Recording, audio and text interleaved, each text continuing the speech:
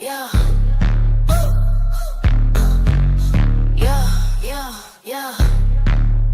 Like, swords up, throw it up, throw it up, throw it up, throw it up. Swords up, throw it up, throw it up, throw it up, throw it up, throw it up.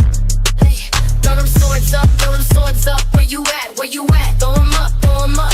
Avengers, where you at? Where you at? Throw them up, then slice and dice, then slice and dice, then slice, dice, dice, dice, then slice and dice, then slice and dice, then slice, dice, dice, dice, dice, dice. Dani in the house, in the house, in the house. Avengers in the house, in the house, in the house, in the house. Swords up, turn up, turn up. Let's get messy, let's get nosy, let's go, let's go. Give him the tea, give him the news, give him the biz, give him the mess, the mess, the mess, the mess, the mess, the mess. Swords up, throw it up, throw it up, throw it up, throw it up. Swords up, throw it up, throw it up, throw it up, throw it up, throw it up. Hey, throw them swords up, throw them swords up. Where you at? Where you at? Throw them up, throw them up. Avengers, where you at? Where you at? Throw them up, then slice and dice, then slice and dice, then slice, dice, dice, dice, then slice and dice, then slice and dice, then slice, dice, dice, dice, dice, dice. Who gon' check me? I'm playing chess, you playing checkers, checkmate, checkmate. Next caller, swords up, swords up, swords up, swords up, up, up. I don't like you, can't stand you. If it's up, then it's stuck, it's stuck, stuck, stuck. Swords up, swords up, swords up, swords up, up, up. You're mad, they mad. You're pressed, they pressed. Got you bothered, they bothered. Got you triggered, they triggered. Swords up, throw it up, throw it up, throw it up, throw it up. Swords up, swords up, swords up. Throw it up, throw it up, throw it up, throw it up. Hey, throw them swords up, throw them swords up. Where you at? Where you at? Throw them up, throw them up. Avengers, where you at? Where you at? Throw them up, then slice and dice, then slice and dice, then slice, dice, dice, dice, then slice and dice, then slice and dice, then slice, dice, dice, dice, dice. Let's go, start the show, symbol, we in chill, let's go, Avengers, assemble, assemble, assemble, assemble. Lights, camera, action, we ready, stay ready, stay ready. Swords up, throw it up, throw it up, throw it up, throw it up. Swords up, throw it up, throw it up, throw it up, throw it up, throw it up. Hey, throw them swords up, throw them swords up. Where you at? Where you at? Throw them up, throw them up. Avengers, where you at? Where you at? Throw them up, then slice.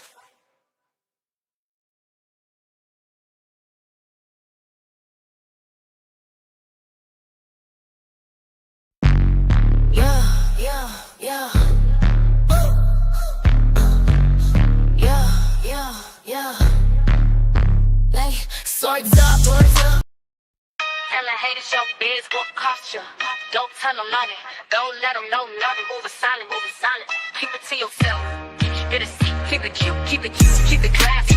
Keep it moving, keep it moving. Keep them watching, keep them guessing, keep them guessing, keep them guessing. Keep them guessing. Keep them hating, keep them hating, keep them hating. I plead the fifth, back up, that's none of your biz. Hold up, that's none of your biz. That's none of your biz, that's none of your biz. That's none of your biz, biz. I'm moving in silence, silence, silence. That's none of your biz, no biz, no biz. I'm moving in silence, silence, silence. I'm moving in silence, silence, silence. Tell a hater show biz will cost you. Don't tell them nothing, don't let them know nothing. Moving silent, moving silent. Keep it to yourself, keep it a secret. Keep it cute, keep it class, keep it class, keep it class. Keep it moving, keep it moving. Keep them watching, keep them guessing, guessing. Keep them hating, hating, hating. They jealous, and they knows it, that they know it. Praying I fail, praying I lose, praying I fall. Not telling you nothing, not letting you in, not letting you in my circle. Stay out of my biz, stay out of my face. Stop asking me questions. You heard what I said. Stop asking me questions. Don't make me get ratchet. Get ratchet.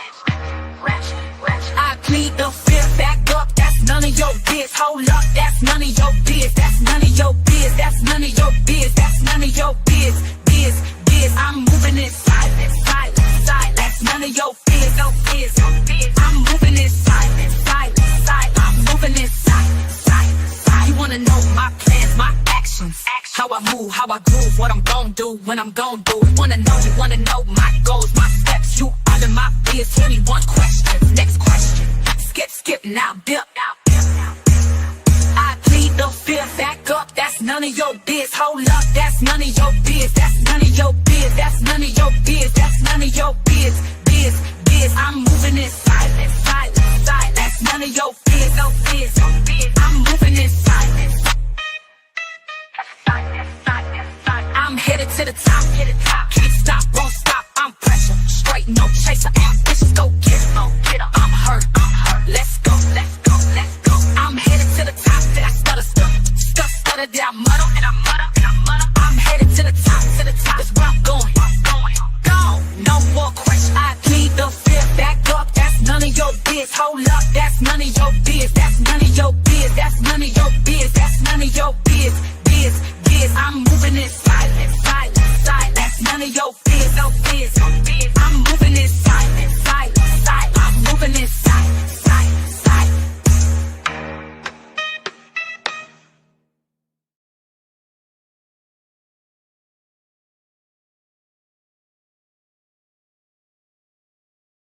Tell the haters your biz what cost you.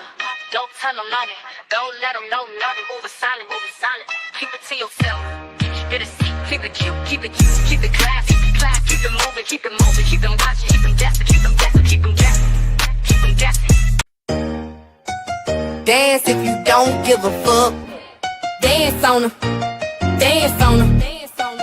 Dance if you don't give a fuck. Dance on them. Watch me twerk, I'm bad. Twerk it, bend it. Watch me dance, I'm bad. Dance on them. I'm a bad girl and I don't give a fuck. Don't care, I don't give a fuck. A bad girl and I don't give a fuck. Never did. Body bad, face bad, lip. Watch me twerk, I'm bad. Shake it, throw it back, I'm bad. Watch me dance, I'm bad. Dance on them, Don't stop.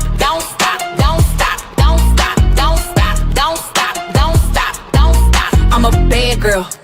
A real bad girl. He want me cause I'm bad. You looking cause I'm bad. Yeah, you looking. Glossy lips, curvy hips, I'm bad. I'm popping, you hating, I'm bad.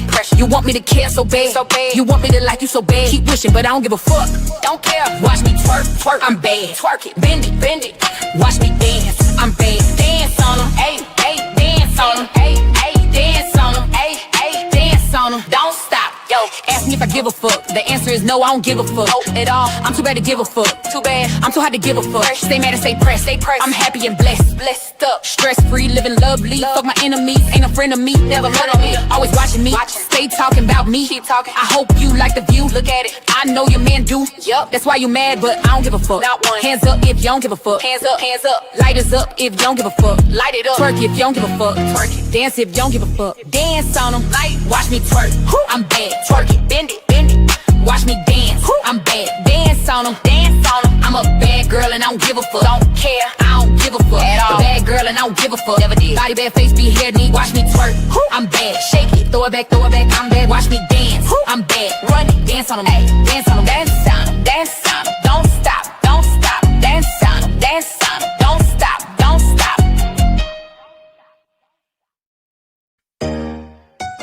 Dance if you don't give a fuck. Dance on them. Dance if you don't give a fuck. Dance on them. Why you acting like I'm free? Look at me, do I look free? Walk in the room, twisting my hips. Eyes on me, they can't resist, it costs money. Yeah, you see me, it costs money. Can't get a freebie, too classy, too bad, too real to play. I don't step out cheap, I slay all day. You see the fit, you see the drip. Every little thing costs time and tips. So my message is simple, pay me bitch. Don't ask me for shit, that's disrespect. Shake, drop, bounce then freeze. Look at me, do I look free? Do I look free? Nah, do I look free? No, time is money, pay that fee. Look at me, yeah, me. Do I look free? Hell no. Look at me, look at me, look at it, look at it. Do I look free? Nah, bitch, I ain't free. You better pay me. Bitch, I ain't free. No, pay me my fee. Look at me, look at me. Hey, look at me, look at it, look at it. Do I look free? Do I look free? Free.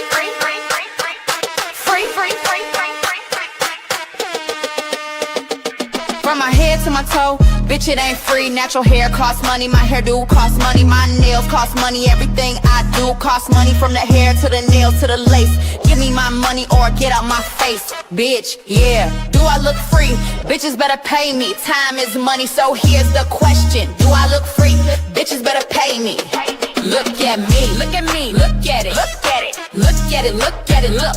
Do I look free? Nah. Bitch, I ain't free. Better pay me. Pay me. Bitch, I ain't free. No. Pay me my fee.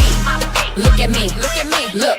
Look. Look at me. Hey. Look at it. Look at it. Look at it. Look. Look at it. Look. Do I look free? Do I look free? Free.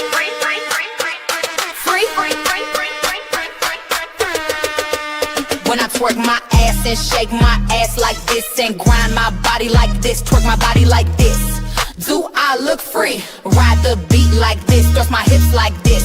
Do I look free when I drop it low? No. Do I look free when I hit that pose? No. Do I look free when I make that clap, turn around, throw it back, make it stack like that? Pop my coochie like this, throw it back like that. Bitch, pay me, this body ain't cheap. You see the drip, that cost me sleep. You see this ass, it move on beat. I'm fine, I'm paid, I'm not for free.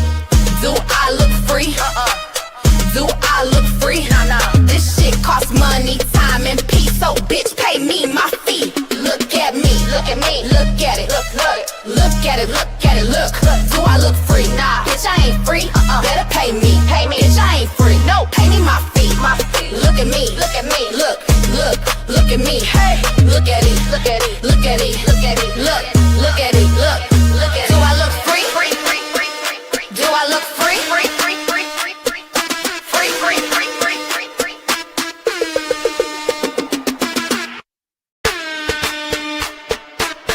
Why you acting like I'm free? Look at me, do I look free? Walk in the room, twisting my hips, eyes on me. They can't resist, it costs money. Yeah, you see me, it costs money. Can't get a freebie, too classy, too bad, too real to play. I don't step out cheap, I slay all day. You see the fit, you see the drip. Every little thing costs time and tips. So my message is simple, pay me bitch. Don't ask me for shit, that's disrespect. Shake, drop, bounce it. I'm the type he wants to wife for the rest of his life. He picked me, that's why you mad. He picked me, that's why you sad. Fix your face, don't be sad. Fix your face, don't be mad. Fix your face, fix your face, fix your face, fix your face, fix your face. He like I'm pretty, classy but litty, a smarty, that's witty, a fly chick, I'm his topic, I'm the topic, a hot topic, I keep him talking, I keep him looking, a hottie with a body, curvy but sexy, smooth skin. Hey everybody, what's up? Happy Friday. How are y'all doing on this Friday? Smash that like button on your way in here. Smash that like. Yes, yes. It is almost Christmas time. I appreciate your patience, child. It's the holiday season, child. But yeah, just exclamation mark menu for Nightbot to bring you, whatever you want off the menu. Yes. So, yes, one thing I want to say is that No Nuts and Armon Wiggins did go to court on yesterday, but nothing really special happened. It has been rescheduled for February. It was going to be January, a new day, but then now it's actually going to be February. And we're going to get into what happened at that hearing yesterday between Armon Wiggins and No Nuts. And secondly, we have, of course, Evangelist Val, and I said we're going to take call-ins. So if you want to call in, there is the number once we get to Evangelist Val. And you will be able to call in and give your opinion. Now, there was one person that sent me a voice note. And so you can do that as well. Send me a voice memo or a voice note, and I'll just play the recording. And my IG is DaniRobertson YT, and that's DaniRobertson YT is actually my IG. And you can leave a voice memo. Someone also sent me one by email. Okay, I will get around to playing that. But first, I'm actually going to give the No Nuts update and Armon versus Armon Wiggins because that's short. And then I'll move into the Evangelist Val and then the call in. And hopefully we'll get people to call in to give their final thoughts. Now, whoever was telling me before, you missed it. You got to make sure you actually call in today because most likely this will probably be my last live on Evangelist Val. Okay. So I'm going to bring up the document on that. And so Evangelist Val did appear on Incoming Opinions panel. And even though she had said she was going to take a break and just be away for the holiday with her family, now I will say that she was invited, and sometimes she is invited on certain channels or on panels because people want her to show up or just for whatever reason people invite her. So I definitely get that. However, it's up to Val. She's still a grown up to say yes or no to invites. She could have just turned it down. So yes, I get the point where people are inviting her to panels, but she can also, as a grown up, say, hey, I'm taking time off for myself to get my mind right and get myself right. And I'm not going to be joining any panels at this time until I work on myself. Or certain things. But if you decide to join at that point, you can no longer blame someone else because you have now made a decision and a choice. Okay. But yeah, so I wanted to acknowledge, yes, I understand that she has been invited places, but ultimately it's still up to her to accept or decline. How that goes and how that flows. So with that being said, let me give a shout out. Shout out to Judy Coles. Thank you so much for the Cash App. I appreciate it. Sending some virtual roses right back at you. Also, shout out to Lisa Taylor. I appreciate. She says happy holidays and happy holidays to you as well.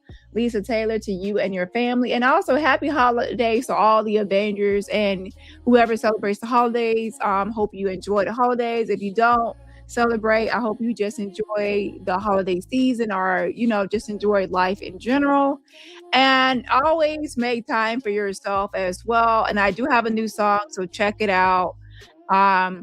Putting myself first. It's called hashtag PMF, acronym PMF, putting myself first. So check out that song. And that's just reminders that sometimes you have to put yourself first. And that's not necessarily saying that you have to put others last, because when people say, oh, I'm putting myself first, oh, that means you're putting me last. No, I'm just putting myself first. And I'm not going to say there's some sort of order here, that just because I put myself first, it doesn't mean that you're last. It means that I'm taking myself into consideration when I'm making certain choices or just taking time off for myself. And when I put myself first, it's not saying I'm just like excluding you or I don't want nothing to do with you or putting you last or hate you or anything. It's just about self-love and and just making time for yourself and knowing when you need a break or when you actually need to work on certain things that you've always wanted to work on or to accomplish or achieve, or when you just need to just get back to who you are at your core, or whatever improvements you feel like you need to make in your life that you've been postponing and putting off because you're constantly focusing on other people and helping others and doing things for others and not really focusing on helping yourself, or even you're showing up for everyone else in life, but you're not showing up for yourself as much as you should or could, because sometimes, a lot of times, especially in life, depending on your upbringing, you are kind of taught to look out for others and be there for others and things like that. And that's actually sweet and nice, but you can't get too lost to where you don't do the same thing for yourself, because then you can be helping others with all their goals and their life issues, but then yours are just not being considered as much as they could be. And then you get lost in helping others to where you kind of lose sight on your own goals and your own vision and your own things you actually want to spend time doing. So it's just that kind of thing. Um, just sometimes to step back and say, okay, well, I've done a lot for others, so let me actually spend some time doing some stuff for myself. And it's not being selfish, it's called self-care, self-love, self-worth, and um yeah. So anyways, that's just something to think about from time to time in life in general. So, anyways, even for this holiday season, we are thinking about, doing something for everyone else. Think about what could you actually do for yourself that will actually be a good gift for you. And it doesn't even have to be something material. It can actually be something that's not even material, just something that will give you peace of mind or less stress or whatever that can be beneficial towards you as a person, that can improve or change your life or, just make something better.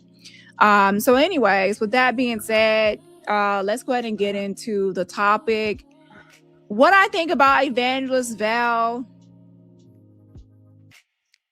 I think that Evangelist Val is someone that has a lot of issues. That's a given because she does things that are abnormal.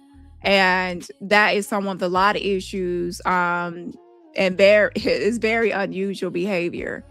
And with that unusual behavior, if you're not used to dealing with someone with that behavior, this is new terrain and this new territory. It's something new, that, especially if you're used to it, but you're used to enemies doing it or ops or someone that's a stranger and not someone that you actually know that is doing that type of behavior. So then it's kind of, different. So with that being said, in about 15 minutes, I am going to start taking phone calls for your thoughts and opinions on this topic of Evangelist Val. And that number is going to be 302-585-1375. And that's 302-585-1375. Now, with Armon, Wiggins, and No Nuts, which I'm covering first, the restraining order hearing is put on hold because No Nuts filed an anti-SLAPP motion. Okay, and in California, they take anti-SLAPP motions very seriously. And since he filed that has to be heard before any restraining order has to be heard. Okay. A lot of times it means people are feeling like someone is trying to silence their free speech and they're trying to put a restraining order or some sort of lawsuit against them to silence or chill free speech. And to be honest, I wish more states would take that seriously because that actually happens a lot where people cannot handle commentary. They cannot handle certain things being discussed, so then they try to silence you with lawsuits or restraining orders or some sort of legal action, weaponizing the legal system to silence speech. And California is one of those places that recognize this, that can actually happen, and it happens a lot. And so, if someone files an anti-SLAPP motion, then that can actually put things on hold until they hear that motion out.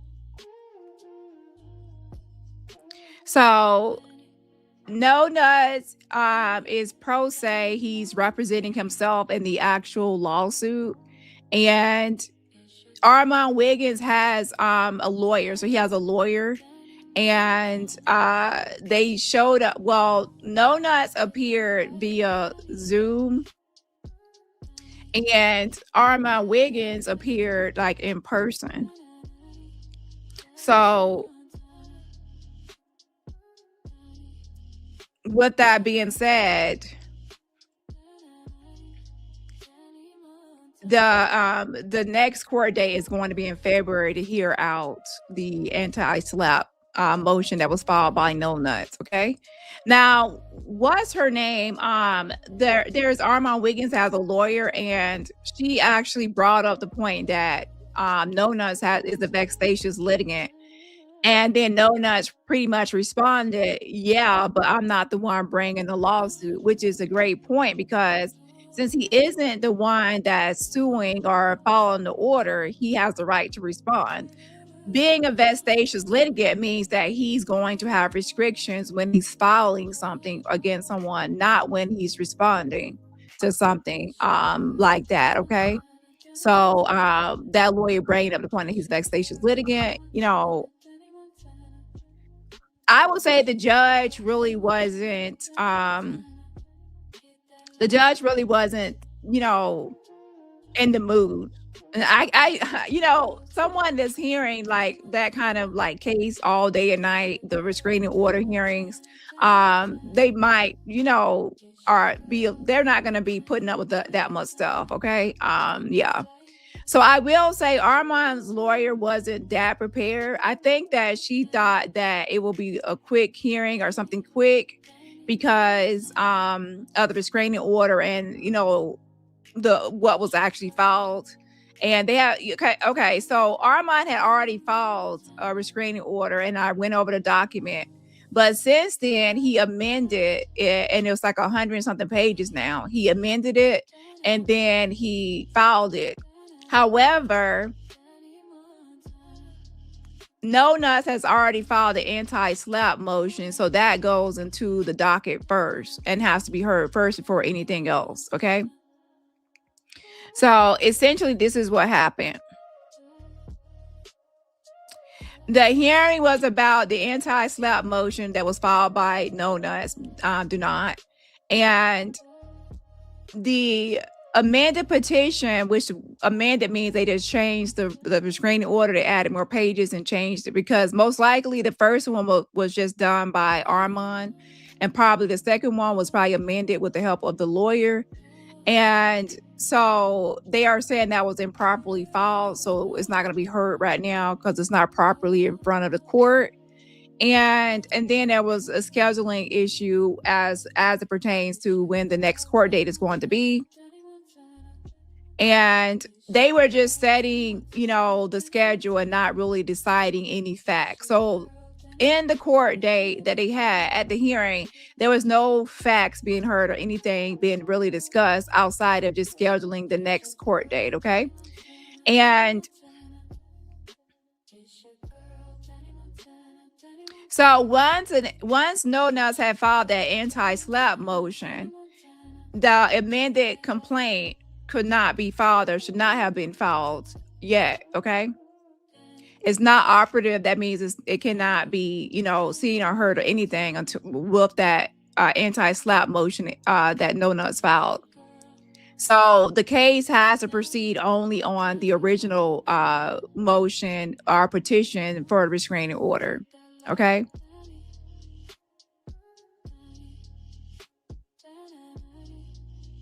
So with that, Armon had to proceed on the existing one, the original complaint that he filed, petition against No Nuts, or move to dismiss it.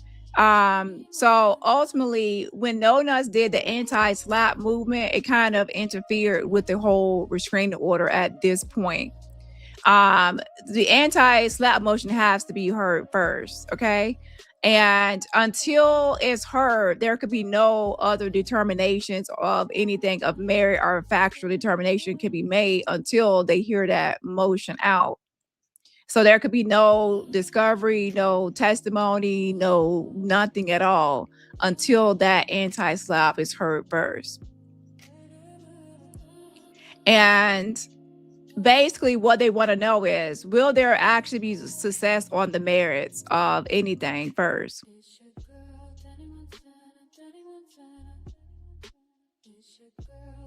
And for it, when they hear the motion, they're going to assume that the petitioner is telling the truth, but they still need to evaluate whether or not it can still survive if it's true or not, okay? And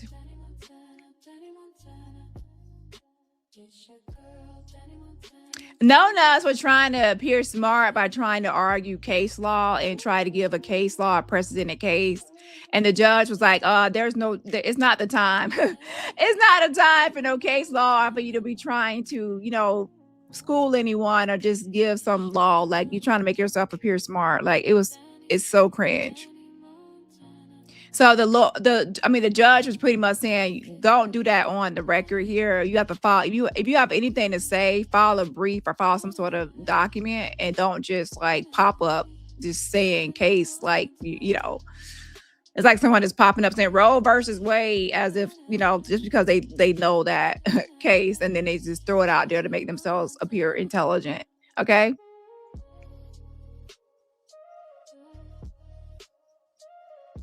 So that whole thing about discovery, he was trying to throw some law out there about that, and the judge was like, "It's not time to hear that, and it's nothing about that anyway for this court." So ultimately, February 27th is the next court date, and yes, it's only December 19th. So most likely, there's not going to be significant updates for Armon versus No Nuts until February 27th, when they have a hearing for the anti-SLAPP motion. And if that is denied, then everything will proceed to the next phase, which is going to be then finally hearing the restraining order out. That would ultimately give Armon and his lawyer, because he just got a lawyer, retained the lawyer. And that's one thing about having a lawyer. It's last minute. So a lawyer going into this at the last minute is not going to know a lot of details and facts. In fact, the Armon would know more than his lawyer at this point.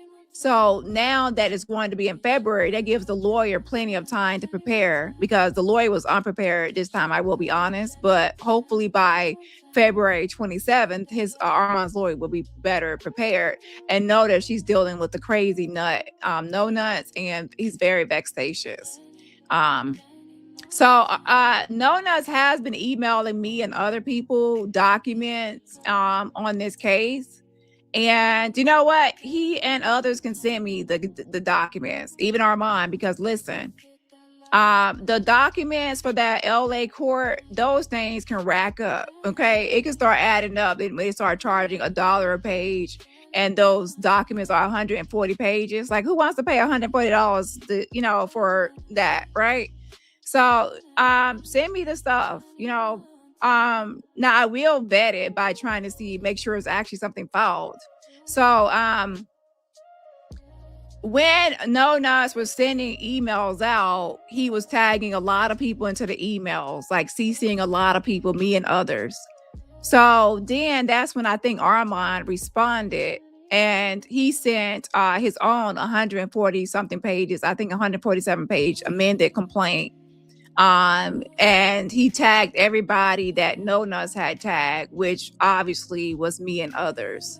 So it's not like Armon just intentionally wanted to send it to me. He just like, okay, well, No Nuts is tagging all 10 of these people, so I'm gonna hit reply all. I'm gonna reply all and send my own thing to those same people. So I'm like, I guess I'm in some sort of back and forth group mailing. Okay, but y'all keep on sending the documents so I don't have to pay for them. Okay. But yeah, I do hope that Armon wins. So yes, I am hoping that he wins and gets a restraining order. That would be great against No Nuts. No Nuts is loving this because he wants to be a lawyer, and he wants to be a lawyer so bad. And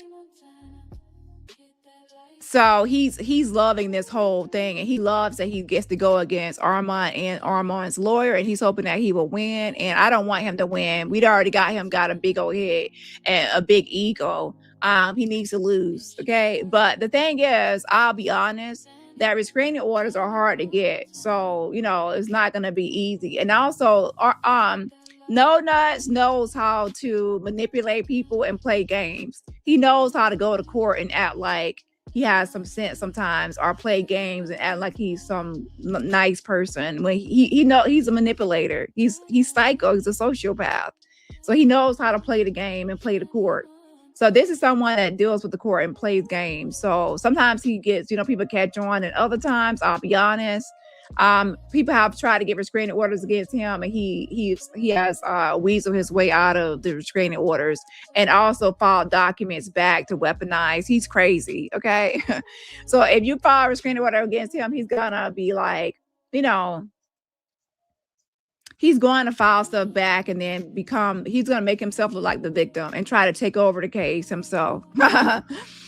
He's crazy. Okay, but yeah, I hope Armon wins. I'm just being honest. Now, I will say, No Nuts did send me the document that he won against YouTube, and he has zero credibility. So since he has zero credibility, people are hitting me up like, Dani, is this true? Is it true that he actually went against YouTube? And I want to say this: No Nuts won a judgment. Okay, YouTube was they terminated his channel for 17 community guidelines strikes. I have the document. Let me pull it up. So he had, over the course of his whole YouTube channel, the one that he had 60,000 bots and fake subscribers on, he had 17 community guideline strikes until finally he was terminated from YouTube. Now, when he was terminated, he didn't get his last paycheck. So I will be honest that I kind of agree with that whole logic, that if he worked in January on YouTube and he earned money, and then he's later terminated in, let's say, February, he should still get his January last paycheck. Imagine you go into a job or you working or earning money and someone keeps your last check. You know what I'm saying? I don't think that's right. So I think that's how the judge saw it. That, hey, and YouTube says that they refund the money or give the money back to the advertisers, which I do believe they do give money back to advertisers for ads. But I don't think they do it for everything, like super stickers and memberships. So to be honest, I do believe that, that's probably why the judge was like, you know what? He still owed his last paycheck. And to be honest, that can set a chain of events, because listen, if No Nuts got money because they felt that he was terminated and owed a last check, that can actually possibly lead to some class action, because there's a lot of people that have been terminated from YouTube, and YouTube to give them their last check, their last earnings. So now I can actually see something happening down the road. So whether I like him or not, I'm gonna say that is, he did get now he was suing for like $12,000, and he walked away with a judgment for $2,500. Now, so he did win that judgment. Now I want to say this: he did not win everything he wanted to win. No Nuts was hoping that he would win his channel back and get his channel back. And YouTube said, fuck you, bitch. You're not getting your channel back. So he still lost. You still lost, you yellow orange motherfucker, because you was hoping to get your channel back and you were hoping to get me and AT2 terminated, right? So it's so interesting that he wants me and AT2 terminated, but he has other people like, I'm not even gonna say it, like Armon Wiggins, who was trying to file a restraining order against him, and other people that he was just beefing with. But the main people that he wants their channel terminated is me and AT2. Me and AT2 at the top of his hit list. Child, he made a whole video saying DaniRobertson AT2 channel gonna get terminated. Like, he really, really hates our guts. Oh my gosh. So it's like me versus the manatee. Like, if a manatee hurt your feelings, then stay away from SeaWorld, because they got a bunch of manatees floating around in those SeaWorld tanks. Okay, just stay away from there. Don't feed the manatees. So anyways, with that being said, so I guess I'm at the top of his hit list because I get under his yellow orange unmoisturized skin. A mess, a mess, a mess. And that's why you're gonna say press, press, press. So anyways, there was supposed to be a court date coming up to hear the amended complaint, but the judge vacated that. So the next hearing is going to be February 27th.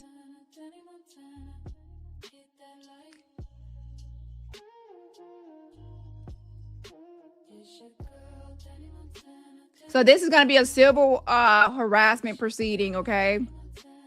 And there is no obligation to cancel any travel or anything, because you can appear remotely.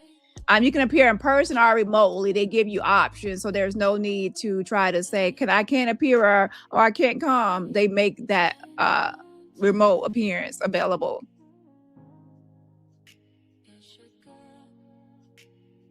So the amended complaint that Armon filed is pretty much thrown out right now. It doesn't mean that he can't later resubmit it, but as of now, it was thrown out because they have to hear the anti-slap first. And there was no arguing of facts of what happened or who should get what or who done what or who did it, who hit me or who threatened me. There was no conversations about anything about the restraining order. It was all about rescheduling, anti-slap, and that's it. So today, I mean, that last hearing was really nothing really. But yeah, so hopefully Armon's lawyer will be better prepared because she was not prepared. The judge asked her a question, and when asked her question, she was just like silent. The judge says, I asked you a question, you're not talking. The judge is like, the judge is not, that judge is something else. That's all, all I'm going to say. So that lawyer better be prepared next time. Okay. That judge don't got time to be wasted. It's kind of like, okay, I'm going to hear you out and then I'm calling the next person. Next. It's kind of like that. Like boom, boom, boom. Let's handle this and move on to the next. So we're, we'll see what happens in February when No Nuts tries to be his own lawyer and argues anti-slap against Armon Wiggins.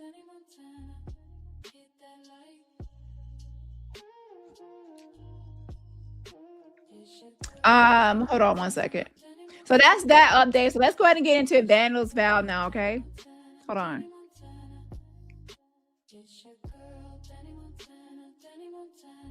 Oh, I was talking about the judgment. So he gets the 25. YouTube does owe him $2,500 for a judgment, not $12,000 that he was seeking. And YouTube did not give him his channel back or mention anything else. So No Nuts is still upset. So he filed a new document against YouTube saying that YouTube perjured themselves and lied about his channel and they don't have access to videos and things like that. So his whole thing is he doesn't really just care about the money, which is $2,500. Still not enough to fix his box nose, because he had a botched nose with one nostril bigger than the other, so he can barely breathe out the left nostril. Okay, that's why he talks the way he talks. Botsnose.com. So, anyways, he's still mad because he was hoping he would get his channel back. YouTube, I guess YouTube was like, that's pennies to YouTube to pay him $2,500 and still not give him his channel back.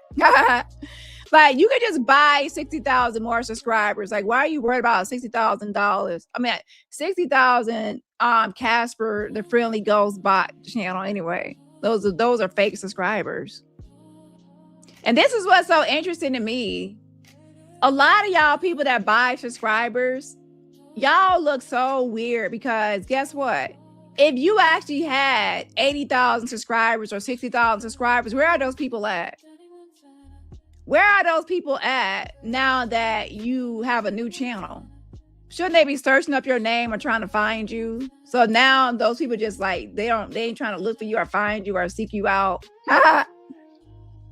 I'm curious how many people type up my name. Like how many people searching my name to see if I went live or not recently or anything. Sometimes people like search people's name up to see if they went live or do they have a new live or do they have something new.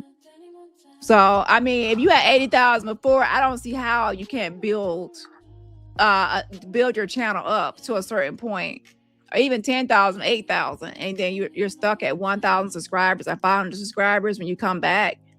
How is that? So apparently you have fake subscribers, because if you have real people, they will be checking for you or looking for you. And I'm not saying all the people, but some, especially if you've been back for a long time, for like 6 months, people should be looking for you or be done found you, or you should have more subscribers than you had originally.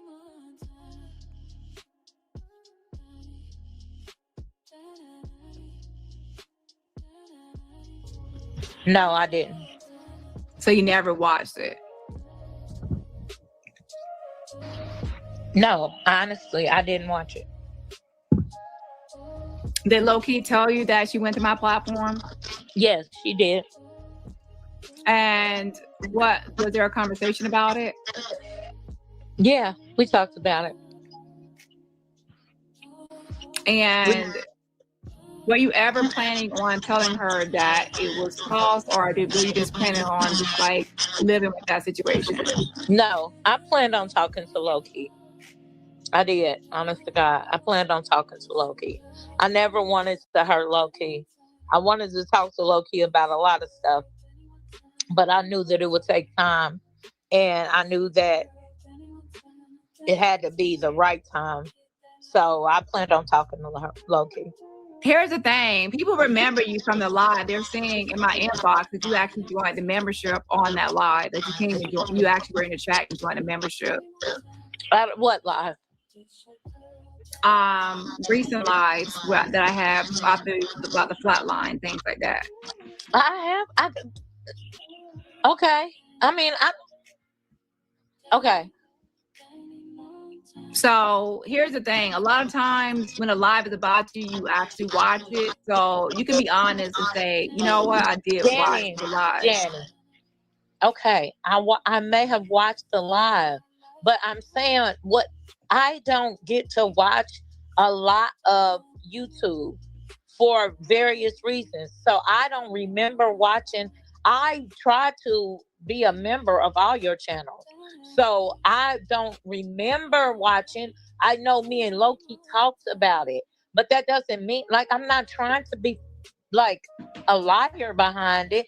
Which I know y'all think I lie about everything, but I'm not trying to lie. No, I never think that someone lies about that. Let me be clear. I never.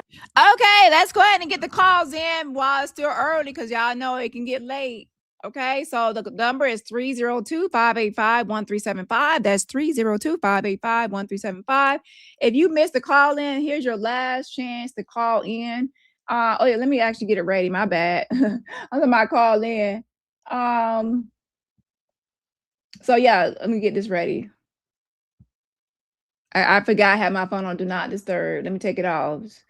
Oops, my bad. Turn that off. Y'all people like, I don't call in, girl.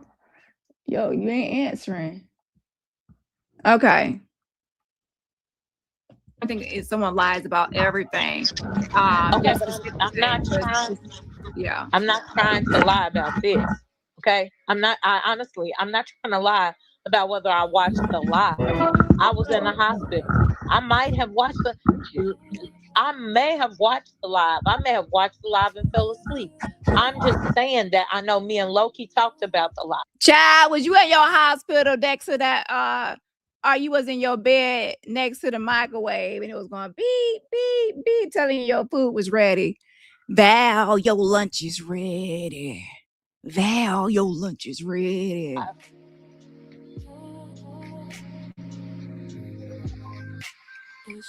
And hold on, do you believe that you were a good friend to Loki? Hold on 1 second. Hold on. Now looking back on everything, as far as you even telling her, Carly, you're on air. Hold on, Eric. Your card is in my purse. Your card is in my purse. Queen Tulsa. I'm sorry, Dani. I just got out. I just got out the shower. And I just heard you live, and you was reviewing the live when I was on there, Dani. I don't want no problems with you. I don't want no problems with you, Dani, no more. Dani, I just got out the, oh, Jesus. Oh, Eric, pull my pantyhose up. I just got out the shower. I just wanted to come by and say that I heard you and that you was, you had playing alive. I've heard.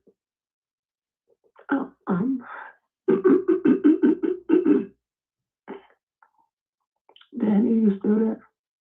Help is on the way. Yeah, I'm here. I just got out the shower. And I just heard you all live. Can you push your life alert? You got a life alert, right?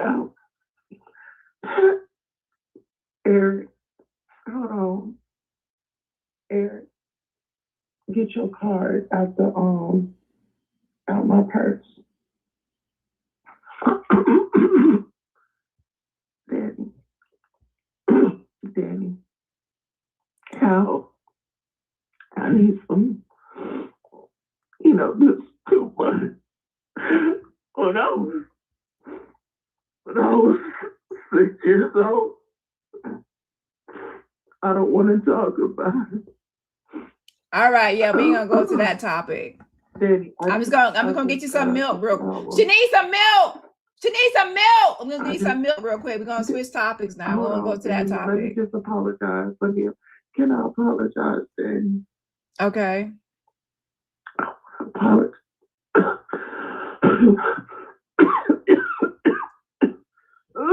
Got the bronchitis. I want to apologize. Mm-hmm. I just got out the shower. I want to apologize because I've never meant that. And low key, I want to apologize too. I just got out the shower. I ain't never wanted to come to this. Help!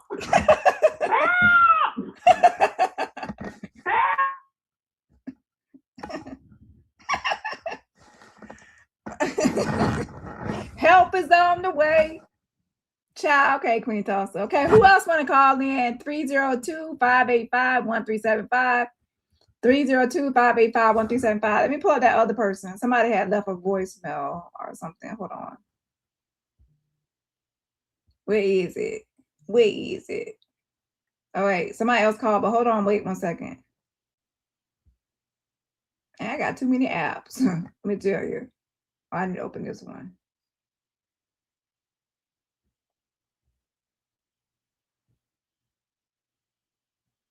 Hi, Dani. I was too nervous to phone in. Hi, Dani.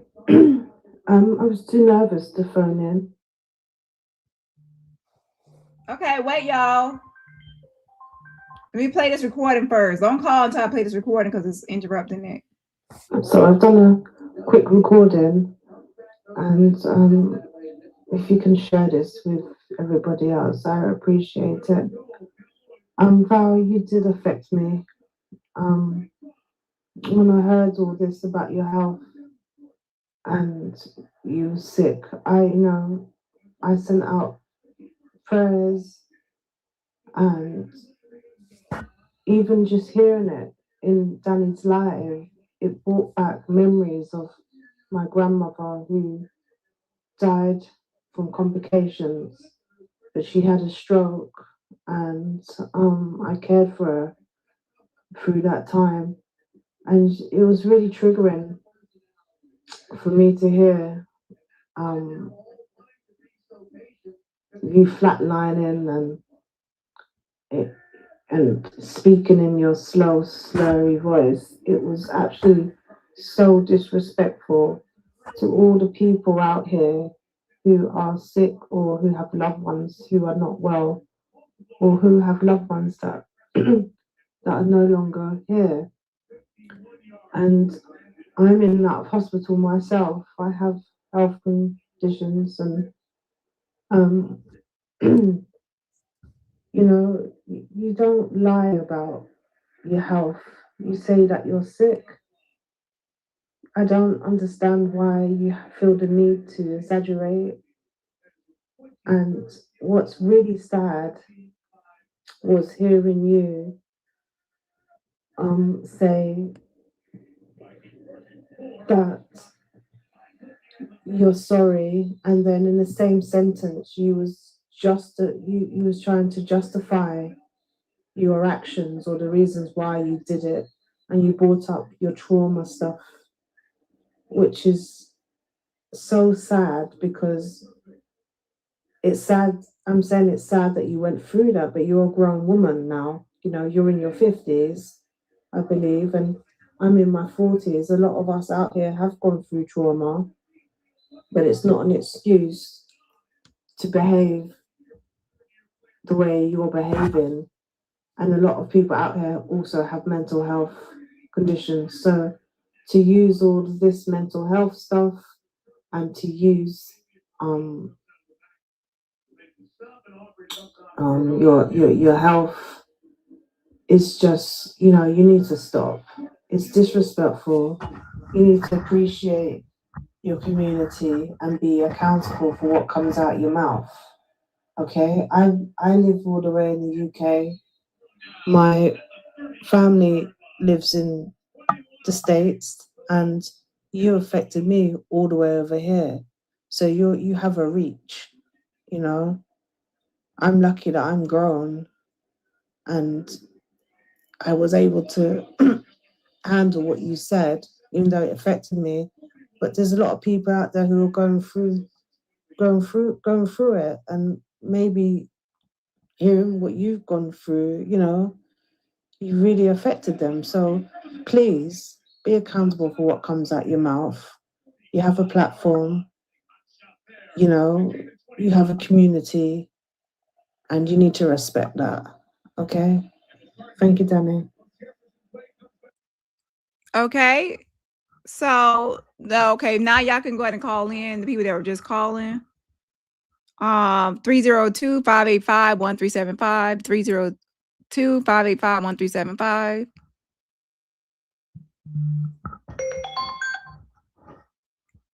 Hello, you're on the air.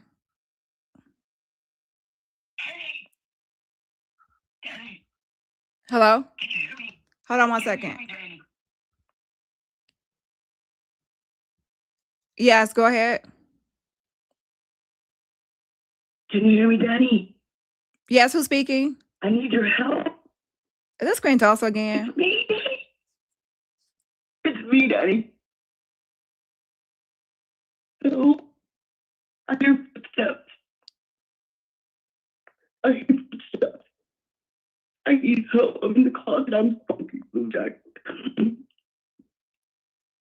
He never washed me. The phone is breaking up. Can you hear me, Dani? I need help. I need help, Dani. Well, I'm sorry, but you're going to have to call Dr. Phil. Can you help me? Dr. Phil, Ayanla fixed my life. Hey, do you know who I am? Ayanla is for you. No, I'm the funky blue jacket. I need your help, Dani. I'm in the closet. He has me on hanger. Okay, I gotta go because I don't know who is this? I'm the funky blue jacket, Dani. I need your help. The funky blue jacket. No nuts. Yes, I need your help, Dani. I filed protective orders. It doesn't work. I'm in the closet. He won't let me out. He never washes me. I need help, Dani. Help me. Okay, we're gonna be taking other calls now, Queen Tulsa. Okay, well, buy a blue jacket. We gotta take some calls on Evangelist Val.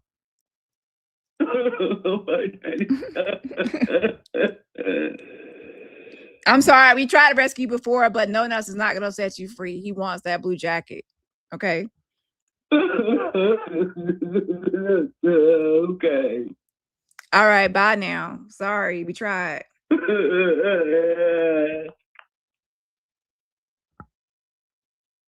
Hold on. Okay, let's take some calls on Evangelist Val. That was somebody else. Queen Tulsa. We gotta take some other calls now, Queen Tulsa. Some real other calls. Hola, ¿cómo está? Dani, this is Val. I just got out the hospital. I was calling in to see if anybody can. I got a tissue in my head. Sorry. I'm just here, and I just wanted to, let you know that I apologize for everything that I've been through. And I know I've been messy. I know my water and all them. I'm just, Danny, I just want I just want to apologize, and I didn't mean for it to go this far. I just need some help. If you can just get them up off me. I'm just telling you right now, listen here, Father God, in the name of Jesus. I'm going to tell you this. God has taken me off the streets. I was out there, I was slinging that rock, and God has brought me here.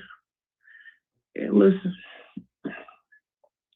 I'm just thankful for the people that followed me and that pour into me. My whole support is you all. And I come on YouTube. I don't bring this stuff to my family. I bring it to y'all. And I want to thank you. And I just want to say, please leave me alone. Please leave me alone. Listen, Eric is over here. I'm back with Eric. Eric is good. Don't worry about my bastard baby. All right, now, it's Queen Tulsa. I gotta go because we're not gonna talk about the kids now. Bye, Queen Tulsa. Help is on the way. We're not gonna talk about the kids now. Lord have mercy. Yeah. Okay, don't talk about the kids now. Kids are off limits. This is the DaniRobertson channel. Don't talk about no kids, please. Don't. Child.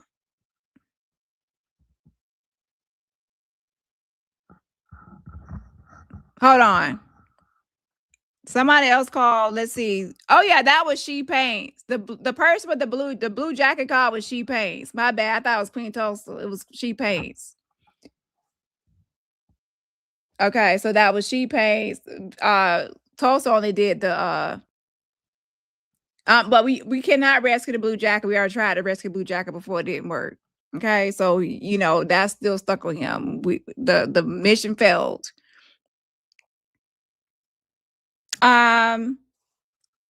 Let's go ahead and take a call. 302-585-1375. 302-585-1375. So let me get some shout outs while we're waiting for people to call in. Hold on. Shout out to Leslie. Thank you so much for being a member for 7 months. Again, shout out to you. Says hello, Dani, Mobs in chat. Mwah. Sending a virtual rose right back at you. I appreciate the support. Shout out to my girl KK in the building. Says happy holidays, Dani and Avengers. Happy holidays to you too, KK. Mwah. I appreciate it. And I appreciate the fan funding. Yes, something yes. And again, if you missed my live earlier, I did say happy holidays to everyone out there in the Avenger family. I appreciate y'all's support. Happy 37-month anniversary to K Sam Card. She says happy holidays and happy anniversary, girl. I appreciate your support. Shout out to Simply Me in the building for the super sticker fan funding. Yes, I appreciate the support. Again, shout out to Simply Me and everybody else. Remember, support my channel for free just by hitting that like button. So I'm going to play a little bit more audio while we wait for more calls. And I see people called in, so make sure you go ahead and call in for our last call in for Val. And let me put that number up. And again, some people are being comical, but you can also, of course, just like Sunshine was serious. Well, there's two Sunshines, by the way, was serious with her topic. It can be serious as well. Your opinions on Val and how she has probably impacted you or not impacted you. Do you think she can change? What do you think about the whole situation?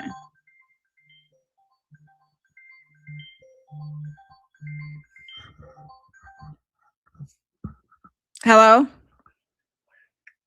Who called Eric? Bye, Queen Tulsa. We gotta take some other calls, Queen Tulsa. Bye. Nobody called no Eric. Nobody called no Eric. How you want to do this, bitch? You can come up over here, bitch. You over here calling me up out my motherfucking name. Yes, I know I'm motherfucking saved and sanctified on motherfucking Sunday, but bitch, you go get it today. Listen here, I didn't have too much of you motherfuckers on YouTube. I'm getting so sick and tired of you motherfuckers coming into my motherfucking world, trying to tell me what the fuck that I need to do. Bitch, I ain't taking Evangelist off my motherfucking name. Fuck you, fuck them Avengers, and fuck everybody else. Because listen here, Eric is over here. Eric is my motherfucking protection, motherfucker. Fuck you and fuck everybody else and stop talking about me, my family, my kids. This is about me. This ain't about Pam. This is about me. Bye. Come on, somebody. A mess. All right, now, Queen Tulsa, let's get somebody else calling in. Okay. Hold on. Help is on the way. Hold on. What's the number? 302-585-1375. That's 302-585-1375. Now, she's the one. Where you at? She's the one. You've been saying you want to call in. She's the one. Where you at? And anyone else that has been leaving comments saying you want to call in, the number is 302-585-1375. Let's go ahead and get to a little bit more audio. Try to go live and deliver this message on my platform. Let me say something. Low key is the best friend I've ever had in my whole entire life. And if I could have been as good a friend to Low key as she was to me, I could have gotten some of the help that I needed with my issues. Low key did not deserve any of the things, any of the lies, any of the anything, nothing. These women, it's so sad. This is so sad to me because nobody deserves to be lied to or lied on. Nobody does. And it's funny to me. And everybody is like, you know what's funny? She's sitting around and she's laughing. Okay, there was I Love Jones. So I Love Jones, you called, you left a voicemail, but you had other stuff in there as well. So I Love Jones, if you're out there, you can still call back now. 302-585-1375. You can call in at this number to give your thoughts and opinions. And there's someone else that called as well about 13 minutes ago. You can also call back at 302-585-1375. Not laughing at them. This is not funny. These women are hurt.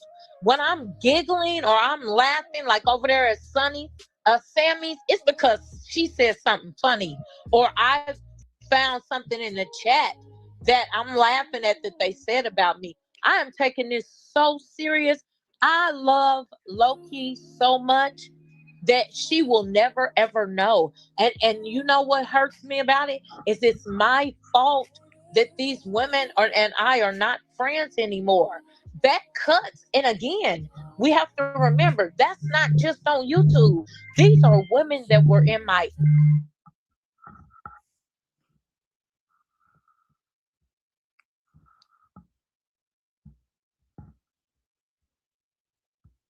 Hello? Hola.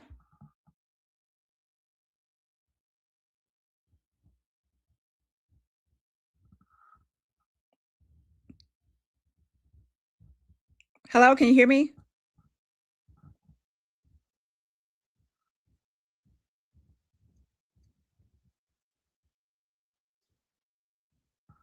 Hold on 1 second.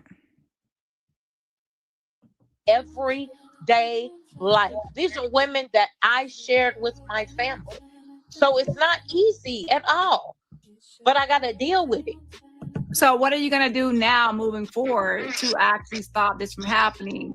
As far as, because is that really, you say you use the love word, but is it love to actually lie to her and say you're having this stroke or even flatline, and when she's boo-boo crying and really upset about it and dumping this on her, and then she has her, she has her own life and her own issues and her things going on, and then for you to put fake or lies or false issues onto her plate?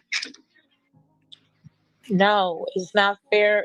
Nothing I did to Loki. Nothing I did to Loki was fair.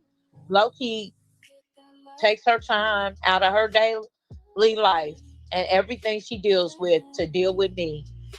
We share our days throughout the day, and we are shoulders to one another. There's no way, like going forth.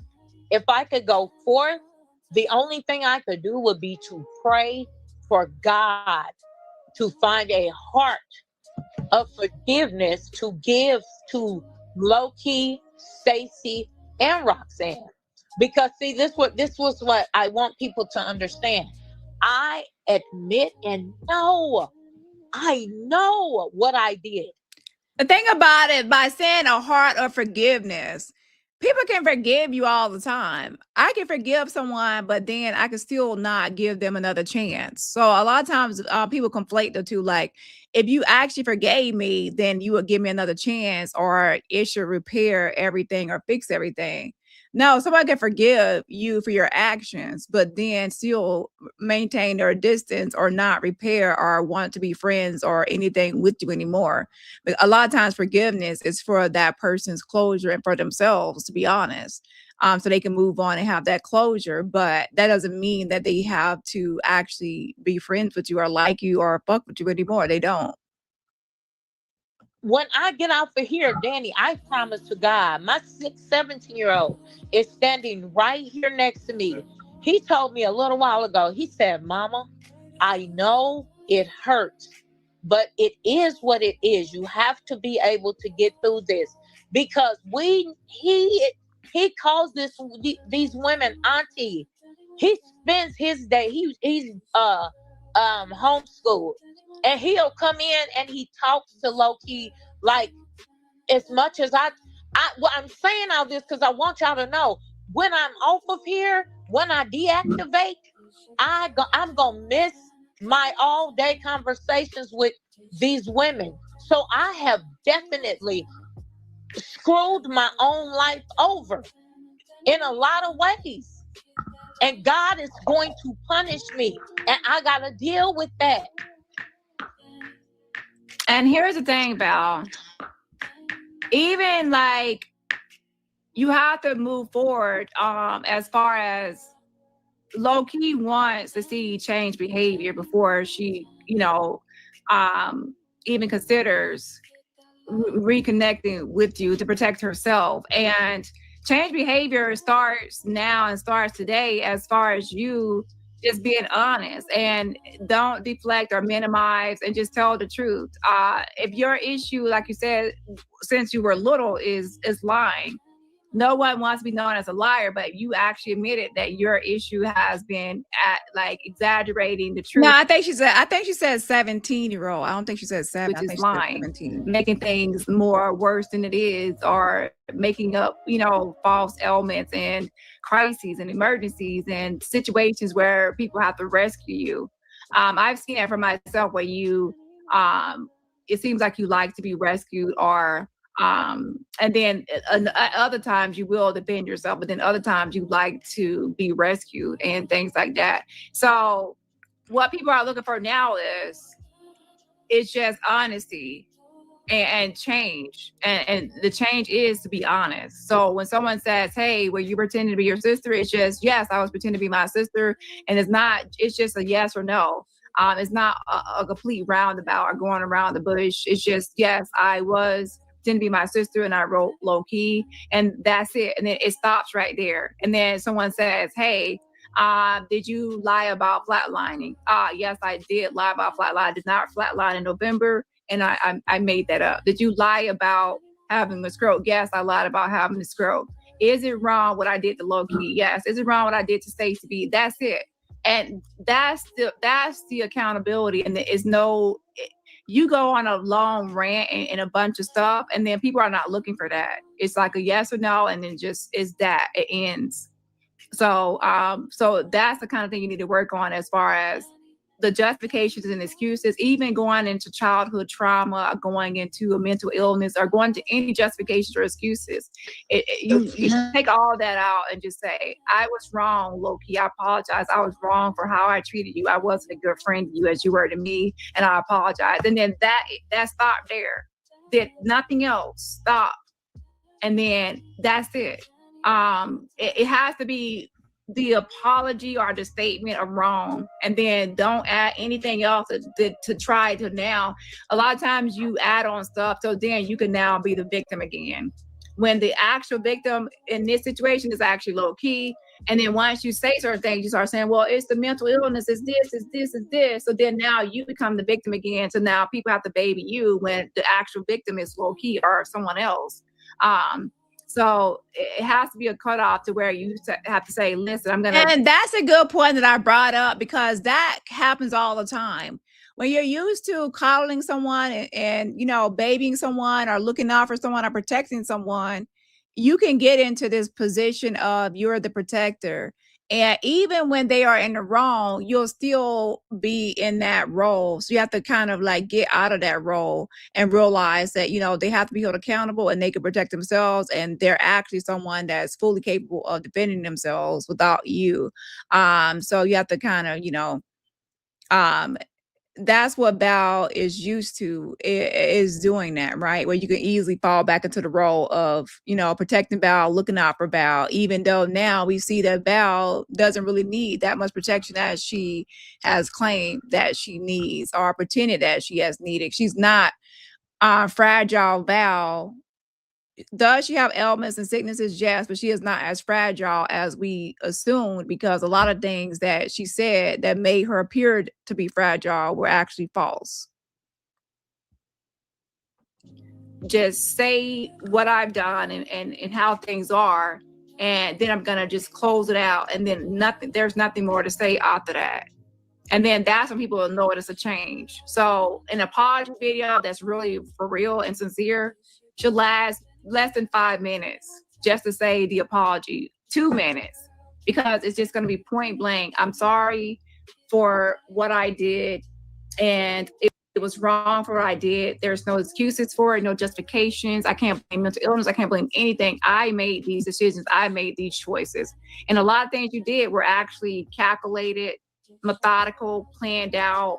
You actually had time to actually consider it or to back out of it. Like, for instance, sending that text message, you had to pick up your phone. You had to type out that long message. You had to think of, like, I want Loki to do this, and I want her to go to a platform. This is actually calculated and planned out.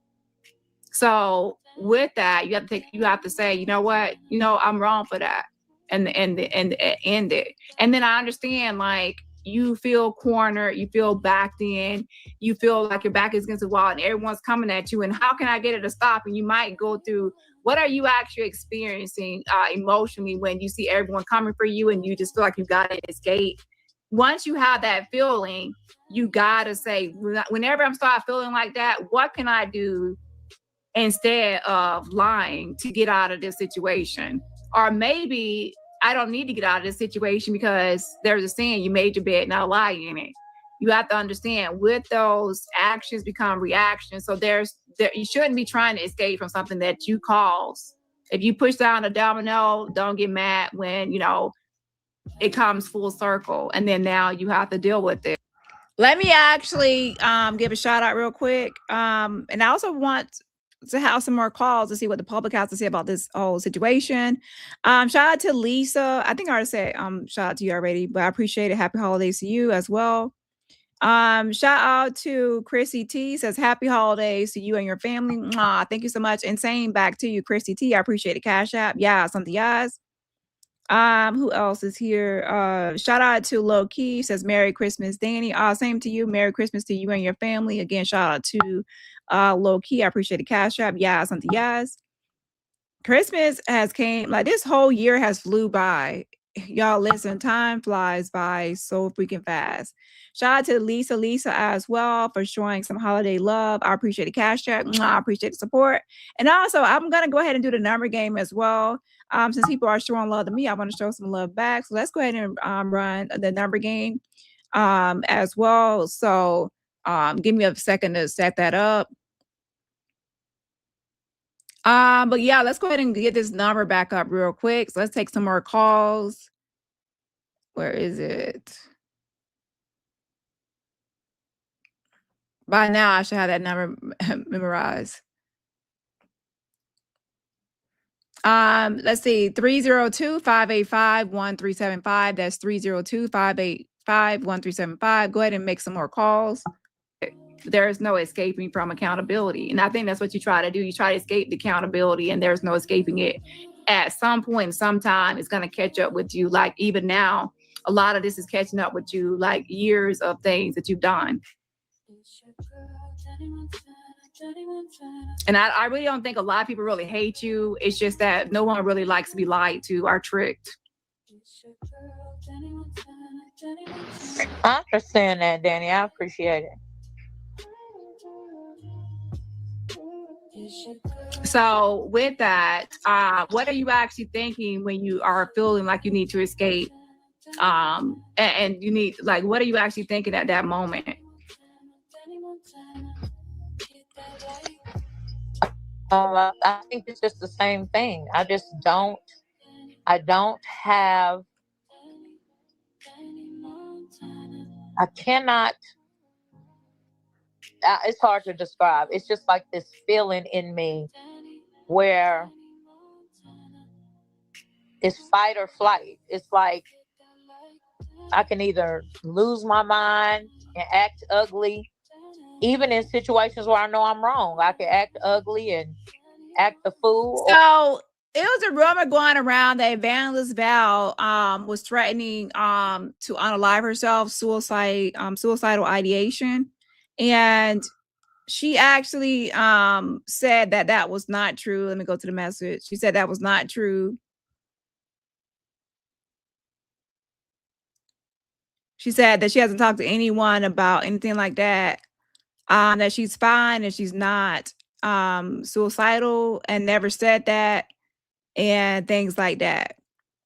So so I don't know how that spread, but yeah, she's not mentioning anything like that. Now, the closest she was to it was something on our panel one day, and I said, I hope you don't try to go into that, Val. But that was like a while back on some video she made that she went live. It was brief, but other than that, so Val is not saying that she's going around doing that. Now, some people actually weaponize suicide to get out of accountability, avoid accountability. But people that are worried about her in that capacity, Val is saying that she's not suicidal and she doesn't know where that came from, and she's fine. She's fine. Or I can, do this. I can lie and create scenarios and, try and buy time or, but I do want to say something. You talked about Loki. I understand like Loki needing time and everything, but I do want her to know that I never ever thought of Loki as somebody I could use. I never did. I really love Loki, and I know that the things that I Here's the thing: when she said she never thought of Loki as someone she could use, you don't have to just say, "Oh, I'm just going to use Loki." You actually just do it. So you did think about her because when you said to her, "Hey, can you go on someone's channel and tell them that I just flatlined pretending to be your sister?" In that moment, you knew you were utilizing her and using her to carry out that task and to carry out that lie. So you were knowing that you were using her. So right there, that is a way to not to distance yourself from your actions by saying, "Oh, you didn't want to use her." Yes, you did. And that's a part of taking accountability, is saying, "Hey, I was using her to deliver messages to and even at one point you said that you felt like you would throw her out there or throw her out to protect yourself, to hide behind her, like when you're feeling like you're being attacked and you would have people so in that way. Why is someone calling from I guess international? Let's see. Caller, you're on the air. Hold on just a second. Hello? Hello? Hi, Dani. Hi. Can you hear me? Who is speaking? Hi, my name's Imani. I've been watching this sector for quite some time now. I'm a little bit nervous, so I'm just hoping I can make my point quickly. But I've been watching this sector for quite some time now, since All About the Tea, the Ho, when you first came on the scene. And I remember when Val, Evangelist, or whatever the hell her name is, went up on Sherelle's panel and spoke about her essay story. And I remember for me, it's something about it just didn't seem right. But, I didn't want to, you always want to believe that somebody is actually telling the truth about their essay story.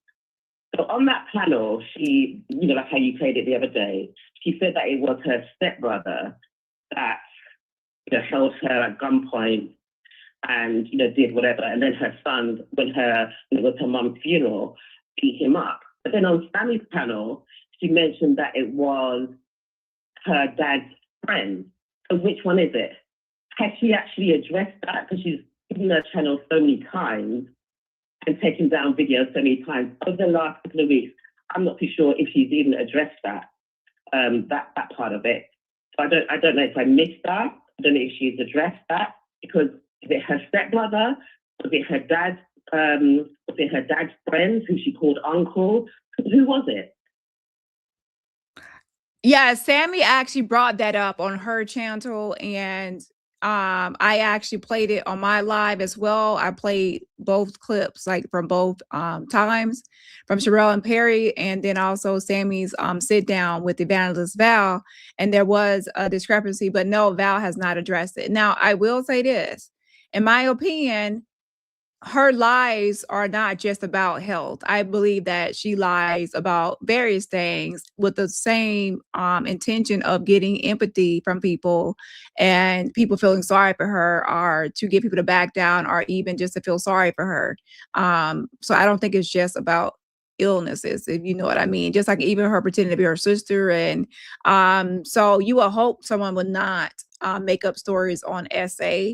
At the same time, that is a way to get sympathy, because people take advantage of the fact that a lot of people probably have experiences with SA or some sort of victimization, even as a child, in some form or fashion. So, to be honest, that was a discrepancy that Sammy brought to everyone's attention. And I did confirm that, yeah, that was a discrepancy. But no, Val has not addressed it. Yeah, but I mean, if people are, obviously when somebody's had that sort of experience, they know who it is. It doesn't change. So it doesn't change from like your stepmother to your dad's friend. Your story has changed. And to be honest with you, like I said, I've been watching this sector from the time you came to see with all that, all about the tea stuff. I have never believed Val's story. She, to me, just looks like somebody who is just an attention seeker. And for me, I just think that she is literally just a pathological liar. I don't think she can help herself. The fact that she calls herself an evangelist is so insulting, I think. An evangelist is supposed to lead people to Christ. She's leading people to hell. She's in the mess all the time. Every now and then she may go on her channel and she may, do a little sermon or whatever. But from that, she doesn't get enough attention. And it's attention that she wants. So when she, does all of this, I mean, don't get me wrong, I love when she's, doing her dragging and all of that, putting people moves and, whatever she calls people and, mock water and all that kind of stuff. But is she an evangelist? Absolutely not. What, just because you pray? Just because you give yourself the name evangelist? She's actually really disgusting. All of this that she has done, I don't think she listens to respond. She doesn't listen to understand. And right now, she's still not understanding. I don't know if I'm allowed to say, whose panel she was on, but obviously she was speaking to, Sean Davey Way yesterday, and she's still saying that this was a mistake. How the hell is this a mistake? It's not a mistake. You had your friend, the person that you called your best friend, come up on your panel, deliver a lie to the whole sector, okay? The whole sector. And she has been protected by this, because there's been times when, obviously, you know, there's what is root, you know, has been saying this for a while. Nobody wanted to believe her because her delivery, you know, can be terrible at times, right? And at the same time, Val has been protected by this sector. But none of her stories made any sense. How can you be in a coma and then in the next couple of days, you're on a panel? That doesn't make any sense. And then your son is in the chat, like in somebody else's chat, giving a whatever. I can't remember what happened around that that scenario there, but his son was in the chat, made absolutely zero sense. But because she's so heavily protected by the sector, she carried on and carried on. And at first, nobody knew that Val could cuff the way she can cuff, because she wasn't doing that. And then we suddenly heard her with the mop water and the moves and all of this, swimming and all that dragging. That's what she's more known for. Now she's known for just being a total lie. We have the proof. But she is absolutely, she has always been upset with the chat when people say that she needs to take the evangelist out of her name. But she does. She needs to remove that. Just keep it as ballerines and the stuff going to keep it as. But leave the evangelist out of it. Evangelist is supposed to lead somebody to Christ, not the way she's acting. She's a liar. She's a pathological liar. She's disgusting. And as Sean said, I think she just needs to leave the sector. Go away. We don't want you here anymore.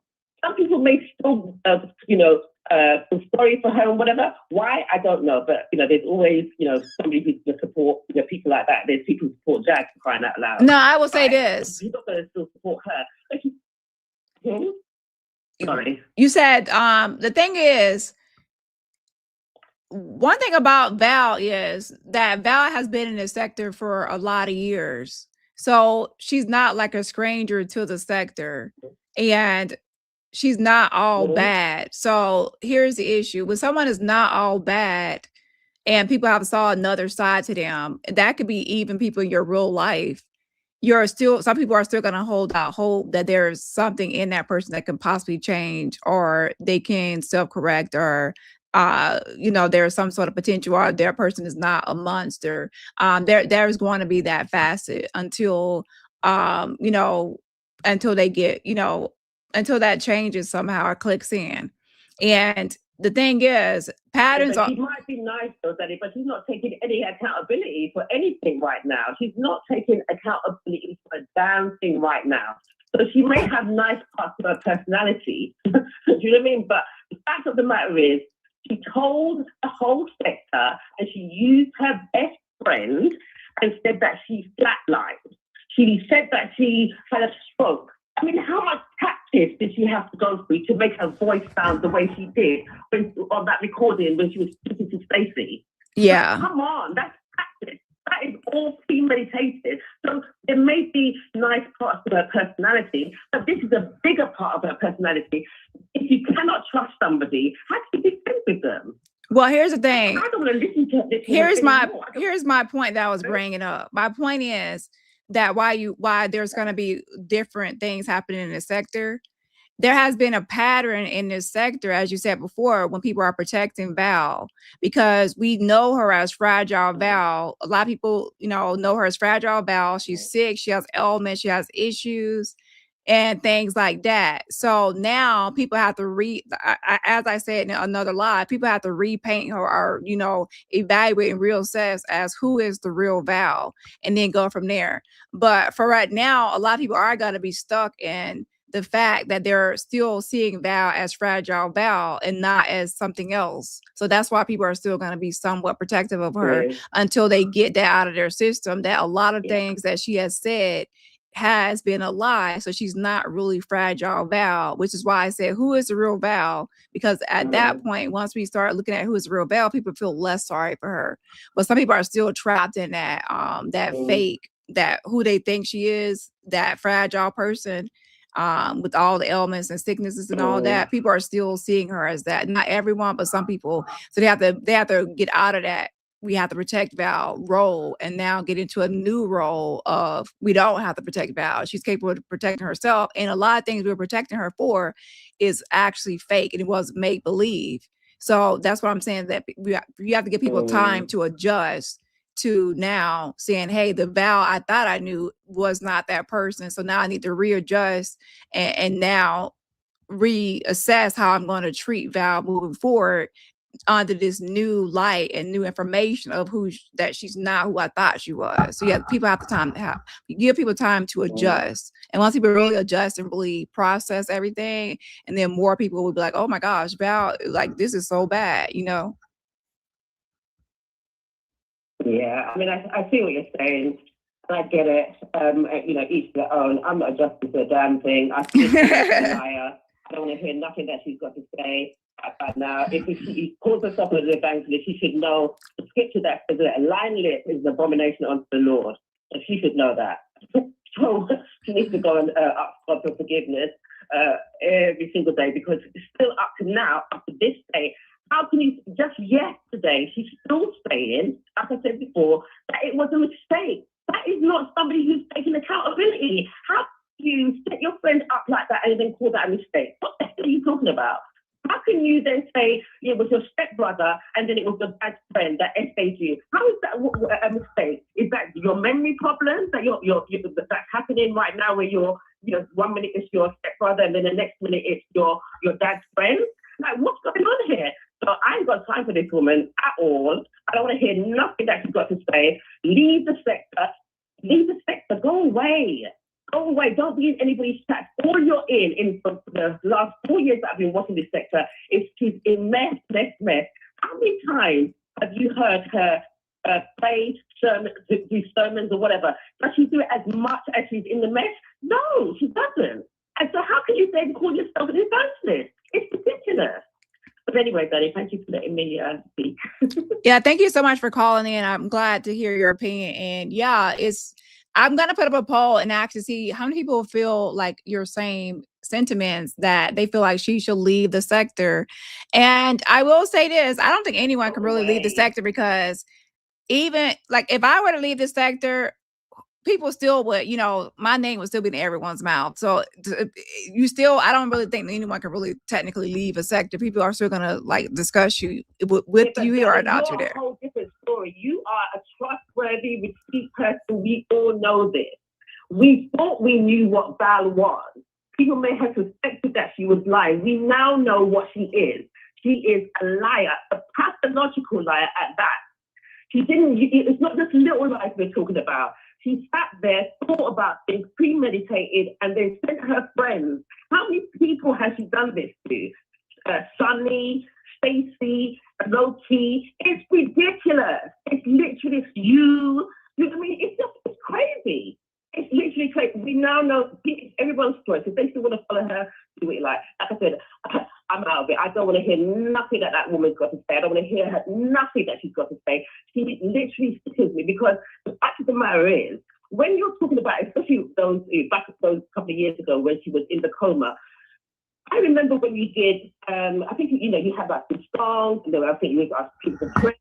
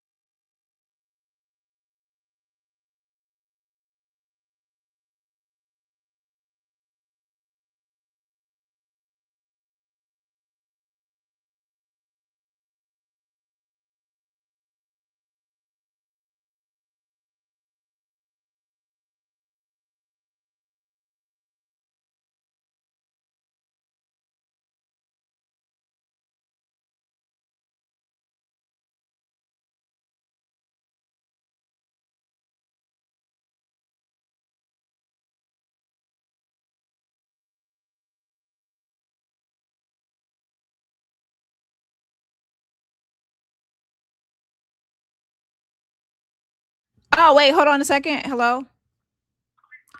Yeah, I accidentally put mute. So can you repeat what you just said? My bad, because I actually had it on mute on accident. Oh no, I just said just thank you for taking the call, and I just hope that you do this again, not necessarily about Val, but have a open call in for other subjects that you do. It'd be great. Yeah, I'm gonna make that a part of my show from now on, is having call in to get audience opinion on a lot of topics. Not every live, but a great majority. Thank you, Dani. Thank you. All right, bye. Have a great weekend. Okay, bye-bye. Okay, so the number game has started. Pick a number between 1 and 300. Again, pick a number between 1 and 300. Wait, y'all still can't hear me now? Hold on.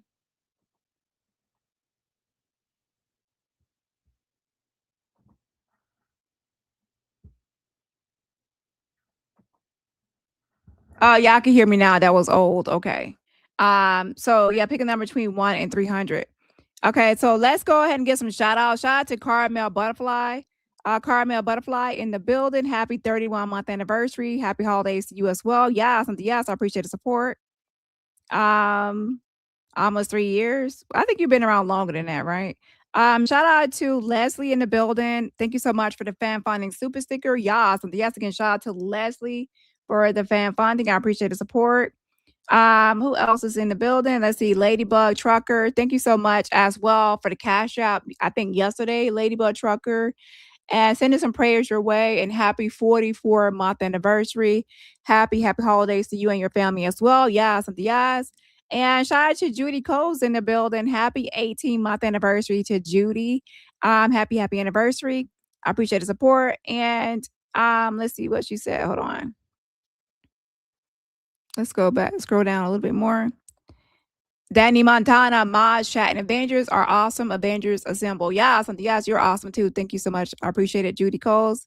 Let's see. Eternity is in the building. She says, happy holidays, Danny and Avengers. May we all accept our bag of coal in peace again. Child, I'm not getting coal for Christmas. Y'all, I've been good. I'm not going down with y'all. Like, I've been good for the last 2 hours. Okay, I've been good for the last 30 minutes. So that still counts. Help is on the way. But yeah, y'all getting called for Christmas. I've been good for the last so Santa Claus been saying I've been nice and y'all been naughty. Okay. Shout out to Ladybug Trucker. Thank you for gifting a membership. If you are gifting a membership from Ladybug Trucker, please say thank you for the gifted membership.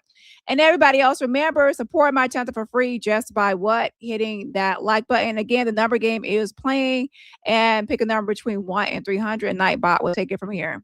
I have done are hurtful to her, but the relationship that we've created over the years and the relationships that are, the one says I'm the rain leader. Oh, no, I'm not.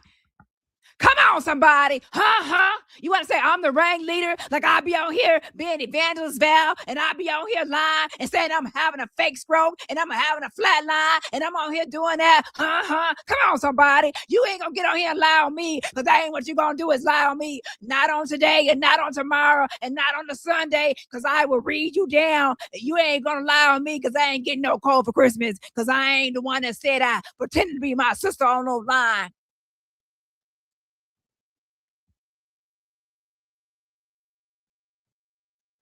Were created through our relationships with our children and our families are real, and I just want her to know that is gonna always be, and I feel the same way about all the ladies. I cannot not care about them or not love them. I just only thing I can do is try to move forward and try to do better and continue to get help, and stop. I feel like talking to child. Before I start, let me set the frame. Okay, let me tell you something. This is not a drag. This is not hate. This is not piling on. This is accountability. You came on my platform. You use my credibility. You allow my platform to be a part of spreading a medical lie that caused fear and panic in this whole sector, and prayer circles and tears and roses and doves in the chat. Huh, Val? Tears and emotional distress you put everybody under. Once that happens, the conversation is no longer private. It is becoming a public matter and a public spectacle, and you invited everybody into it. The cleanup has to be public as well. If the mess was done privately, publicly, and the cleanup has to be done publicly too. Okay, Val. We have to be on the same page, Val. Sammy, I don't feel like that was a bad thing. I don't feel like Incoming is on now doing a show about me, and she messaged me and asked me if I was still in the chat, and I feel like, you know, if I'm going to apologize, that's what I get confused. Do I apologize over there too? Or is this apology enough for everybody? I don't know. Here's the thing, Val. You get an apology. You get an apology. You get an apology in my open voice. Everybody get an apology. And then at the end of it, nobody got a real one. Help is on the way. And we spoke in direct messages. You said that you were going to take a break from YouTube, and I thought that, you know, you'll take a break from YouTube and work on yourself. Well, she did take a break for a few days. You got to give her credit for her 3 days. And the thing about it is, I believe that someone has to work on themselves before they can fully grasp or understand what they've done, or to move forward. It's a lot. This is still like, your issue is that you cannot stand when a lot of people are coming for you, and going from panel to panel is not really helping you at all. It's not. So you actually need to be honest, to take a break from it. You know what I'm saying? So, because it's never going to stop if you keep on going from panel to panel. Now, I'm not trying to say don't go here, don't go there, do what you want, but the agreement was that you were going to take a break from YouTube. And by the way, Val keeps getting confused with what break means. Break doesn't mean that you just hide in the shadows and stay off YouTube. It means that you're actually going to work on yourself and improve. And when you come back, you can come back in, like, you know, a short time, but it's when you come back, your actions are going to show that you're changing and you're going to be different. You're not just going to go hide in the shadows and then pop back up being the same Evangelist Val you left as, unchanged. Okay, that means I'm going to take a break. I'm going to work on myself, and I'm going to come back, and I'm not going to be lying and making up these lies.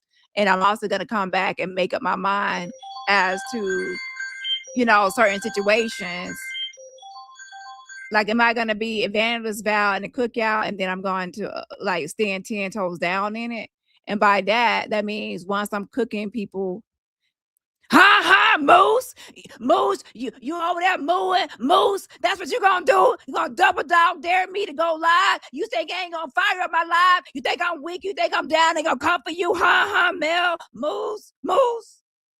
Now, by the way, I was like wondering what Val was talking about and what got her fired up. And I was like, was Mel really over there saying a little piece of something, a little piece? I double dog you go. I double dog you. I double dog you. I double dog dare you to go live. I bet you won't go live. I bet you gonna hit that live button. I bet you won't. You know, was Mel really over there saying, that's a little piece, a little bit? I bet you won't fire the live and go live. You take that evangelist out your name because you ain't no real evangelist. You ain't no real evangelist. Was she really over there doing it? And yes. Mel was over there double dog daring and triple dog daring Val to go live. And y'all know what happens when someone triple dog dare you. It's one thing to dare you, like I dare you to go live. Triple dog dare you to go live. It's one thing to do that than to actually say, I triple dog dare you. I triple dog dare you to go live. I triple dog dare you. You won't hit that live button, you fake evangelist. And you know that, and she triple dog there at Val, and then that's when someone sent me a screenshot that Val, her channel was back up. I'm like, oh Lord, her channel back up. That means she about to go live. And sure enough, she's like, come on, somebody. You think you're gonna be over there trying to double dare me to go live? You think that just because other people make it live on me, that you're gonna go episode and make an episode on me and make a video on me?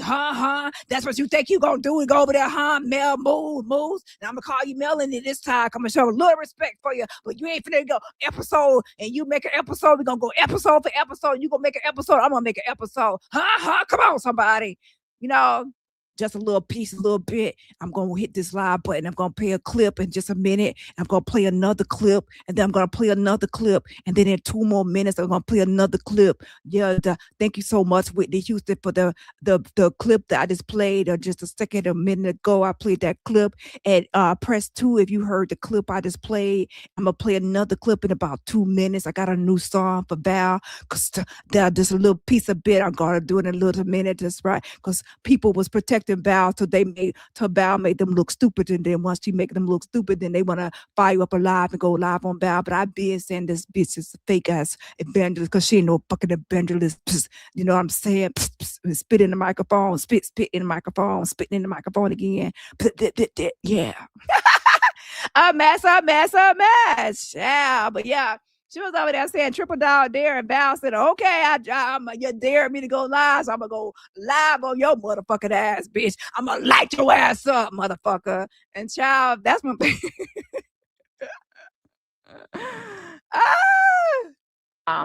and just, work on yourself. You have things you need to work on. And obviously you are going to, as long as you have this thing in you where you feel like you have to escape from conflict, in this space is toxic. Help is messy, on the way. Why I said that as long as you got that thing in you.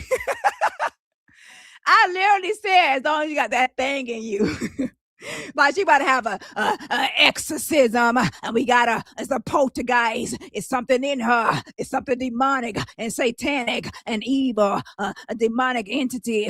Yes, a deity. We gotta rise it up out of her and call the Pope and the Catholic priest. And we gotta. Oh, her head is spinning in 360. It's going in circles. It's the poltergeist. Like I said, she got a thing in her, child. Like we got to get the crucifix on her. I said, the thing in you.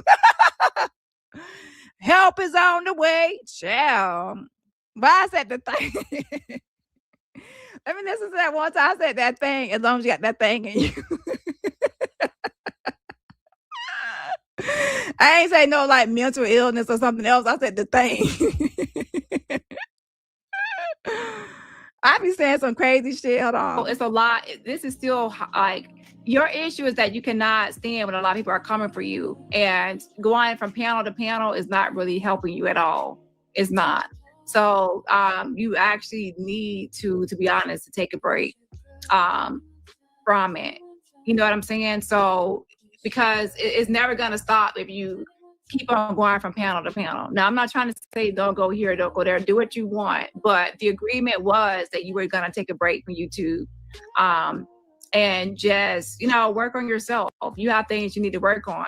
And obviously you are going to, as long as you have this thing in you where you feel like you have to escape from conflict, in this space, it's toxic, it's messy, it's drama filled. There's going to be conflicts. There's going to be more conflicts. So then what happens next week when there's conflict again? Because you're going from panel to panel and you're in this mess. You're going to feel this overwhelming need to escape, to win, to do something. And you're going to be like, how can I get out of this? How can I fix this? You're going to be, and then you're going to do something again. That's another lie. So you have to take time out to work on yourself. If I work on yourself, it's saying, when this happens, what can I do besides lie or to make up some sort of health thing or emergency or crisis to get to help with this situation? Maybe you need to see a counselor or someone else. But now the thing is, your issue. Your issue is when a lot of things are piling up or happening to you. You lie to get out of it. You're saying that you have an issue with lying. So that means you need to see someone about this or get help with it. because the only thing you're going to do is get new friends and then mess up those friendships. You're going to get into new conflicts and you're going to try to escape those confrontations by lying. It's going to continue. And right now, it's just you going from panel to panel. Even right now in this live, I had to kind of like recenter or refocus certain things where you were trying to skate across. Like at first you were saying that you were confused. Oh, I thought I meant to say between the seizure and stroke, like you were acting like there was a confusion between the two. And then we finally had to redirect to, it was actually, you knew the difference and you were not confused. You intentionally lied. Instead of saying seizure, you intentionally lied to say stroke is because it's more severe. Same with the flat line.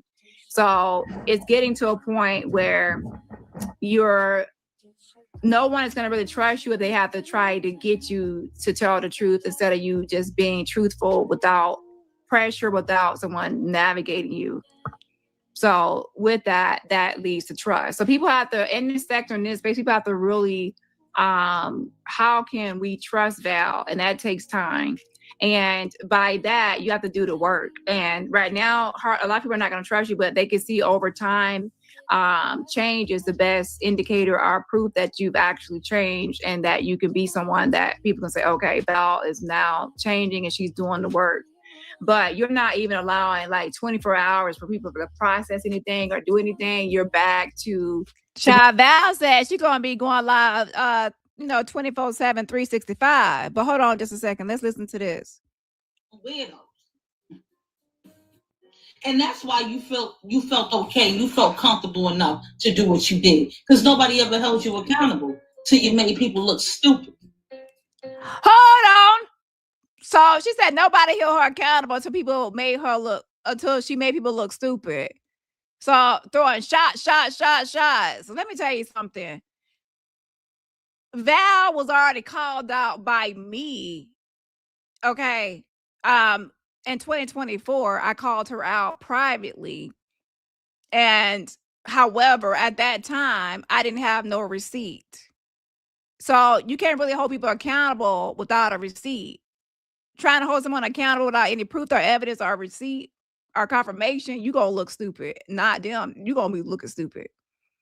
So accountability, just like even when the police, they're not going to really try to do much to you as far as, the law goes until they have some sort of evidence or proof of you doing something. So, with that being said, I actually went to her privately in 2024, April 2024, and I said what I peeped and what I speculated and trying to hold her to something. But obviously she knew I didn't have no receipt. So she continued on with her behavior.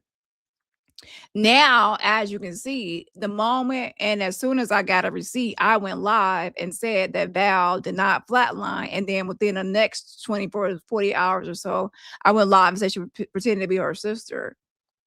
So shout out to me for actually, getting the actual receipts that are needed to actually confirm what people were speculating for years. Speculation ain't shit without a receipt.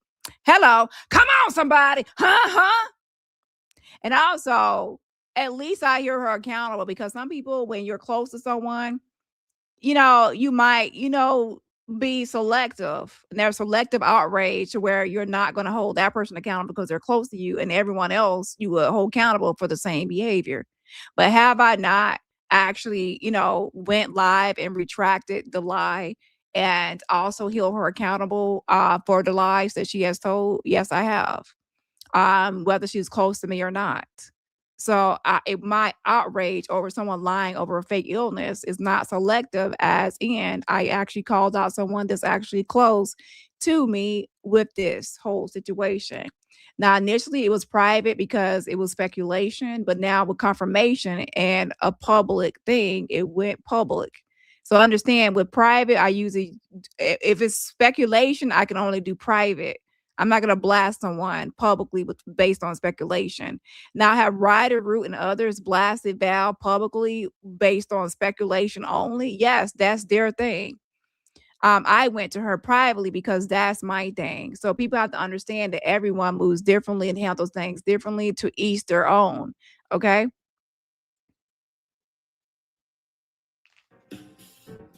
Then other people looking at me like, that's your girl right there. That's your man. Yep. Yeah. Yikes and zoinks. You can't come on here contradicting yourself 50 times. Then you keep coming on here. That's how you know you have a problem. When nobody know what was going on with you behind the scenes, if you ain't come on if you ain't come on platforms and come on several channels talking your fucking dumb shit, dummy. Dumb. R.I.P. man. Lord, why pay him? Why pay him, Lord? And be quiet. Anywho, let me keep it going. The point of the story is, you're a horror show. You're a liar and a horror show. And I triple dog dare you to come on here and preach any sermon, any word of anything. So right there, Mel says, I triple dog dare you to come on here and preach anything, any word or sermon or anything. So when she said all that, Val was obviously in her bush was like, okay, you got episode 1 and you about to do a bunch of episodes. This was episode 1. So you're gonna do a bunch of episodes on me, and you think I'm just gonna sit here and not go live? And you think I ain't finna drag you and say moose or whatever I'm gonna say? And then when she went live, she tried to refrain from saying moose. She said, I'm gonna call you your name, Mel. But this is what got Val fired up. When she was fired up, is because she was triple dog dared to go live. I triple dog dare to go live, Val. That's something serious. Val had flashbacks from when she was 10 years old, and someone triple dog dared her. She had no choice but to do it, child. To encourage or tell anybody how they should be living, or tell them about the mold, or even try to influence anybody on anything. I triple dog dare you. You need to sit down for a little bit, because if you was in a real church, they would sit your ass down. Of your title. You wouldn't even have that title anymore. You need to take that shit off your channel too. You wouldn't even have that title, and they would sit your ass down.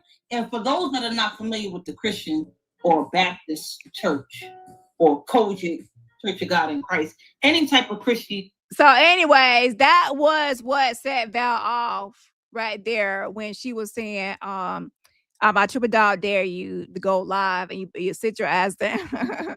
And that's when we got that live where Val went off on Mel and then threw shots at me and others, Sean and everybody else, through shade. But she was really fired up at Mel, who made I think 4 videos and was making a series of videos on her. She was like, you ain't gonna be trying to make those. You go episode. I'm gonna fire up my live and go episode. We're gonna go episode for episode. That's what she was talking about. I was like, what Val go on and on about? And I see what she's talking about now. Okay, hold on. Help is on the way. Someone just tried to call in, but I was talking. So let's go ahead and get some more calls. Let's put the phone line back up, because I definitely want to make sure y'all get y'all time in, because I'm always talking. So let's go ahead and get this number back up here. Where is it? Shout out to ST. You have won the number game according to my mod. Said that you won a number game. Shout out to you. Let me check this other page.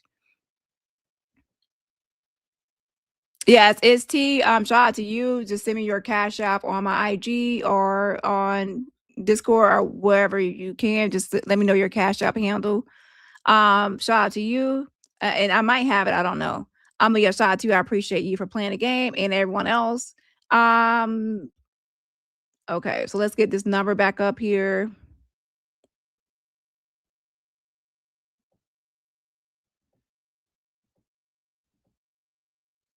(302-585-1375). Go ahead and call in. Again, if you want to talk about Evangelist Val, I have something to say.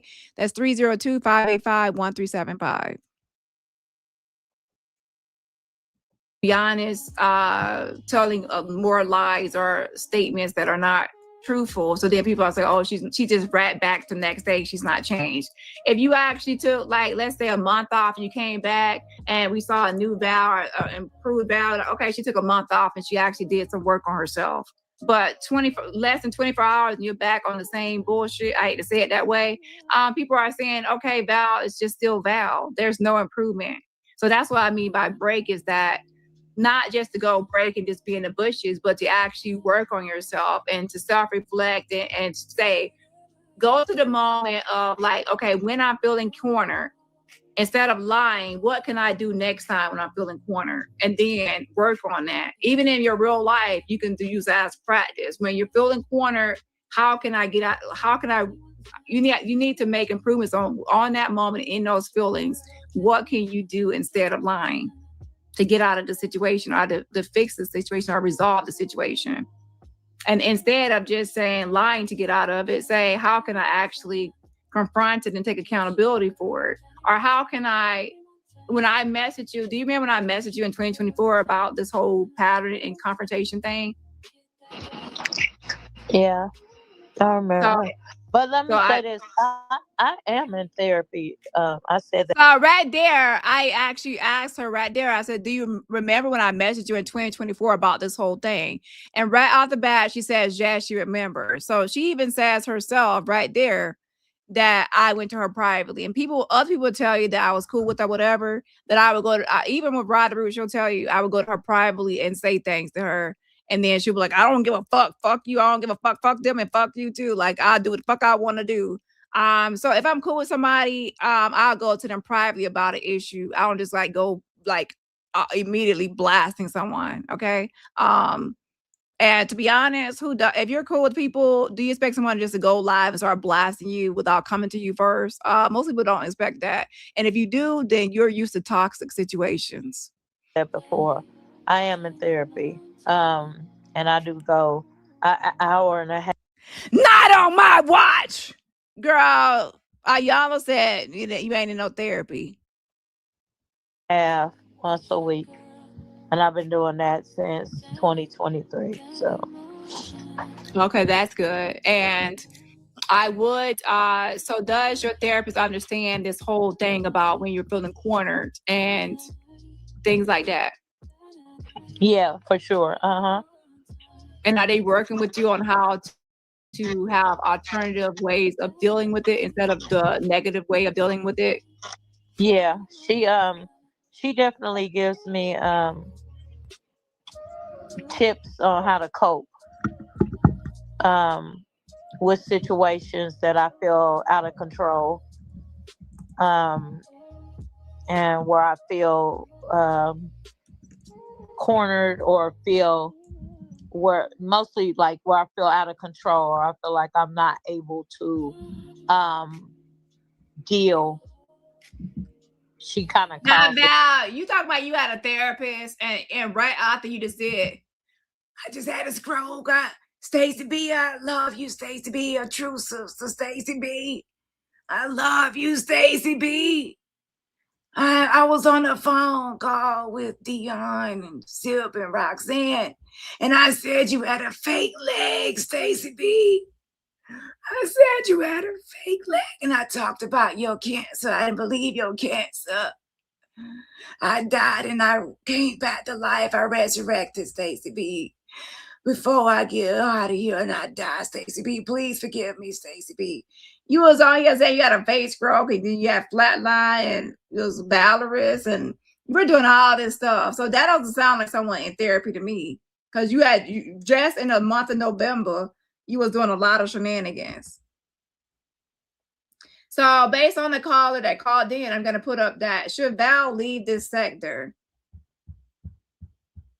Yes. No. To me, I don't think what I was trying to say to the person was a caller.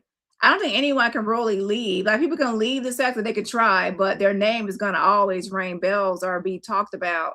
So even when they leave, they're still going to be discussed. I know people that have left the sector for years or for a long time in another sector, and people still talk about them in this sector. So that's what I mean by people can try to leave and say they're leaving, but they're once you're part of a sector, people are going to always discuss you as part of the historical foundation or the historical topics, or bring your name up, and especially in old topics. And to be honest, a lot of people dwell on old topics all the time.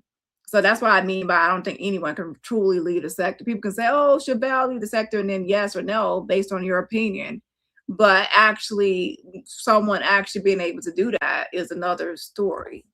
Okay. what usually happens is someone is still going to stay in a sector. It's just that in that sector, they probably are not going to be as respected as others. So they lose their respectability and credibility, but they're still in the space. So it's kind of like you still can exist, but your existence is not going to be as welcome or as, yeah. But yeah, that's my opinion. But again, we need people to call in to give the public opinion and some of y'all's opinion. And by the way, when someone calls in, they're only speaking for themselves. They don't speak for everyone in the chat. So that's why I said that more people in the chat can also call in.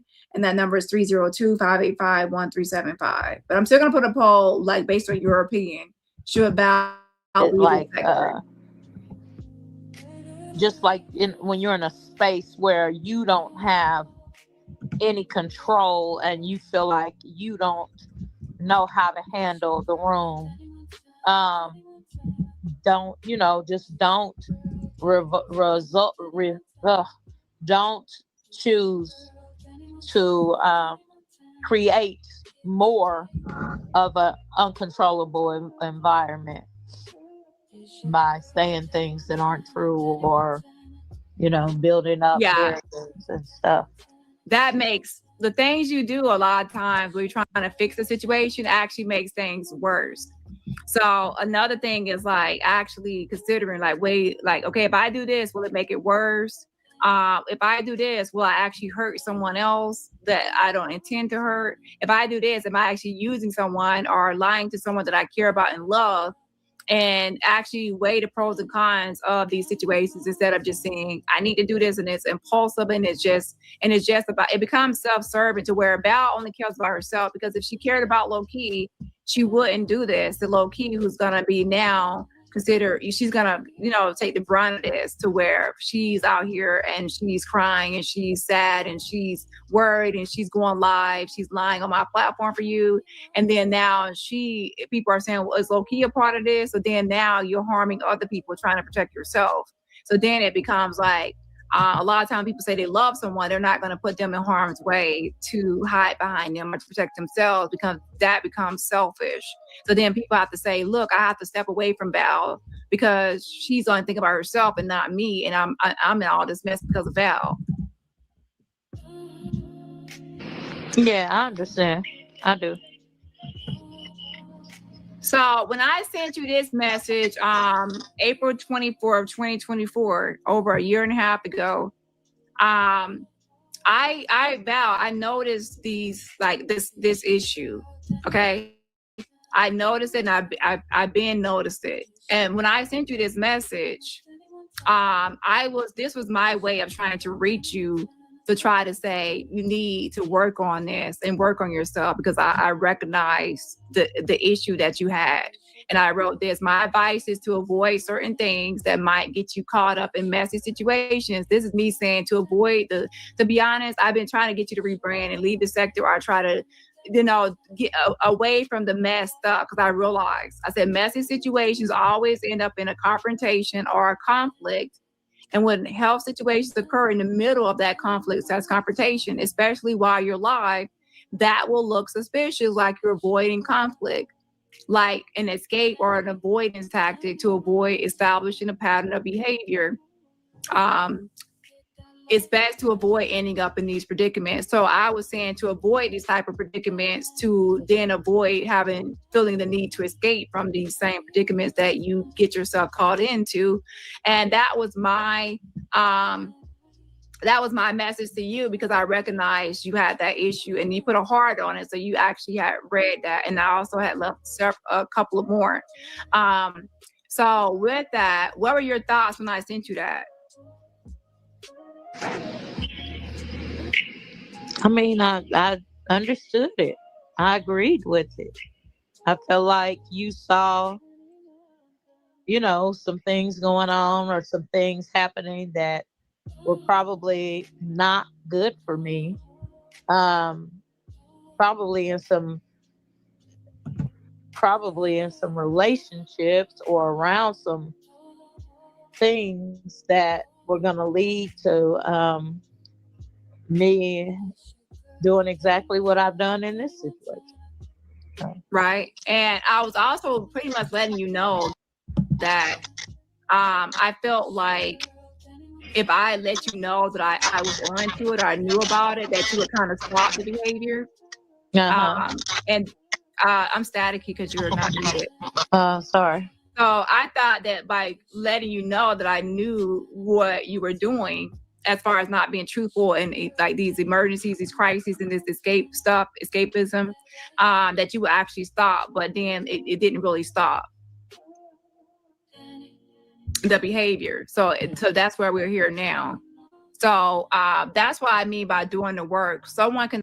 So she remembers when I sent her the message, and she realized at that time that I was on to her, or based on speculation only. And Val actually went live after that and was like, people in my inbox, they say they don't believe. No, she said people in my inbox, but let me say, she said, I knew she was talking about me. She was like, people saying that they don't believe me, that I'm sick and I ain't well known and I'm not whatever. She did a whole live doing that. And she was really talking about me because I was in her inbox. But she didn't say my name. And that's what I was saying, that she didn't say my name, but she was talking about me. That's why I asked her about this message. I'm like, do you remember that? So Val at the time knew I didn't have no receipt. So with that, she knew that she could continue the behavior. You see how the behavior can continue without a receipt and only speculation. And I'm not the only one that speculated. I came to her privately about my speculation. Other people went live blasting her publicly about their speculation. And we've all seen that play out publicly. Everyone that blasted her publicly, we could all go down the line of everyone that called her out publicly because they didn't believe it. And then me privately. So there's a lot of people that have speculated, but the speculation has never stopped Val. And that's what I want people to understand, is that that's what happens when it's just speculation. People still feel like, well, you're speculating, you're guessing, but you have not nailed it. You have not caught me. I'm still capable of still doing this behavior. So that's why I don't really move based on speculation, because it won't get you anywhere. And that's why I brought this message, like, Val, I speculated in your inbox. I kind of called you out that this is what I thought. And what did you think about it? And she even hearted the message, and she said, well, she felt like I knew something about her behavior and the stuff that she's doing now. But why did she continue then? I mean, if she felt like I speculated that, and others went live blasting her publicly about their speculations, because she was not completely caught. Now that she's completely caught and there's actually confession and confirmation, now things completely change from before. And then she says that she has been in therapy since 2023, but we have not really seen proof of any growth at all. The proof is behavior. And then in November, there's a lot of lies you told, from flatlining to fake scroll to going into surgery. The same crisis behavior keeps happening, the same lies, the same escapes, the same deflection. The work is not really showing that the therapy is helping or doing anything. It's supposed to at least start showing up in some capacity. And to be honest, if you actually think about it, the lies you told recently were all stacked, like boom, boom, boom, back-to-back lies. So that shows me that this whole Stacey B thing was something that you was really rattled about and wanted to kind of escape and avoid. And you would make a community post about Bonnie and and Dion, and you were crazy on your community wall. You were really spazzing out about this. So that's probably why it led to you going into surgery, a flatline, a stroke. It was just a bunch of stuff all at once. So you were actually more severe and worse. So I don't really see any therapy there. I can have this conversation with you. Others can have this conversation with you. You can get panel out the panel. But unless you do the work, and actually, by do the work, I mean, it's not just like going to a therapist, but following through what the therapist says to do, or even thinking of your own solutions on how, when you're in a situation, what are you going to do? Because I don't want to have, this was 2024 when I told you about this. So I don't want us to be in 2027 and then Val is still here. So what can you say to people as far what's going to happen next with Val Is it going to be 2027? We're still going to have the same sort of messaging and the same sort of scenario, or what's next for Val? No, we won't be doing this anymore. I'm definitely gonna make changes. That's And all. how? You said what? How is that gonna happen? Well, I mean, I'm gonna work on myself. My plan is not to be. I really don't want to be on YouTube anymore. I want my what I want to do here, I can't do here. And so my hope is that in time I could just find somewhere else to do what I want to do. I want to I want to take my channel, what's it called? Just deactivate my channel for now and take some time to look around for other ways, to do my content. And hopefully, yeah, in 2 years or a year, you guys this just will be, history. And through the next year, I won't be doing this. I won't be hurting people. I won't be lying. I won't be involved in mess. Well, here's the thing. One thing that people, what I advise, should I say, can you mute is that a lot of times I would not put like unrealistic expectations. Val, people don't like to hear the truth, but you actually love the mess. So you are someone I don't see ever being not messy. I'm being honest. So it's nothing about, it's not just about, mess. It's about, if you are messy, dealing with what comes with it. So I agree to avoid the mess if you don't like any backlash or anyone to respond to what you do. However, is it realistic for Val, honestly, to avoid mess when we see you always in some mess, Val? Okay, I'm in mess too, so I'm not trying to be judged. I can't judge you. I'm messy, right? However, I'm okay with the backlash from any of what I do. So you're not, because you try to escape from any backlash that you do. So you cannot do mess and then avoid the backlash. So you know what I'm saying? You have to be able to take that. So with that, if you might enjoy the mess, but you feel like you cannot stand in your mess, or you don't like to be judged, you don't like to be critiqued, you don't like anyone to respond or do certain things, whatever you dislike, you have to avoid the mess to then avoid the backlash or the feedback or criticism from that behavior.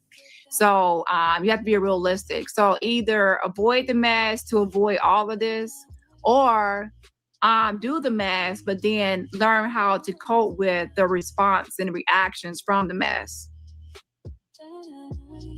So you have to be realistic as to your actual plan.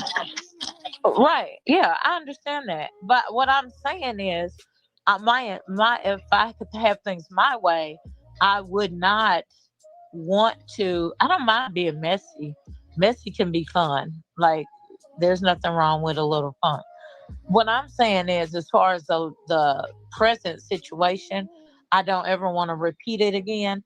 And so that's why I said what I said about not wanting to come back and do YouTube. That's how I feel right now. That could change. So with that being said, by the way, this is actually a replay. I'm just reviewing my video from my backup channel for those that are curious. Okay. So this is something that I've done. I did from like the very beginning, like right after she did her confession. So this is old. I'm just reviewing it. Like I said, I would in parts. So she doesn't really mind the mess, but she really cannot stand the backlash. And the thing about it is, with chaos and mess, it comes sometimes consequences, and people are going to get their feedback and critiques on it. And so that's going to be somewhat entitlement if you enjoy the mess and then you don't want any response or anyone to, a lot of people like that, they move in this sector that way. They like to be involved in everything, insert themselves into everything. They don't like anyone to respond to what's happening. If you enjoy the mess, you also are going to therefore inherit any responses or consequences that come with it.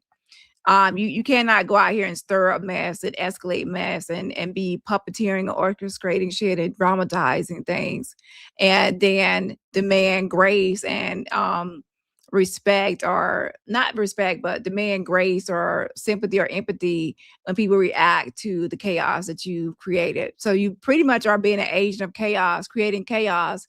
And then when people respond to the chaos, you want people to leave me alone, back away, go away.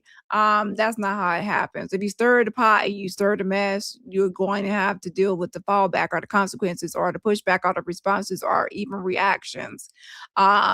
So that's actually a way to start mess, stir up mess, be all in a mess. And then when people confront you about the mess, you want to back away from it.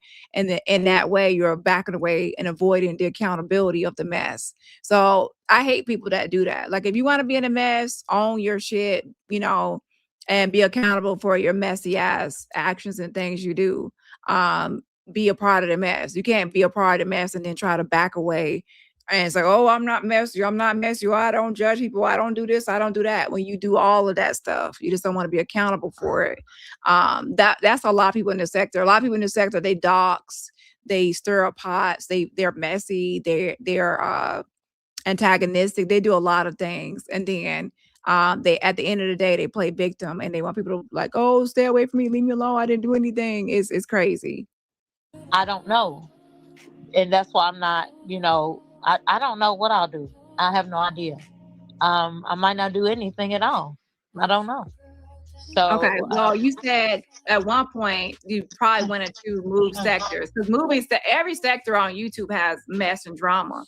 So even moving sectors, it's still going to be some sort of, even the mommy sector, they're trying to call for me to go over there. I'm like, the mom, like they it's like some post they had on Reddit. It says we need DaniRobertson over here to do something. It's exactly RC. I don't find making fun of health conditions funny at all. To pretend if you have them, exactly.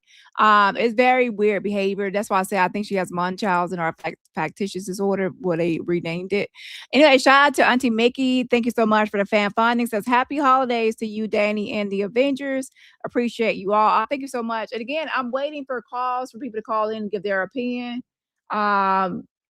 This is a time for y'all to call in. It's not just about me. I'm giving y'all time to call in. I'm only playing my video in between time of phone calls. So this will be my last live on Val. So as it concludes, make sure you actually call in if you feel like it. Also the holidays are coming up. But yeah, shout out to you, Auntie Mickey. I appreciate the fan funding. Let me put this number back up real quick so we can get another call. Don't be afraid. I don't bite. Okay. Unless you're a red velvet cake. And I don't think anyone is out here red velvet cake. So you're safe. The number is 302-585-1375. That number again is 302-585-1375. Go ahead and call in. What are your thoughts on Val? Should she leave the sector? Do you think that she should be, have the title of evangelist? Even right now, she has evangelist, I think Val in the cookout, which I think is comical. And I'm not going to be fake and say I don't like when Val roast people, or does roast. At the same time, I'm also not going to be fake and say that, I don't think that's becoming of an evangelist. It's like a dual thing there, duality here. Hold on 1 second. Okay, call you on the air. Hi, everybody. Good evening. It's RC117.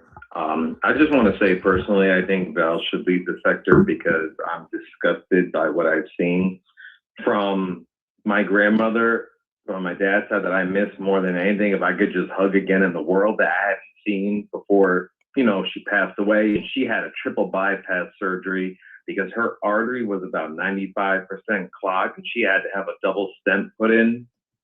That's not fun to experience or see or hear about.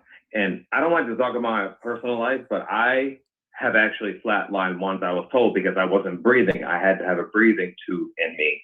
And I don't remember it, but hearing that that's what happened to me, it's horrifying. But to come online and make up excuses is disgusting to me. And that's why I always say I send from people Munchausen's by proxy, but it's not something to joke about, especially, I'm sharing my personal experiences. I don't like to share that much, but I've experienced it. I've been through it. But to lie about it and then, yell and scream and think it's okay, I don't accept that at all. I don't think that's funny. Health conditions are not meant to be played around with. It's not a joke. It's serious. A lot of us have lost family members and friends because of certain things like this, and it's freaking traumatizing is all I have to say. So you don't pretend to mess around with health and then expect sympathy, okay? I don't buy that. And there's no accountability at this point. So she doesn't need to come back because what's done is done. The damage is done, and that's it. So that's just what I had to say. And thank you, Dani, for letting people come up and just express and voice their opinions. You're welcome. And thank you for calling in. And thank you also for sharing your story. All right. Thank you, everybody. Bye. Yeah, we have to really understand these are serious issues and serious topics. And again, I use low key as an example because she was close to Val, and the fact that she was close and she has her own things and issues in life, and then Val to dump all that unnecessary stress and fake stress onto her. Now, when I say fake, I mean Val stuff is fake, but the stress that someone else feels and trauma and emotional trauma bond, that emotional bond they feel is actually real. So people that make up these fake stories, you're also playing with people's emotions. You're triggering people. You're bringing up people's past, or making them relive health situations or family situations. And it's wrong to do that. Yeah, it is. It is. It's sick. And even for like someone like Loki, when I was talking on the phone with her, she was like, Val had a stroke. And I was like, she didn't have no stroke. We went back and forth. So I know for 100% sure that low-key actually was defending Val and believing that she had certain things. And then now, she low-key is like, oh my gosh, she didn't have a stroke. You see what I'm saying? Like, she plays those types of games and had low-key crying and that's wrong. That's unnecessary stress onto someone's and you never know, someone else already has their own emotional state or their own other issues. They have their own stuff on their own plate. So you don't just add more stuff to people's plate, especially unnecessarily. And then the big one is that she was saying that she had 3 months to live. She went live saying that. Okay. And I was like, we were like, oh, Val over there saying she had 3 months to live. I didn't believe it. I'm sorry. I didn't believe that Val had 3 months to live. I was thinking that she was doing one of her little things again. Okay. The same thing, I went in her inbox. Like I felt like she was lying or making it up. But again, what am I supposed to say? Like, oh, Val, you're faking and you are not dying. And everyone's like, oh, poor Val, she's got 3 months to live. Da, da, da, da. I'm like, Lord have mercy. But I don't have a receipt. So since I don't have a receipt, there's nothing really I can do. My hands are tied.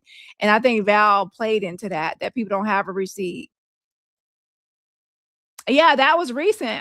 Sharing the whole 3 months. She's still saying that was true, but I know that that's fake, Val. And I don't have a receipt, but now that you lied about everything else, I can now say this is fake. So that whole thing where we can't say stuff about Val is fake, that's over. What a big sigh of relief. Now I can go live and speculate all I want to on Val because she has no credibility. At one point, she had some credibility, so then no one can really speculate. Well, you can, but then you have backlash. Now there's no backlash for people thinking things are fake. You see, there's a difference. Okay.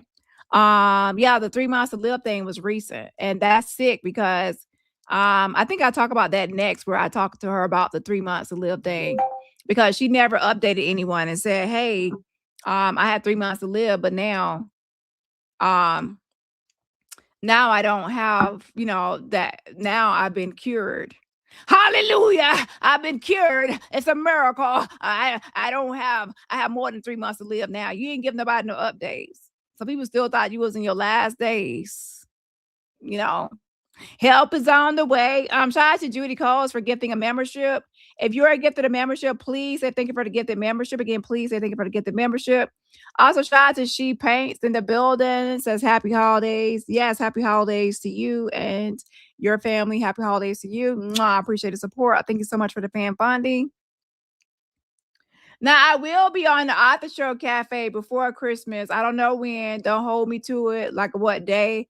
But I will be over there just kick back. It won't be no serious live. So don't be over there thinking I'm going to give no, long old live. It's just going to be a kickback live, one last show over there. Well, not one last show like that, but before the Christmas holiday. But yeah, shout out to Liv Morris says happy holidays, Dani, you and the Avengers. Y'all be good or don't. Child, we only got a few more days. So I think, to be honest, I'll just take the cold and just fire up the grill. Put some barbecue on that damn grill. Let's have a barbecue. We gotta make, we'll make lemonade out of this lemon, child. Get all the cold. You give me a little more, give me your cold, Ladybug Trucker, RC, Lemon, Sharon, GT5, Christian T, everybody that's in here now, give me all y'all cold. We're gonna fire up the barbecue grill. Okay, don't worry about it, child. Somebody bring the potato salad. Just don't be that one dropping the tea lady, because we don't want no hot dogs and no weenies. Okay, you can't bring the potato salad. Somebody bring the macaroni. We're gonna have a barbecue with the cold. Okay, that's what we're gonna do. It's too late now. It's already the end of the year.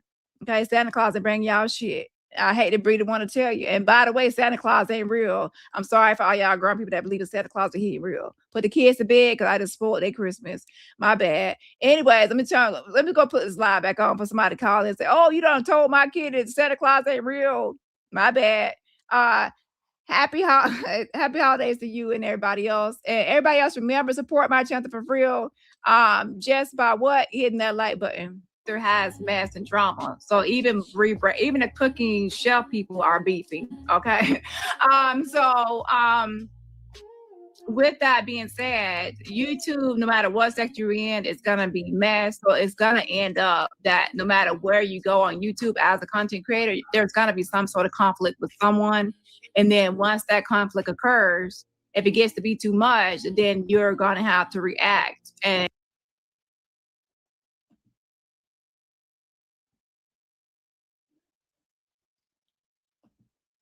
hold on one second.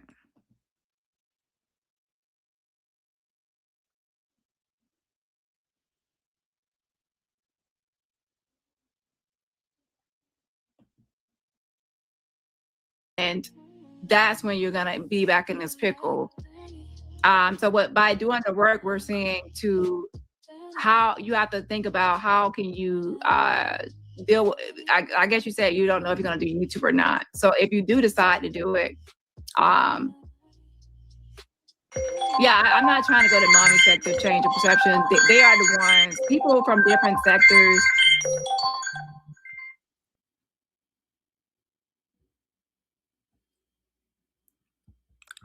Carly, you're on the air. Hey, Dani, this is Auntie Mickey. I'm not going to be too long, but I just wanted to say one thing. I don't know Evangelist Val, but one thing is really detrimental for her to understand. And it's not just the people that you're lying to, but the words that you speak are very powerful. And the things that you say can, in fact, come back on you spiritually. I'm just talking from a spiritual aspect.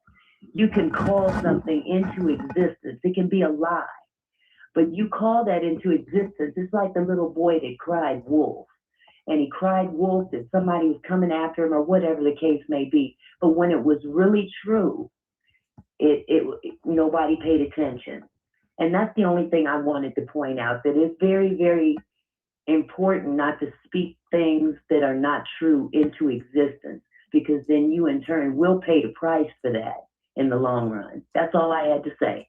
All right, thank you for calling in. Yeah, I agree. You need to be careful what you're saying. You're constantly bringing death on yourself, or you don't be careful what you put out here in the atmosphere.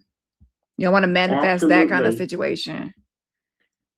Well, thank you for having me, love. Take care. All right, same to you and happy holidays. You too. Bye-bye. Bye. Okay, call the number 302-585-1375, 302-585-1375. What do you have to say? Make sure you call in within the next 30 minutes before we wrap up this live, okay?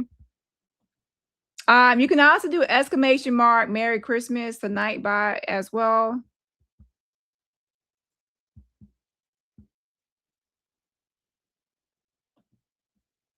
Try to get me to come into their sector because they have problem people and they want me to be over there like I'm some sort of real avenger. This is just a channel emoji, okay? But yeah, so that's up to you, Val. But I feel that you love YouTube, and not like say love, but I feel like you like YouTube, you like your channel, you like being here. Otherwise, you would have deleted it, like you said. So since you like it and appear to obviously not be able to stay away from it, you have to now learn how to deal with what comes with it in a positive way or less toxic way. And if you are going to be toxic, I hate to say it this way, it can't involve other people. If it's something that's just only impacting you, it's less, pushback. But when it's involving lying to an audience or mass people, or lying to friends, or like low key, putting out this fake health stuff, then now that becomes problematic.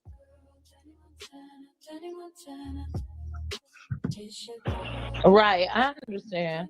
I agree.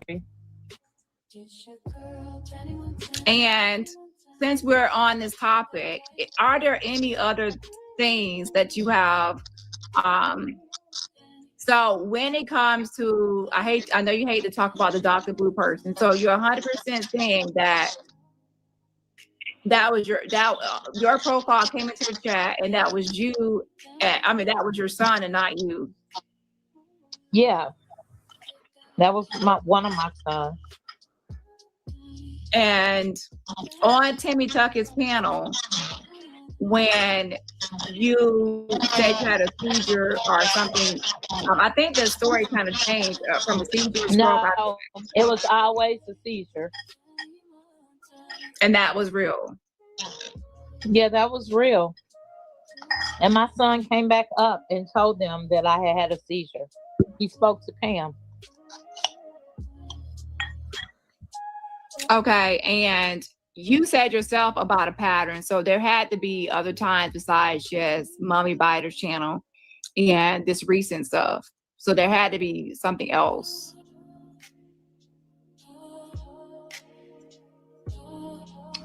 Yeah, that's what I was trying to think of the other time.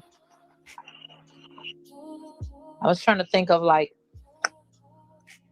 something big like this.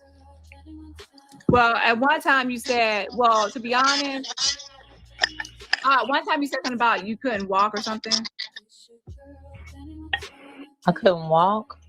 Yeah. Well, I was paralyzed my first time when I got sick. When my son came into the chat at Dr. Blues, I was couldn't walk. And they claimed they had a picture of me walking. Here's the thing. You can have your kid to say anything you want them to say. You can tell your kid, tell them your mom ain't home right now. Tell them I ain't home. Tell them I'm sick, or tell them I'm in bed. You can tell the kid anything and the kid will say it. So a kid is not really confirmation of something, because people be telling their kids they answer the phone, and you can hear their mom in the background say ain't here, say ain't home. My mama said she ain't home. You ain't supposed to tell them that your mama said. You supposed to just say ain't home. My mama said I ain't supposed to tell you that she said that she ain't supposed to tell me I ain't home. Hang up that phone. My mama told me to hang up the phone. I gotta go. She ain't home though. You can get kids to say anything. Shout out to Ralph. Thank you so much. For the Cash App says, "For I gotta go," and "Dear Me" have saved my life. Thank you so much. I appreciate it. Wait, was I supposed to read that? Because you got an emoji at the end. Shout out to you, I appreciate it. And everybody else, remember, support my channel for free just by what? Hitting the like button. But yeah, I'm glad that you enjoy my music. I appreciate it. And by the way, I'm biased, so I would have chose you and the niece. Yeah, for the actual contest. That's why I don't get to vote, because I'll be, biased. At least I admit it. Okay. But yeah, I appreciate it, RC. And everybody else, remember, support my channel for free just by what? Hitting that like button. And I kept asking for it. Nobody ever produced it.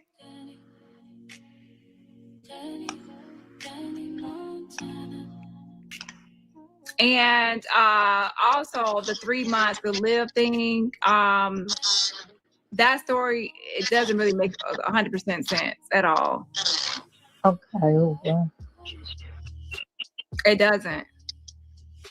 Like the way you're describing it and how I researched it and how things are supposed to line up with that, it's not adding up. What's not adding up? You tell me, Val. No, I'm asking you. I got diagnosed with a blood disorder. Child. Maybe you gotta call a vampire to suck all the blood out your child. Anyways, as far as the other stuff that Val has mentioned, with the sun coming in and all that, I don't believe a lot of stuff that Val has said. However, we're all going to be back at square one with those things, because all of those things people keep on mentioning don't have a receipt. Remember, the one receipt that we have now, the main one, is Val's confession to some of the stuff to me and privately, and then she went live publicly. Without a receipt, everyone is still going to be speculating. That's the whole point of this whole topic as well, is that we have to come to grasp a reality that we can say everything till we're blue in the face about what we speculate was real or fake, but we still have to have a receipt. Now, is it we are possibly investigating certain things? Possibly, yes. To get to the bottom of certain things, yes. But as of now, those are only speculation that, she was pretending to be the son, pretending to be this, and pretending to be that person or that person. We don't have a receipt. We only have confirmation of what we actually have, which is the said she was going into surgery. She wasn't. That stroke is fake, the flat line. And she even went back to the mommy biter situation. Not that one situation without the blue, but the one immediately after that, where she went on mommy biter's panel. And while she was talking to her, she pretended like she had some sort of health emergency. So she admitted that was fake. And then some things we're catching some discrepancies we're catching her up on. Okay. But yeah, like I understand completely when everyone keeps on bringing up a lot of old topics. But each time I keep on saying we don't have a receipt. We only speculate that those were also fake. So I hope that's clarifies. Loki says, yeah, my kids will sell me out, but my dog has my back. All I have to do is and she'll peek at the door quiet. A mess. But yeah, kids will, all you gotta do is tell the kids stuff, and they're like, oh, tell them I'm sick, I'm telling them I ain't home, I'm telling them this, and the kid will do it.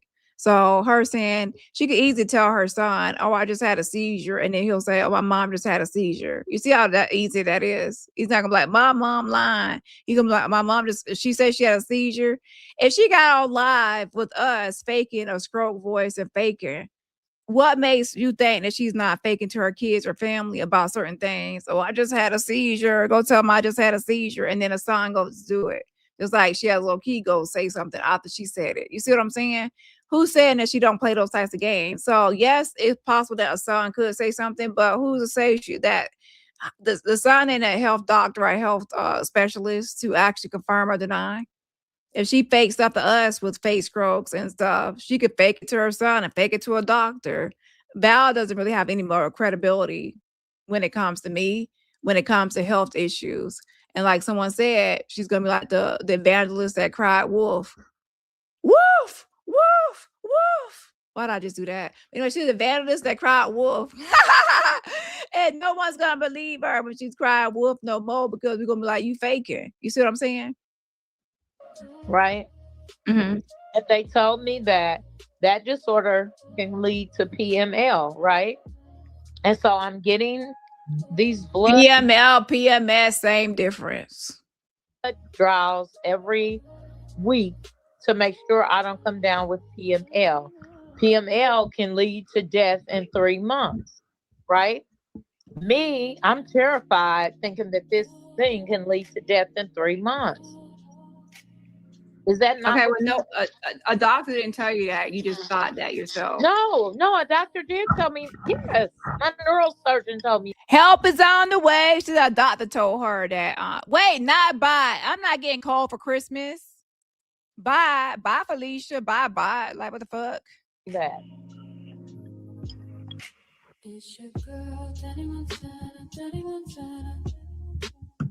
And what all did he tell you? Like he just said you have 3 months left to live, and he didn't mention anything about hospice. He didn't mention anything. What did he actually He say? said that this illness can possibly cause PML. As you can still call in. Help is on the way. Hold on. Let me give you the number. Why is this thing? Scream, you're acting stupid. And the number is 302-585-1375. Again, the call-in number is 302-585-1375. PML is known to cause 3 months to live, but the prognosis could be 3 years to live.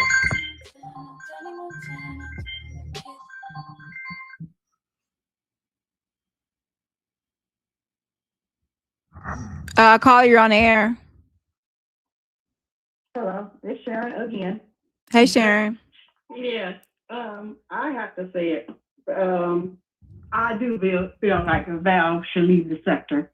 I told Val this a long time ago, way back when she and Fields of Grace was going through what they were going through. We had a talk. We all three had a talk, and I was telling her how to ease into other sectors, because this is really not the sector for her as a content creator. I've been kind of personally felt that way. I mean, if she's to be an evangelist and stuff like that, then she definitely needs to rebrand and go to another sector. Also, you know, this has been a pattern, like I said, forever, with different things with Val. And a lot of us just really didn't call her out on it. Or we have had private conversations. Like I said, I've had private conversations with Val. I used to be close with Val.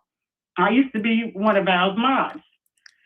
And, you know, it's hard. You don't want to not believe that somebody's not sick when they say that they're sick. You don't want to believe that an evangelist of all people is telling you a lie. Because when you're in the church, you're raised to think the opposite. You're raised to, you know, you're raised to believe in somebody who's supposed to be a person of God. And you definitely don't want to question someone's illness. And she is not fully held up to accountability. You know, there's certain things that, you know, even with the things we've seen, there's certain things that people have forgave her, people who's not even in this sector before, that things has happened with. And we've always forgave Val, you know, as a whole sector or whatever like that, still never really just really called her out. And I think it's time for her to just, like I said the other day, just stay in, if she's going to be over here, just stay as a subscriber, not as a content creator, not over here. Because once again, she's lost credibility with this sector. Because like you said before, you can't really just tell somebody to just leave YouTube or just completely go off of YouTube. So that's what I have to say. Yeah, and that's the thing. In this whole sector and in this space, well, actually, I don't want to bring you into those topics, so let me not do that. But yeah, I definitely get what you're saying. Yeah, and she does need to stay off of YouTube. She does need to, You know, if she's about the Bible or about God, as she say, maybe she should build a church family at home, among her family, among whatever church she goes to. And, you know, then eventually, you know, maybe one day if she redeems herself, she can come back. Everything takes time. But right now, I don't know. And then with health things, especially like epilepsy, I know epilepsy. Epilepsy, you can have a silent epilepsy. I can be talking to you right now, and then I go quiet for a minute, and you're like, Sharon, did you say something? Did you say something? Or you could be even seeing me. And I can have a seizure. Because all seizures, you don't fall out on the floor. Some seizures, you freeze. You lose your brain. You lose brain cells every time you have a seizure.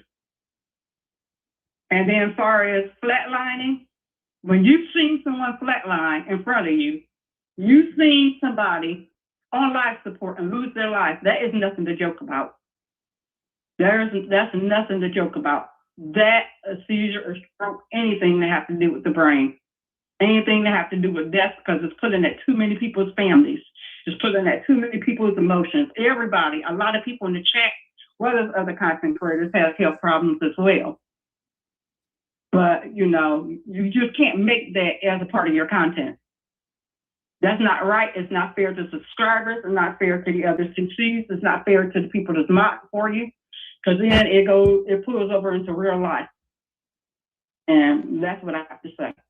Exactly. And again, I'll be honest, I'm still processing a lot of this. It's like I knew that Val was doing this, but now with the confirmation, like an actual receipt and a confession, and also like just to hear her say all the stuff that she has lied about, it's like, this is crazy. You know what I'm saying? So it's just crazy, crazy word. And with that,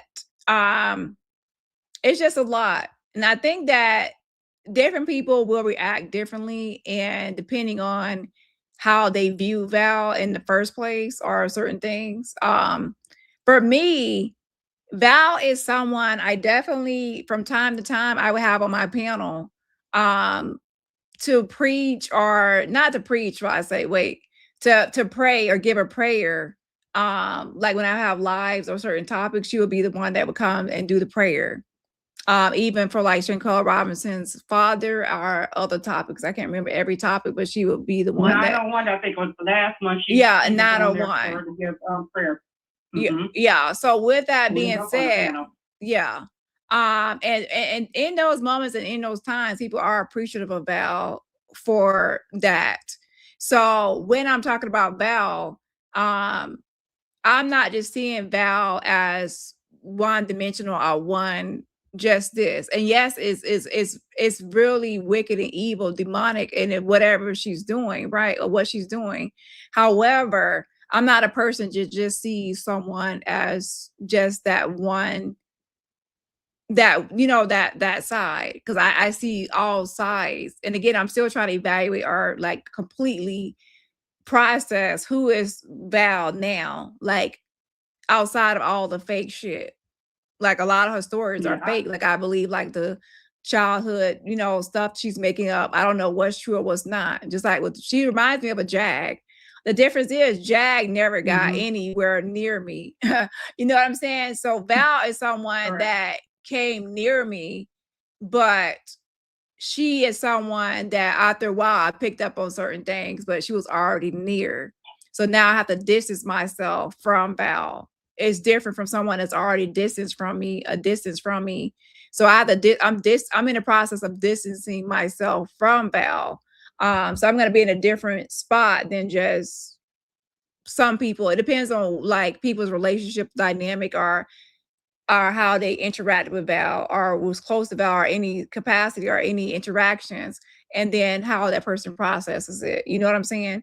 So for some people, they, you know, they never really like Val at all. So it's going to be easier for them to like, fuck, you know, And for others, it's going to be a longer process. That's what I want people to understand as far as this whole sector goes. Like I can hold her accountable and everything else.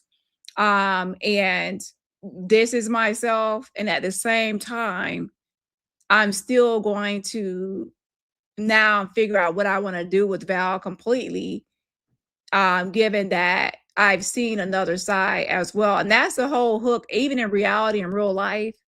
Like whenever you see any, that's why people even hang on to things that they shouldn't hang on to, because they seen that one side of someone, even for like a second. If they seen that some other side, they're still going to try to process who that person is. And then that's how you get rid of toxic people, is that you have to get your mind to wrap around a grasp that person is completely 100% toxic and there's no potential or no changing to then dispose and discard that person. Because if you actually have any hope or potential or anyone, it's going to be completely hard. It's going to be harder to completely discard and permanently, not just temporarily discard the person. Right. So with that, in this sector, I want some people to understand that for some people, it's going to be it's not going to be as instantaneous, like boom, shut Val down. It's going to be they're processing it. I 100% understand how you feel. I mean, I was very close to Val.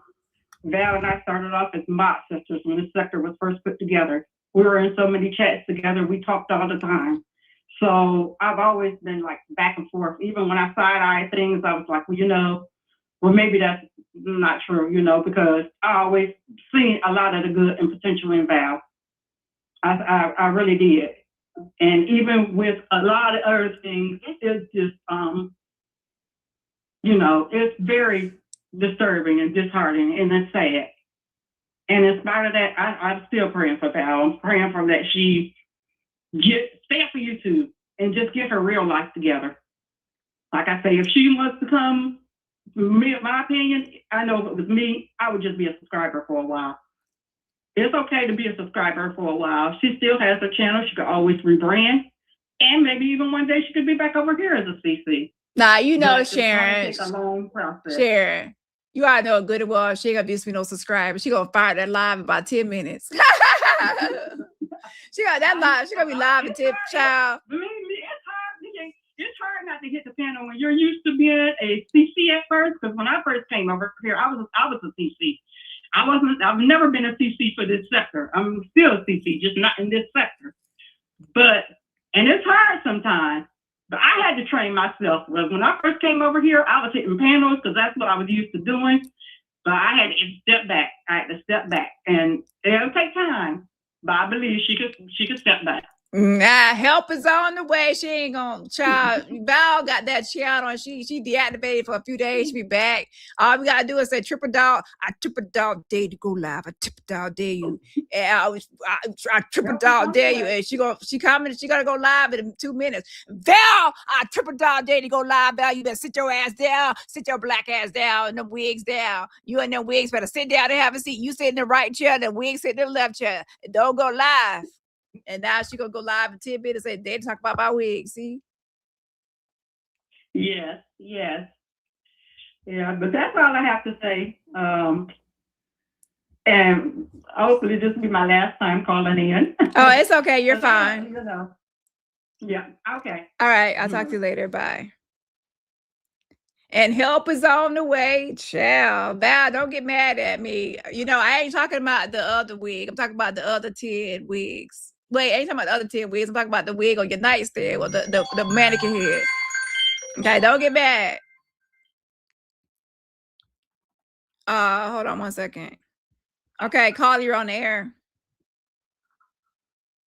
Hey, Dani, it's Armon. Oh, what's up?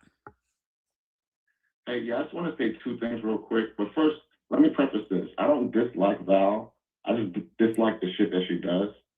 But speaking generally, as a subscriber, when we support a content creator, we put our trust in them, we believe them, and we believe in them.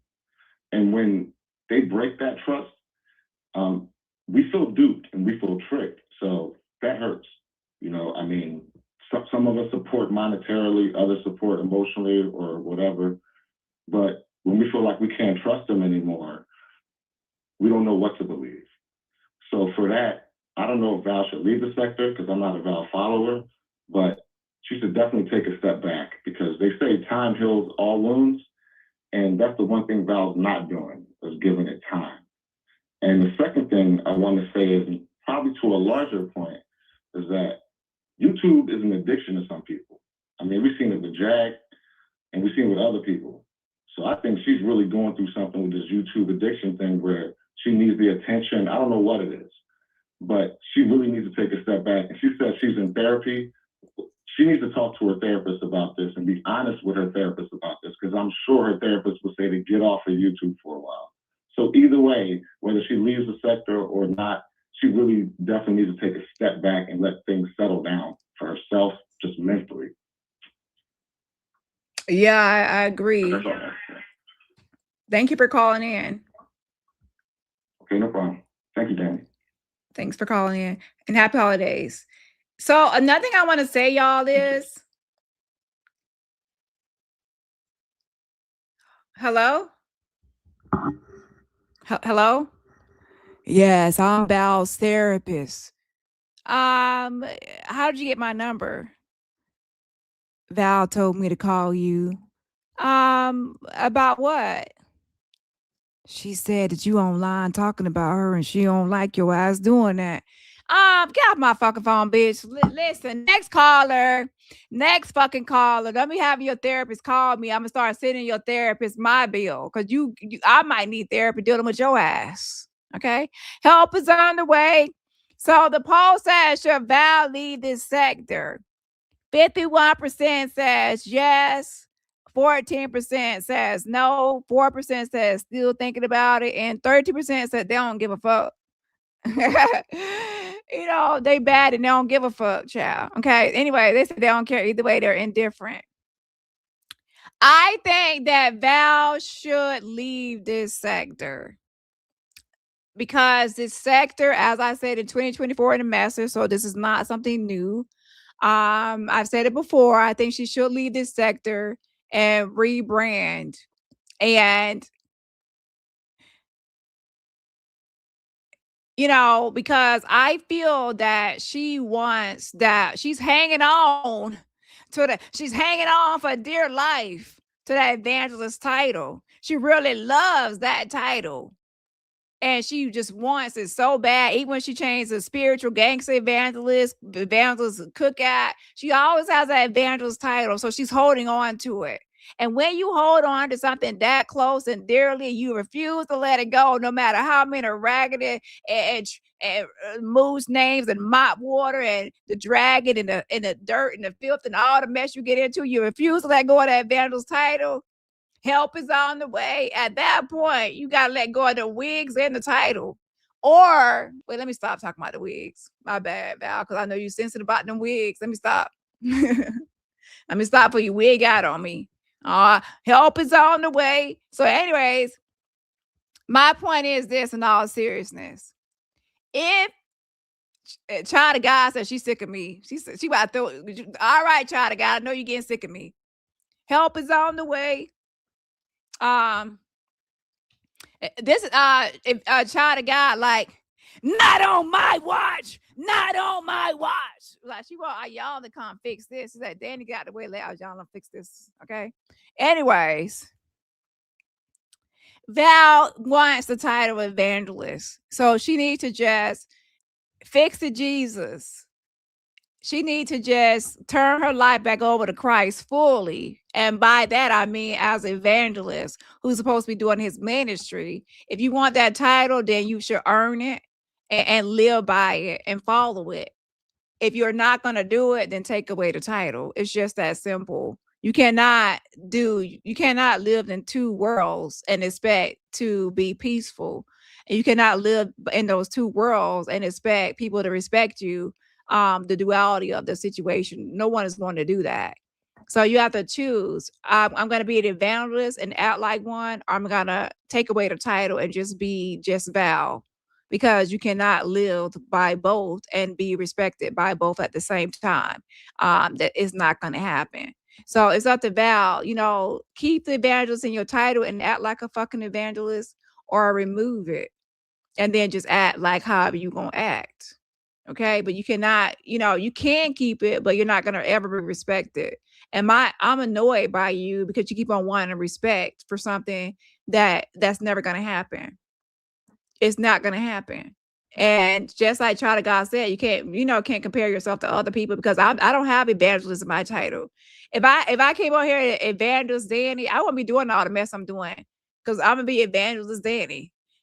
Yes, and Jesus said, and Jesus rose again on the. I'm gonna go ahead and preach onto y'all, and I won't be all in a mess because I have the evangelist Dani. I'm just being honest. I'm gonna live by that title, just like in real life. Whatever title I have or whatever position I have, I'm gonna be that because I'm gonna play my role. Help is on the way, okay?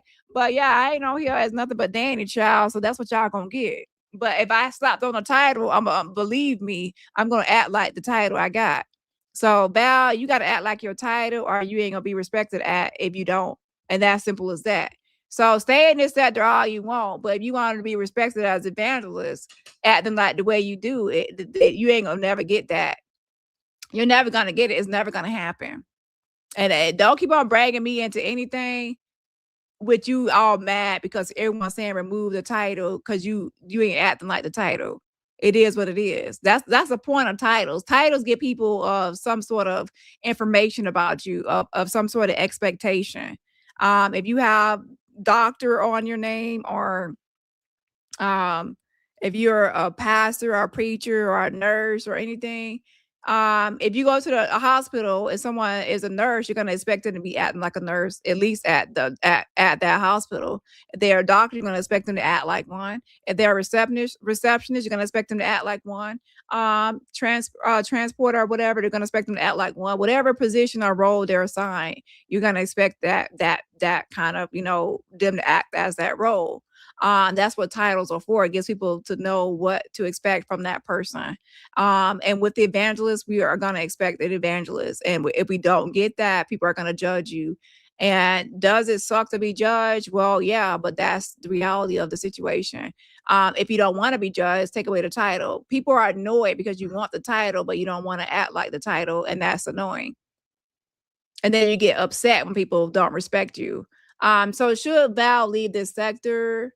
I feel like no matter where she goes, she's still gonna have the same problem. If I pack up and I move to a different state and I don't change my personality or behaviors, our characteristics or our actions, I'm just gonna be the same bitch from one state to the next. You see what I'm saying? So moving is not gonna change anything. Just taking the same baggage without change. But I think she should rebrand. I think that Val should rebrand. And by rebranding, that's if she's going to be an evangelist. Rebrand and refrain and use self-restraint to behave like an evangelist. If she's not going to be if she wants to be the cursing type of pastor, then be it. But here's the thing. When you're the cursing pastor, stand in it. And when people judge you, don't cry and bitch and moan about it. Like, oh, people's judging me. No, stand in it.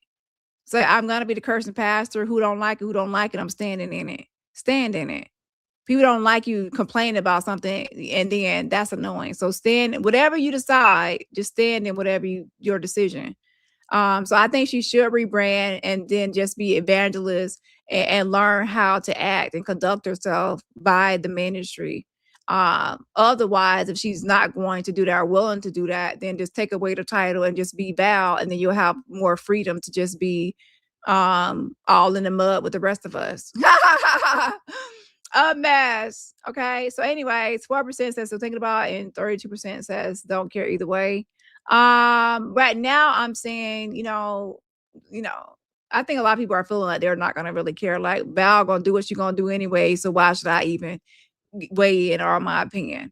Anyways, make sure this is gonna be the last few minutes to make a phone call on this topic. Like I said, I'm not gonna be talking about this topic further, and definitely not beyond this year, unless Val goes live popping her gums, and then I might have to respond. let's put the number back up and get some more calls in. It's about another 15 minutes. Okay. Well, let's go ahead and get to this other audio really quick too.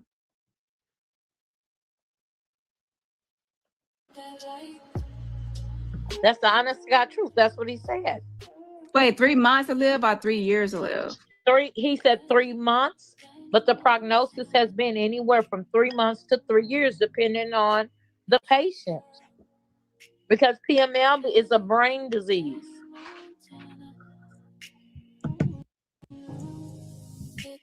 So when you come on here and say you have 3 months to live, you could have said I have 3 months or 3 years. In my opinion, you slipped and messed up and said 3 years. And when I reminded you, then you said, oh, 3 months to 3 years. And you actually have lupus and MS at the same time. Yeah, people have that, Dani. Yeah, I'm not saying people don't have it. I'm saying, do you have both? And there's like it's like a rare thing, like it's a small percentage of people that have both.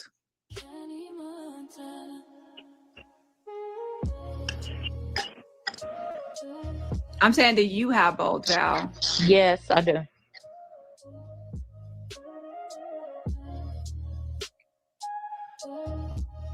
See, the whole thing is that the pattern is, it seems like every so often you're on your deathbed and you have a whole new story.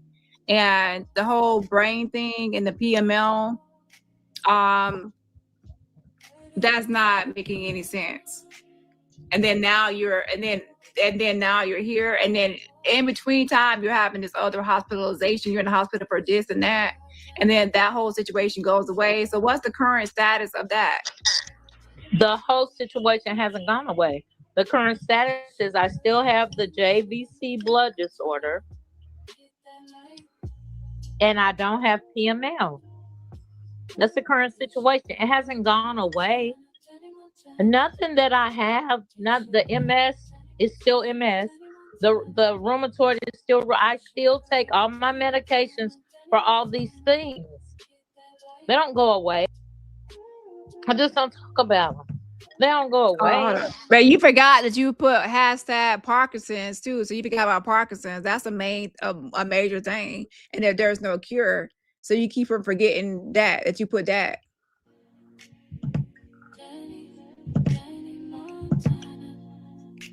So yeah, so that was a good question. So why bring up PML then in the first place?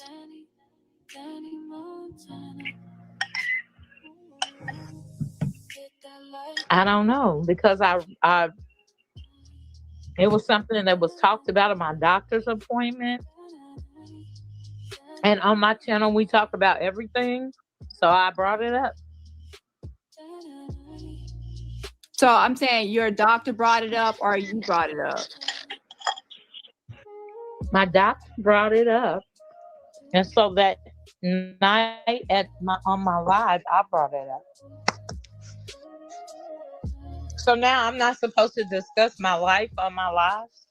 You can discuss your life, Val. It's just that some things you say about your health, it adds up or makes sense.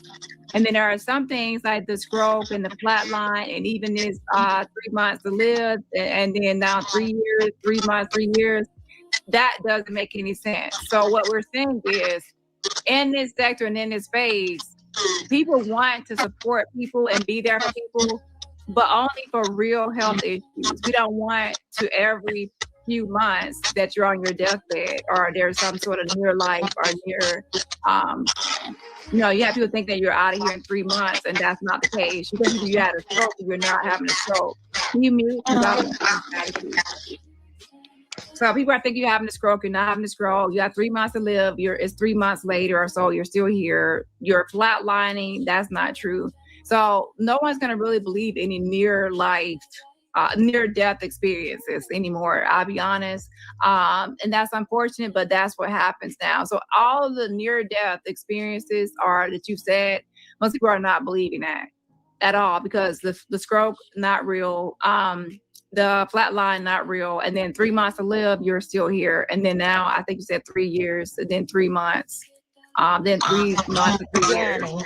Danny, I said Mhm. the doctor said the PML disease. I have JVC in my blood. That can lead to PML. PML can lead to 3 months to 3 years. That's what I Okay, well, you said. just said TML. I Oh, called that not out. PML. She said TML and you said PML. Like she don't know the acronym. So something about to kill you and you don't know it. You should have Googled that thing a million times to know the acronym. It's only 3 letters. Okay. Oh my God. Okay, Danny.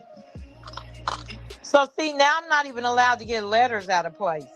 Not for something. Well, not if it's you. a serious diagnosis. Because Not for some serious diagnosis. People say I'm a good listener, and as y'all can see, I am a good listener because I listen and I actually try to listen to understand, not to just respond. And child, listen. She said TML, then she said PML, then PMS, and child, Lord have mercy. okay, Danny. I said Now, listen, yeah, you mad because I caught you. I caught you slipping. Anyway, shout out to the ones as we just exited a pandemic.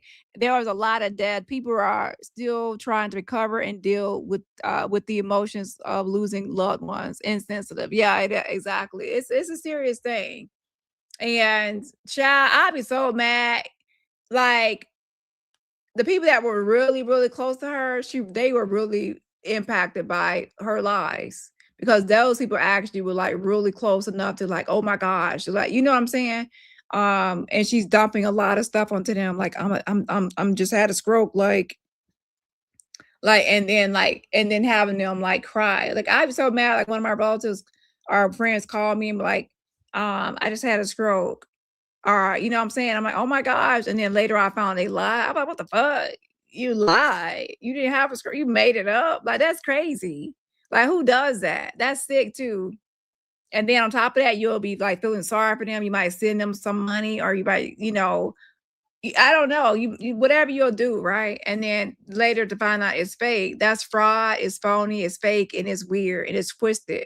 It's sorted, it's crazy. We have to be honest here. You are it's 3 months later. This is the thing. I'm being honest. It's 3 months later. Praise God, I'm still here. That's the whole Oh my goodness, Danny, listen. I am doing my best to be honest, okay? But I can't sit here and like bird pick this. I said praise be. I got a little impatient, my bad. I said praise be. But listen, I got that from Handmaid's Tale. Perhaps one of you ever watched the Handmaid's Tale? They say praise be. Stuff apart. Like, okay, 3 months to 3 years. What's the PML possibility? I'm still here. I didn't lie about the JVC, the JCV, whatever it is, serious diagnosis that I was given. Why would I lie? I can't sit here in my house with my children and my husband and put on my... Yes, you do. Because you sit there with your children and your husband all the time and them wigs and you be on here live all day and night. So they ain't stop you from flatlining and fake stroking and having a fake surgery. And they ain't stop you from all these other lies you done told over the years. So you can sit with them all you want to. It ain't going to stop them lies from escaping out them damn lips. Woo! My bad. Instagram this diagnosis that I was given in my blood, and then turn around and say, hey, this is a possibility. I can have 3 months to 3 years to live. Okay, y'all? 3 months later, I'm still alive. Praises be to God, because that means I don't have the PML. But I said praise be, she said praises be. PML. I don't have it. So I'm not that wasn't trying to get people to be sad. Well, it is, Val, because you're saying 3 months to live, and now you're saying you don't have it. I said it was a possibility, Danny. Did you update everyone and say that's now off the table? No, because all this is going on, Danny. So I didn't update everyone. You had plenty of time to update everyone. As soon as you found out that it's not there, you could have said, "Hey, everyone." Then I apologize for not updating everybody that I'm still alive for 3 months. She said, "I apologize for updating." You have to be honest. We see you still alive. You keep on surviving against all odds. Okay, all odds are stacked against you. Help is on the way. I'm sorry for that. I'm sorry for listen. I apologize. It's not. So once she found out that she was cured of this blood disorder disease, whatever run through her blood, she didn't tell nobody that she, that the 3 months was off the table, that she was okay. About being alive. It's about just, hey, anyone that's concerned that I only have 3 months to live, guess what? I have a new update. That's not going to be the case. I actually don't have it. So it's just giving an update. It's like you have people in this. You have people in this state of worry for you. So it's right to now update to stop them from worrying and say, hey, I don't have this. So then now that's update to clear people. It's kind of like you want people to be in this worrying state about you instead of just updating it to stop the worry. As soon as I realize anyone's worried about me and then I'm okay, I want everyone to know, hey, I'm okay. You don't need to worry about me. I'm good. I'm clear. It's the update. Leaving people in this state of worry and concern, that can be somewhat of an addiction where people are constantly worried about you. Low-key, have you ever been thought about moonchilds? And so low-key, I have a question for you. When Val went live about the 3 months to live, did she have an offline discussion with you on that, or that's something you want to talk about? Did she have an offline conversation to tell you personally that she had 3 months to live? And you're saying that she never updated you. That's crazy. You didn't update anyone that say your whole 3 months timeline deadline for the Grim Reaper came and got you was over. Like you were okay now, and you were not gonna die in 3 months or whatever. Factitious disorder. No, I've never been diagnosed with Munchausen, but I find it interesting you say that I want people to be worried about me, because I really don't. I honestly don't want people to be worried about me. I just don't want people to be after me. So right here she says that she doesn't do this to get attention. Doesn't lie to get empathy and people to be concerned about her. She says she does it to get people off her back. Well, that's the thing. You already know that you use empathy, you weaponize empathy. You weaponize people's empathy towards you to get them to back off you. So you do want people to worry about you or feel sorry for you, because that is what's going to get people to back down. They're not going to just back down because they're backing down for no reason. They're going to back down because they're feeling sorry for you. So you do want people to feel sorry for you because that's your technique. So people are playing games. They play games and they say they don't want people to feel sorry for them, but you need people to feel sorry for you to back down, because that's the reason they would back down, is feeling sorry for you. So you do want that. Now that might not be your main motive, is to get the people to back down, but you need them to feel sorry for you to get what you want. Call you on the air. Hey, Dani, it's me, Low-Key. Oh, hey. I want to elaborate on that JPC, PLS, whatever the names was called. So how that came about, Val was getting ready for her surgery in October, and she had to go for some infusions to get strong enough for the surgery. And after going through said infusions, Val did have a swollen arm because the thing didn't go in right or whatever. And we did see that. We felt horrible for her. We're like, are they going to push the surgery off again? Because they had been putting that surgery off. The particular surgery she was supposed to be having was because something in her esophagus, there was a flap in her esophagus that we all have, that normally opens and closes when we swallow or when we breathe or whatever it was, how she was explaining it to us. Hers was not closing. So that was the point of her going in to have the surgery along with some other things in the intestines.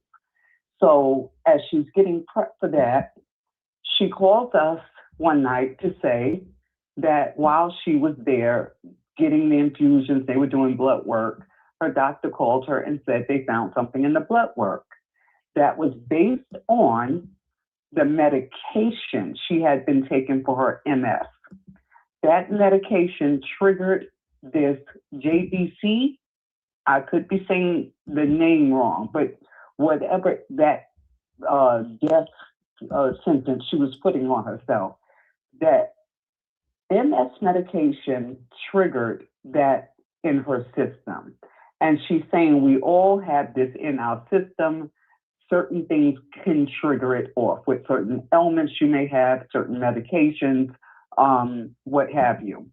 So we were all sad for her. We were like, what the hell? So she had to stop her MS medication, is what she's telling us she was going to have to do, and they were going to have to figure out another meds for her.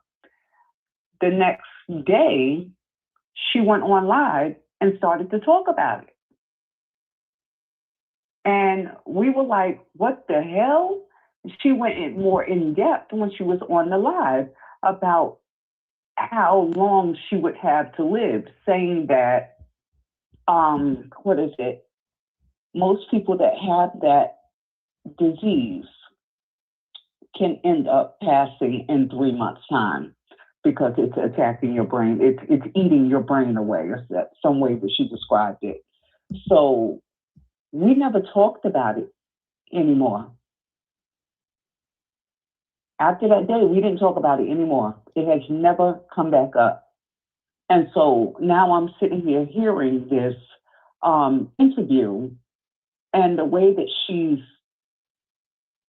speaking about it, like it's not that important.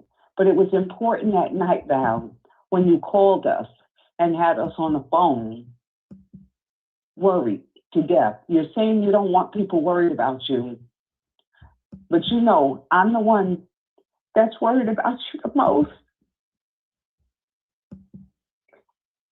And I'm fucking mad that you did this. I'm gonna let you know how I really feel about. I'm pissed off. I'm pissed off because I trusted you. We were too close. We were too close for you to fucking set me up. We were too close for you to play these games that you were playing. Like I said on the last slide, nobody's filling me with anything. It's just the things that I'm learning for myself. Val, and it was wrong. I took your word.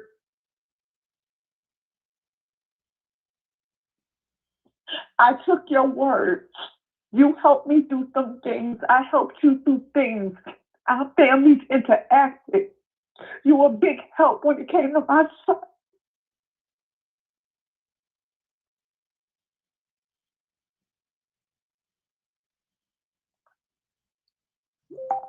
Still love you, but right now I'm so angry.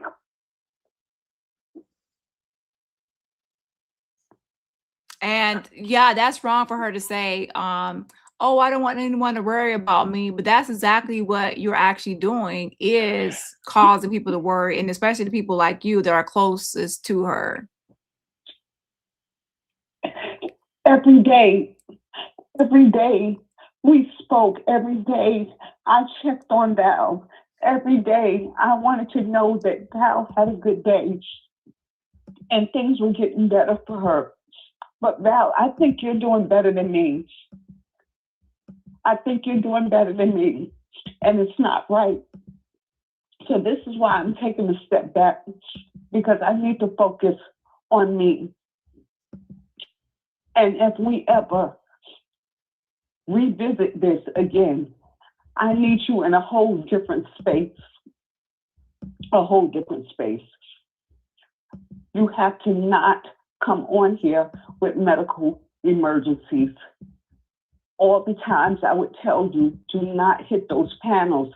Let it be. There was something drawing you to those panels. This is the same thing that Sonny said. She would try to stop you. It was something drawing you to those panels. And I just wanted to know, why were we not enough? Because look at where you are now. And you're angry that people are having their opinions. What Dani stated earlier was accurate. In the group, in the chat around, everyone has their own opinion of the situation, and you probably feel like they should not. It didn't affect them, but it did, because there were a lot that trusted you too. There were a lot that looked up to you too. There was a lot that you said came to your DM and asked for prayer. And I will say, she kept everyone's conversations confidential. Val never did speak about who came to her. She would just say, there are some that came to me and I would pray for them. So that I will go ahead and give to her. She did not speak about anyone's private business or what someone needed prayer for. But some of those are the same people in the chat that are hurt right now because they don't know what you may have did with their information. They don't know how real you were being with them in that moment. They don't know. And this is how I'm feeling. I don't know. You say that you love me. You say it was real. You say all of it. I don't know.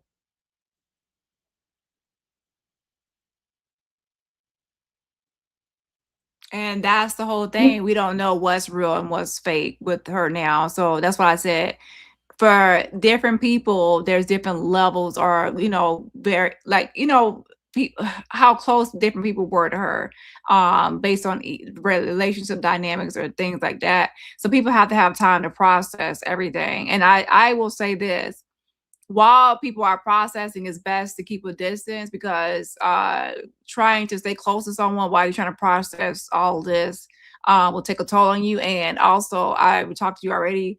It's time to put yourself first. And Val is fully capable of defending herself and taking care of herself, as you can see. So the Val we all know, some people assume was all fragile, isn't as fragile as she has made it out. And I'm not saying she does have nothing wrong with her, but it's not to the extent that she made it out to be. So it's safe for people to try to like focus on themselves, put themselves first, and not try to put Val before them when, like as you're saying, people might be worse off than Val. The real Val, not the one that she put out here. Right.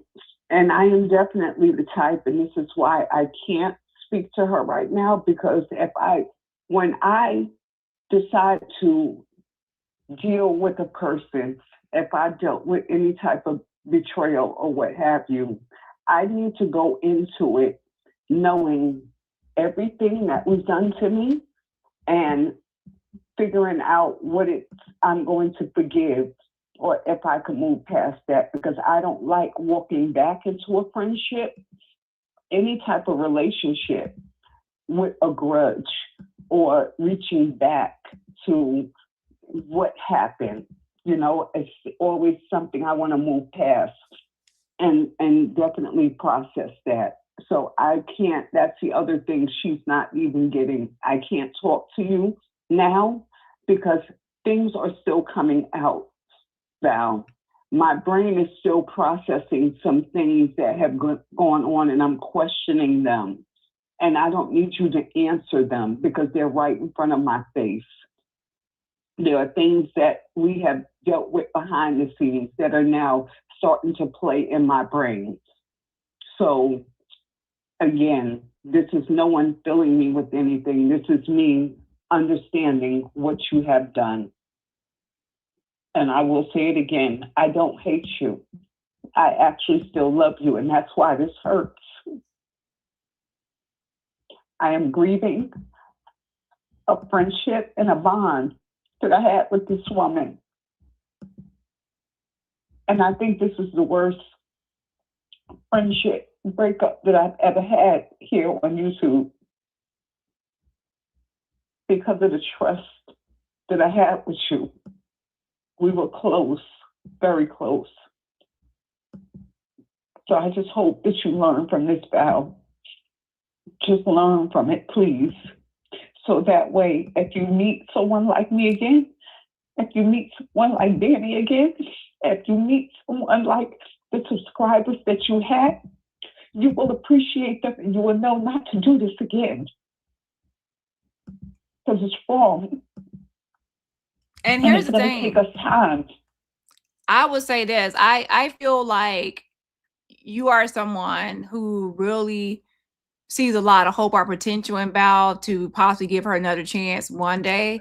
And I will say this, you need a lot more time to focus on yourself and to process this whole situation, because what I will say is you might still be holding on to the Val that she portrayed.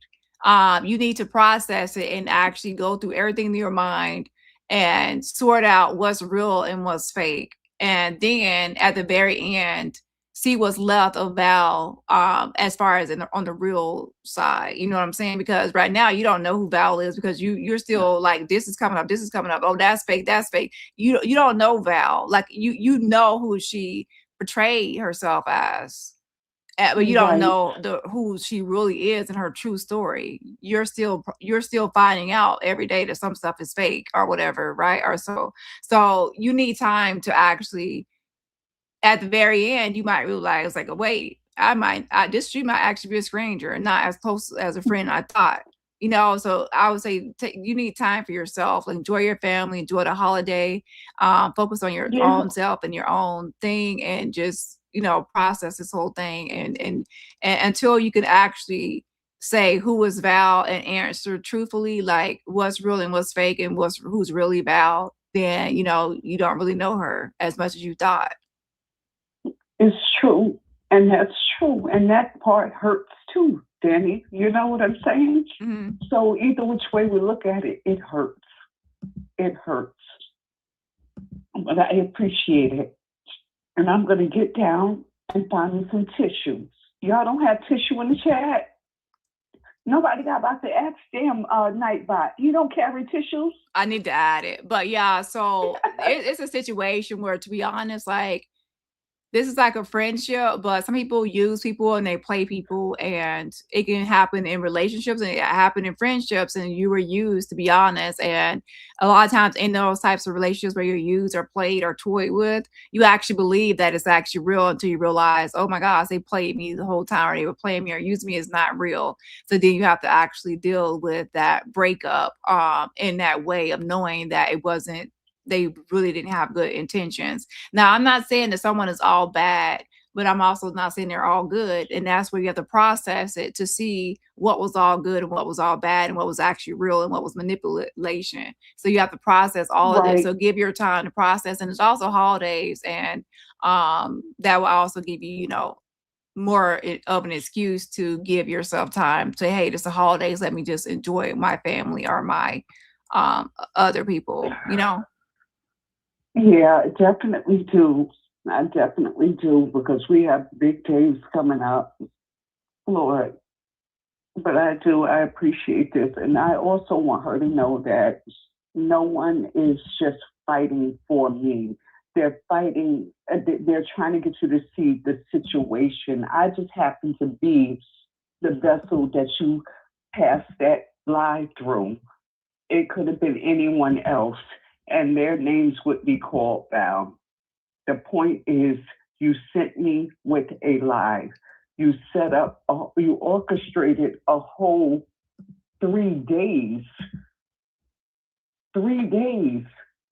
of how you were going to work in this flatline thing, and that you were that ill.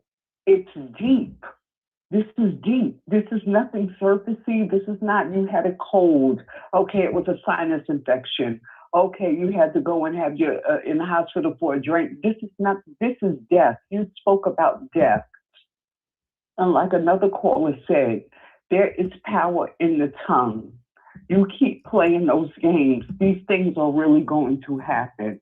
And you're supposed to know better than the rest of us that can happen. Right.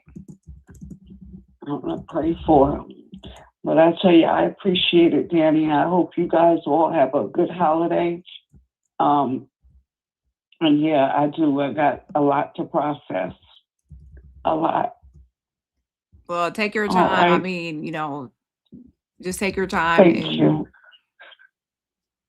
Okay. Well, you guys have a good night. I'm gonna either hang back in the chat or finish washing my necks. Well, happy holidays to you and your family too. And like I said, put yourself first right now and just think about yourself and your family and what you need to do, and let Val do her own work. Because right now you've already been trying to put her first and do a lot of things for her, defend her, do this and that. But it's time for her to take care of herself, and you do the same. You know what I'm saying? But yeah, thank you Yes. for calling in. All righty, guys. Thank you. Good night. All right, girl. Bye.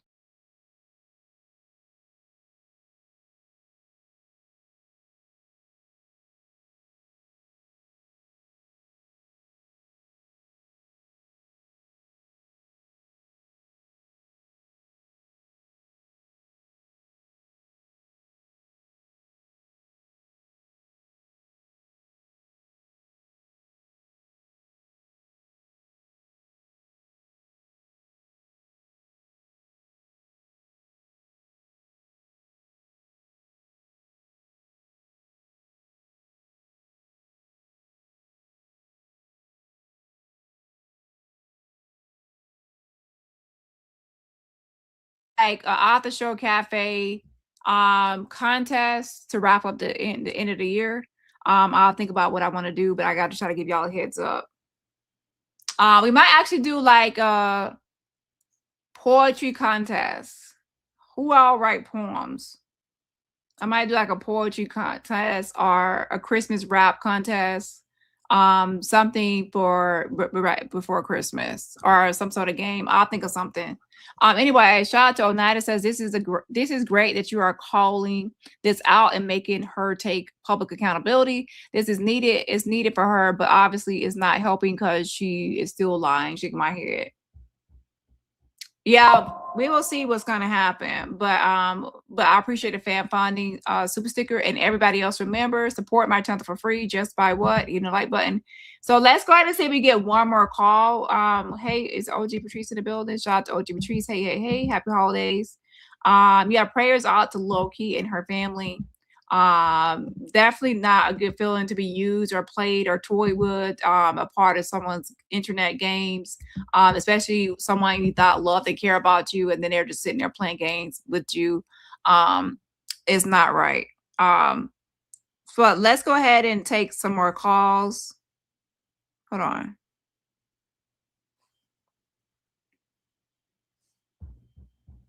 Don't want to be attacked. So those are the two choices I see ahead of me, and I don't like either of them. And so I come up with these things, not the 3-month thing. Like I said, I as you said, I could have been and said, hey y'all, I'm still alive. So I apologize for not saying that. But back to what as far as the diagnosis, no, I've nobody. So she's trying to play a little bit of a game by saying, "Oh, I should have came and said, hey, I'm still alive." She's trying to like downplay it, like, do I really have to update everyone? Because obviously you can see, I'm still alive. It's 3 months later, I'm still alive. So why was the need for an update? Because you're still supposed to update people. It's not like, oh, well, y'all see I'm still here, so I don't need to update. No, you say I was diagnosed with something or I had something, and then now it's not happening. So then you do have to update. To say 3 months to live, 3 years, it was a possibility. I never updated because everything was going on. And to be honest, this is one of the most serious failures. You told people something that sounded like a death sentence. You let people, be in fear for your life. You let people pray and worry about you. And when the threat passed, which I never believed was a real threat, you did not update anyone as to the current status. That is definitely emotional manipulation at its best, finest, should I say. Whether intentional or not, which I believe was intentional, because why wouldn't you update anyone? If you create fear, you have the responsibility to actually, undo it and resolve it. Especially if you've done it publicly, to do so publicly as well. Like if you say you're gonna die in 3 months, and then you find out that you're not gonna die in 3 months, say, "Hey, I'm not gonna die." So then now you take away people's worry and fear of fretting that you're no longer gonna be here. When you're not updating, your silence is keeping people trapped in some sort of anxiety or some sort of constant state of fear that you're on your deathbed, and that in itself is wicked. And to me, that is a way for you to prolong the empathy and prolong it. Like, I'm still on my deathbed, I'm still and for someone that had 3 months to live, you still were all up and down YouTube and hooping and hollering. So you still wasn't really, to me, someone on their deathbed. Help is on the way.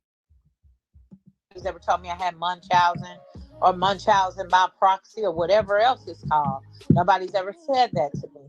But again, I can admit that I know I have a mental problem when it comes to being cornered or in a room where I have to take responsibility for something, and I'm angry or I'm worried or I am scared. I know that is a part of my life, and I accept responsibility for that. And I feel like that's why I definitely am in this position with Loki, and I feel terrible about it. And I apologize to everybody that can hear my voice. I'm sorry about it.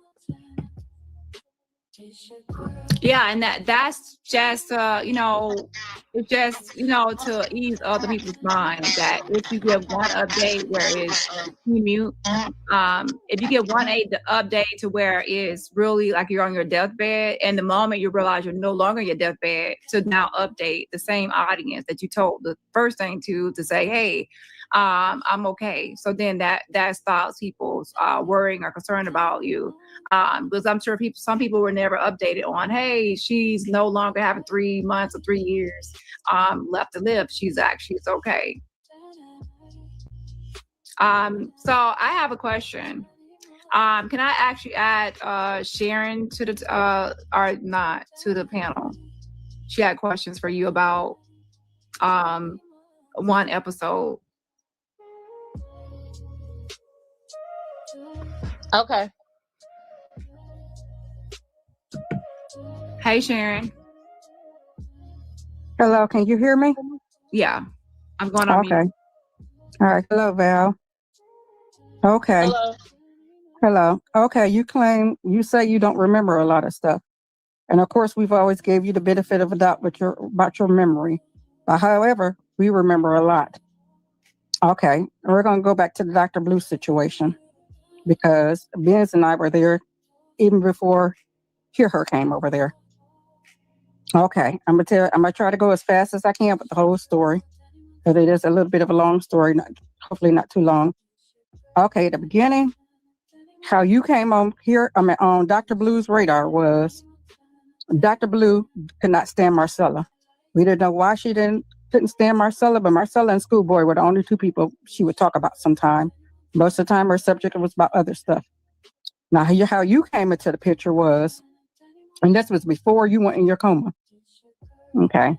She was over there, and, she do her daily talk. Now, as far as the Hear Her situation, when Hear Her first came in the chat, it was literally a couple of days before you were brought up, maybe 2 days. Hear Her got dragged just like you did when she first came over there in the chat.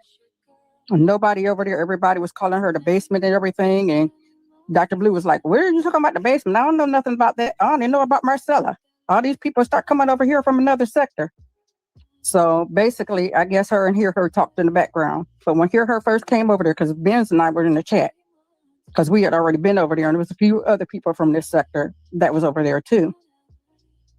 And so anyway, when Hear was over there, that same day, I can't remember if it was that same day or the next day, but it was pretty close to that time. You were about to go in the hospital. And Dr. Blue was talking about something else. And all of a sudden, somebody sent her a message that Marcella and So Devanir was going at it. And she was like, what? So she started playing they live while they were live. And I know a lot of people who are old school could remember this. Marcella and So Devanir wasn't getting along at the time, and they were supposed to finally be talking. And it was either on Marcella's page or So Devanir's page. They start talking, and the next thing you know, they start going at it. So while they were going at it, of course, Dr. Blue was team So Devanir because she could not stand Marcella. And she was like, oh, I'm going to drag him. I was going to drag him. And she was team So Devanir all the way up until you joined the panel. When you joined the panel, you and So Devanir was talking nice at first, and then y'all end up getting into it. And she was like, who is this person? Who is this person talking about So Devanir? And everybody in the chat was telling her you were a good person, you were an evangelist, and you were trying to give advice. We don't know, a lot of people were like, we don't know what's going on with So Devanir, why y'all fussing or whatever and stuff like that. So she immediately got very protective of you. And she was like, she was an evangelist. She said, I used to be in the church. I ain't tell y'all, but I used to be a preacher. She said, and I love people of God. If she a person of God, I need to know her. Tell her she got a circle of protection over here. Somebody please get a hold of this Evangelist Val and get her over here. So people were saying, okay, they were going to get a hold of you and tell you to come over there. And she was like, you don't got to worry about being dragged by So Devanir or no other man.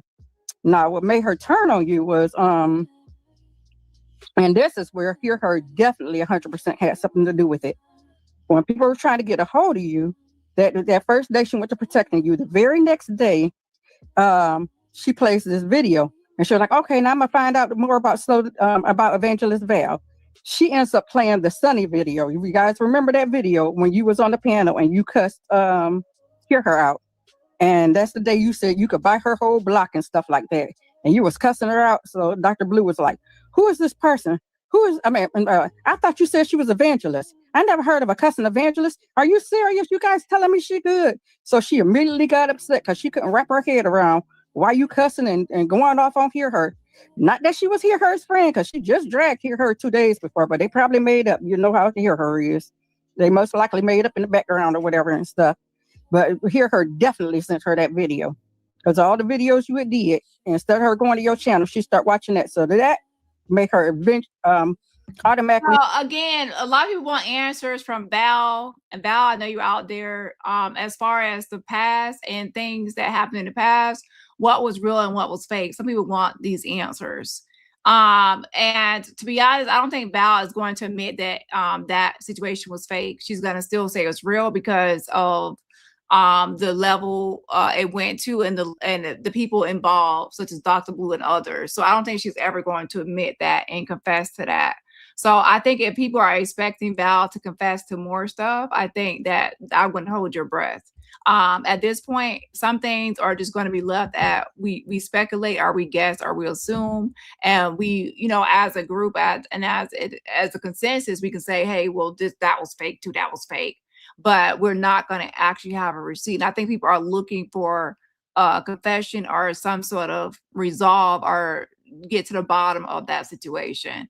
But when it comes to health situations, if you don't have people's medical history or medical report, you're not going to have a receipt. And that's why people lie about it.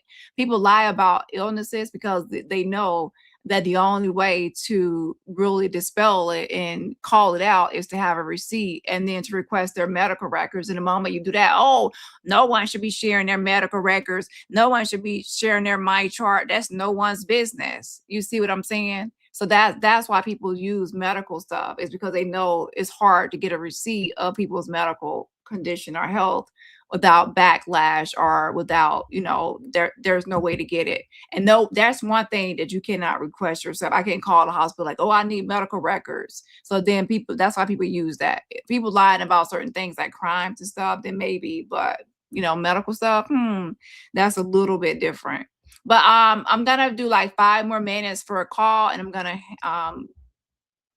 go ahead and end this live because it's already going on 4 hours. But yeah, 302-585-1375. That's 302-585-1375. Your last time to go ahead and call on this topic. And for the rest of this video, you can watch it. I think it's still gonna be like some more left of this interview, or should I say conversation with Val. I had on my backup channel at Author Show Cafe. And I think it was episode, let me see what episode it was. You can check it out, the rest of it yourself. That was episode 25. Turn on Sunny. Sure, like, whose panel on this? Whose panel is this? How is she? Somebody let her up here. This person pastor and stuff like that.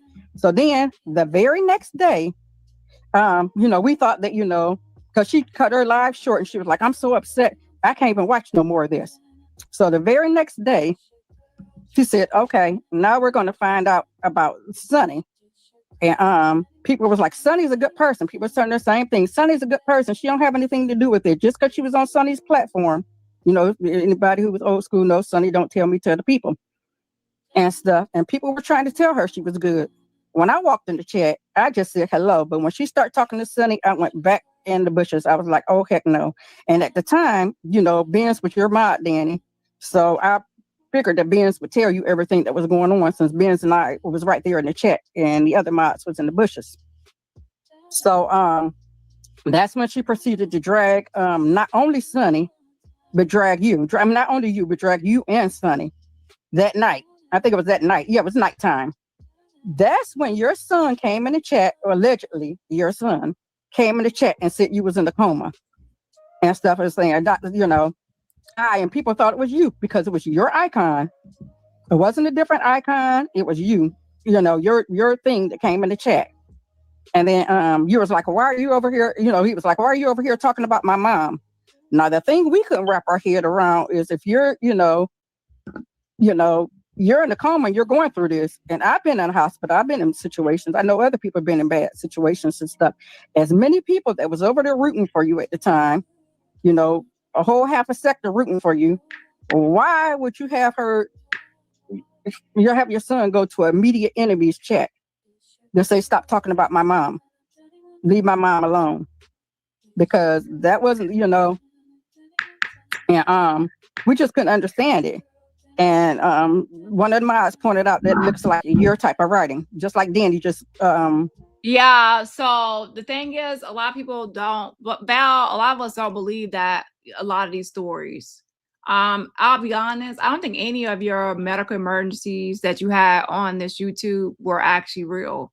I think all of those things coincide with you actually having some sort of you are being confronted, there was backlash, people were after you, you're wanting to escape. All of those point to signs or indicators that you at that time was, using those situations as an escape mechanism. You were.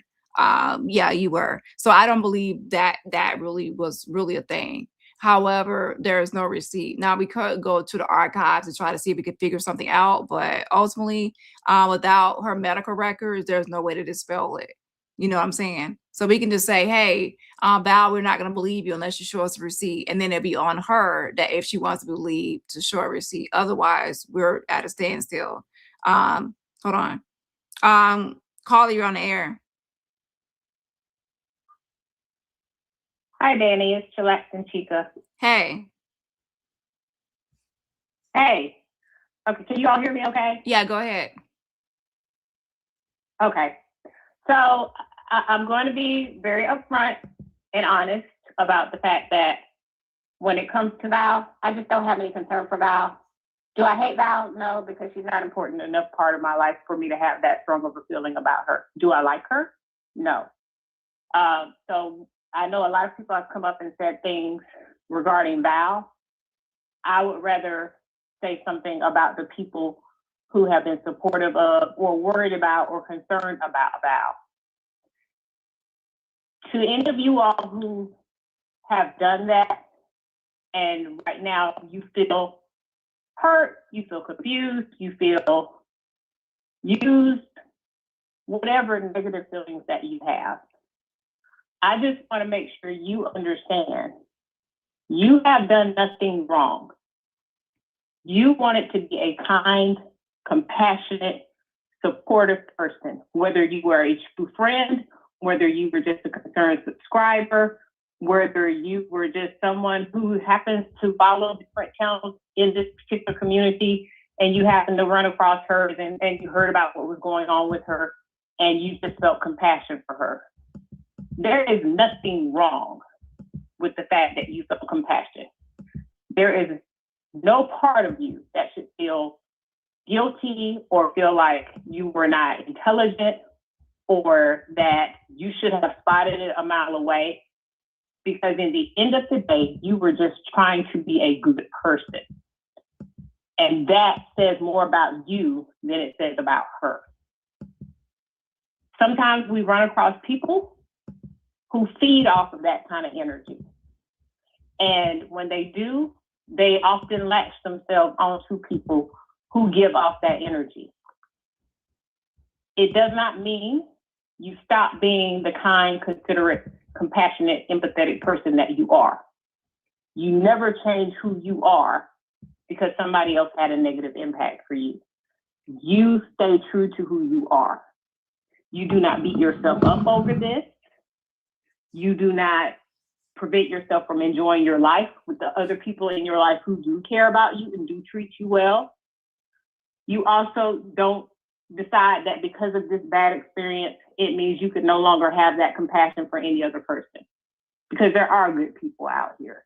And there are people who genuinely need your prayers, who feel a more positive point of view about life because they know there are other people out there that care about them and that are rooting for them in the background. So I guess my comment is more for those people who feel like they have been hurt and they may be in this position where they're feeling a lot of negativity right now. It's the holiday season. You're blessed with true family, friends, acquaintances, whatever it is that you have in your life that is positive, whoever that is, you have positive people in your life. Do not let what's going on with Val prevent you from focusing on the positive. And do not let what's going on with Val change who you are as a basic human being, because you're good people. And don't ever lose that part of you. That's all I wanted to say. Oh my gosh, Elijah Chica, you don't got no jokes for us? Oh my God, I thought you was going to drag the wig, child. And drag the wig, and Girl, drag look, the wig, and drag. Dani, I'm tired. I done flatlined 5 times today. All right, there you go. Help is on the way. Go on vacation, Giannis. You gonna go on vacation, Giannis? Oh, see. But apparently I'm a better scammer than that, because my scamcaciones were much more convincing. Adios. Adios, amigos. All right, Aida. Bye. Have a happy holiday. Bye. Bye. You too. Help is on the way. All right, Val. Let me stop talking about Val wigs. Val got extensive auntie collection wig. I'm gonna leave her wigs alone. Help is on the way. Try to the game, Val. Okay. Hold on. Posted just now. Now, the only reason why I didn't say nothing all this time, because we were really trying to give out hope that that was really you, and we were really trying to pray for you, because, you know, because even when we brought it to, you know, person we were mounting for at the time, she was like, no, Dani's going to expose Dr. Sharon said, Val, I'm gonna keep on hunting you down by that damn Dr. Blue. And Sharon said, and Val, and that wasn't your son and Dr. Blue Chad, and that was you pretending to be your son, and just like you pretending to be Bunny, and on your community wall. Do you even have a sister named Bunny? You even have a sister named Bunny? Yeah, a mess. Sharon said, yeah, she gonna, Val, you gonna confess to pretending to be your son and just so happen to pop up in Dr. Blue Chat pretending to be your son, and your son just all of a sudden typing, and the typing looked like what you type. Yes, that was you. Yeah, you know, Val could have a whole family reunion by herself. She gonna show up to the family reunion as the auntie, the uncle, the sister, the cousin, and even the ancestors. Help is on the way. There's a family reunion. There's a party of 5. What a party of 5? Me, myself, and I, my shadow, my reflection, child. Blue, she has all the receipts and stuff, and, you know, She has all the receipts and stuff, and you know, Dani knows. Dani's already investigated and stuff. And plus, with being your mod, I just assumed you knew everything, Dani. So I just left it alone. All you right, know, now, and we Sharon. generally would. Try to call me out, Sharon. Help is on the way. All right, Sharon, get off me. Get off me, Sharon. Get off me. Was praying for you, but it did look similar to like what Dani was saying. And the only reason why I didn't still have a receipt of it because it was no sense of me. I mean, I didn't screenshot it, but still, it wasn't no sense of us keeping a receipt about it because Dani had a whole video when she exposed Dr. Blue.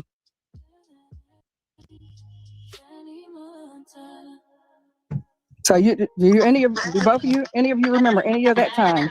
I remember all of that. I remember it. Val said she remember all. So I think Sharon. Y'all heard Val said she remember all that, but she said y'all on your own. Don't y'all get Val saying y'all on your own? She said she gave some confessions. These are my confessions, but y'all on your own about the other ones. She said y'all think Val gonna confess to all that stuff. Y'all got another thing coming. She said y'all on your own. Y'all better Scooby Dooby Doo it and expect the guy to go it. The whole point is, can you mute? Since right now you are admitting, Val has memory issues. All of a sudden, my brain foggy. I can't remember. Today is Monday. Oh, well, I can't remember what day it is. Oh, Val, it's Friday. Yeah, I got memory issues. Oh, I remember all that. I remember all back from 2021. But Val, you can't remember what happened a second ago. I can't remember what I just said. Val, she remembers. She got selective memory. We already know that. Selective amnesia. I said that in my last live or the one before that. Pretending to be your sister to protect yourself and to get people off you. And in that same case or instance, were you pretending to be your son to get people off you as well? I have never, ever pretended to be my son. Yeah. Ever. My husband is standing right here. I have no, baby, because I have never pretended to be one of my kids. And as for why I would pretend to be my child, why would I? Why would I? I don't know how he knew. Because you came into the chat saying that was your son, but it was you typing. I mean, it was your name. Just like before, everything to be honest, I believe it's your son if he come on his own profile. I don't believe nothing that Val ever has done when somebody came in under her profile. Bitch, that was you. Oh, I even say bitch. I say that when in conversation. My bad. Help is on the way. Anyway, it's time for me to get off and eat my food or eat something because I'm starting to get whatever. Okay, because I know me when I start getting like this, it's time for me to log off. Okay. Let me take one more call before I get out of here. Oh shit, let me get off here, okay? 302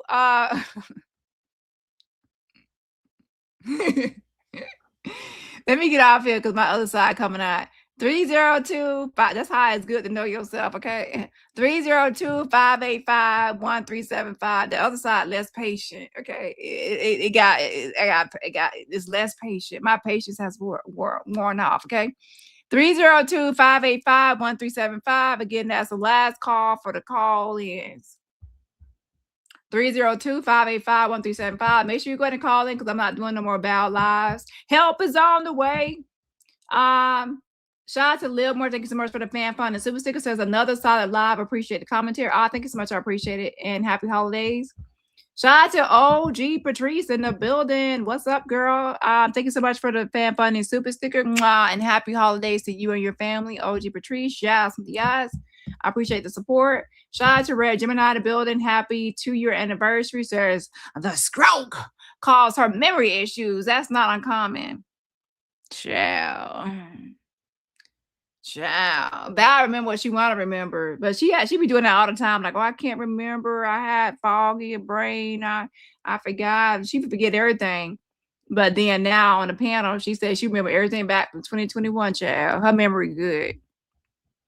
Help is on the way. That's actually a good thing to start seeing. Like, not for real, but if someone was always like, I got memory issues, they can always get out of trouble. I hate people do that. Oh, I forgot. I don't remember. I don't recall. but they remember everything else though. Yeah.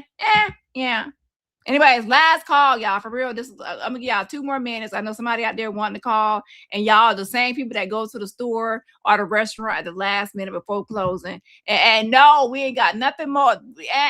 You if you wanted a chicken breast, you should have came earlier because it's gonna take too long to fry it. Okay, the kitchen is closed. Besides, you want some fries. Hey, get your ass home. Coming at the last minute. Okay, y'all, last minute shoppers and callers. Now, this your last chance to call in. And I know y'all last minute people out there. Last minute Christmas shoppers, including myself. Okay, 30. Wait, why you calling yourself out, Danny? Oh, dang. Anyways, I'm calling y'all out, not myself. Anyways, 302-585-1375. But you always late, Danny. That's BPT. I got a pass. It's BPT, CPT. As soon as I say that, that's my pass. Don't call me out. Anyways, 302-585-1375. That's 302-585-1375. Go ahead and call in. It's your last chance to call in. To come in Dr. Blues. And yeah, excuse me, because I always do this whenever my kids are brought up, I get emotional because my kids don't have nothing to do with this. My kids come on here and they do whatever it is they do because they think they are defending their mother. Did I put them in that place? Yes, I did. Because if I didn't have a YouTube channel, they wouldn't know nothing about, me being on YouTube. Only one of them has a YouTube. But my sons have always done and been respectful and came on YouTube on their own. I don't know how he knew to get there. I don't know. You can get some tater tots. That's it. I don't know about you, but I ain't no little kid. I need more than some tater tots. Ciao. Why he knew I could call his house and ask him. My husband is standing right here. This is just what they do. When they see an opportunity, when they know something is going on, my sons at the time knew and that there were certain people I talked to on YouTube. They knew that I went certain places on YouTube. I don't know if he got on my YouTube and was just looking around. I do not know. Child, help is on the way. Your son, your whole family taking turns. It's my turn. Sister, is my turn. Auntie, is my turn. Cousin, grandma, it's my turn. Child, everybody having Oh shit. Yeah, y'all get it. Y'all get in line, everybody, to take turns on Val phone. Help is on the way. Happy holidays to you too, my day one mom. I love you, girl. Happy holidays, everyone. Danny, I'm gonna get my belt for you, girl. You better get the switch because I've been really bad. Help is on the way. And by the way, I'm gonna get the switch I want to get, and that's gonna be the one that's gonna break as soon as you swing it. Oops, you should have got your own. A mess. But I never have pretended to be my child. That was my son. Period. That's all I'm gonna say about it. Period. Okay. Well, I'm not trying to attack. I'm sorry. Go ahead, Sharon. I'm not trying to attack your son. I'm just saying that it looks as the same pattern. Everybody know that nobody trying to attack her son. She only said attack her son to get people off her. So she was throwing her son out there and say, "Oh, you want to attack my son?" No, Val, we calling you out for pretending to be your son. Okay.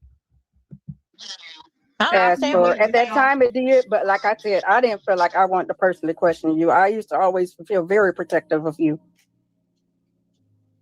But it just nobody hardly in this sector knew who Black Dr. Blue was because she wasn't even from this sector. Sharon, I never heard of the lady before the attack.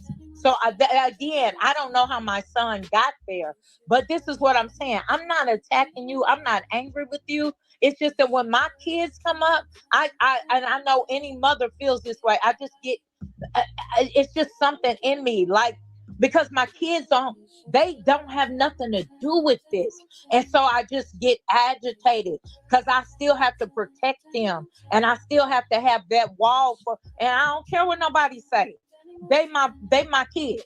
And so for this question, the only answer I can give is yes, that was my son, and that's the end of it. Ooh. So KK says, so he logged in as you, found an enemy chat, stayed in the bushes long enough to see someone talking about you and then commented. Like I said, yes, that was my son. Okay, so you're saying that you lied about the stroke, you lied about the flat line, you pretended to be your sister, you had one fake emergency crisis on Mommy Biter's channel where you pretended to have some sort of crisis to escape that, and you're saying that that's the only thing that you have lied about as far as health, and everything else is true.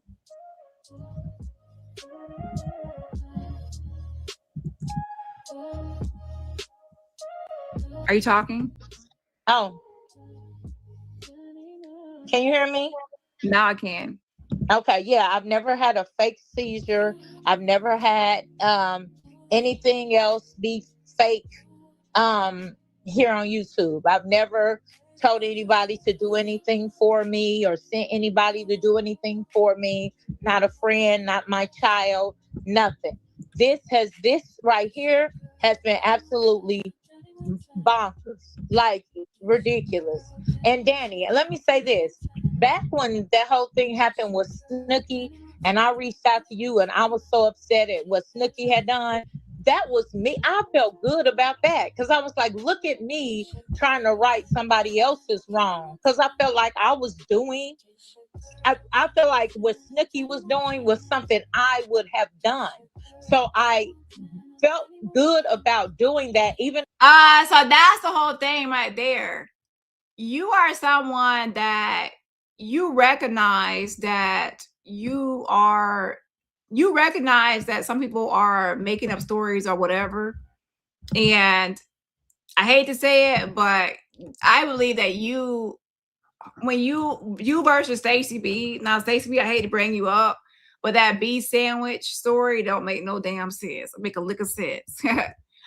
So with that being said, Val hearing that story was like, this sounds like something I would say, like something I would make up or something I would do. So I think that Val saw something in Stacey with that story and possibly other stories. And Val was like, yeah, Stacey making up stuff. And that's why she was on the phone. And and it led to this current stuff. People was on me for it.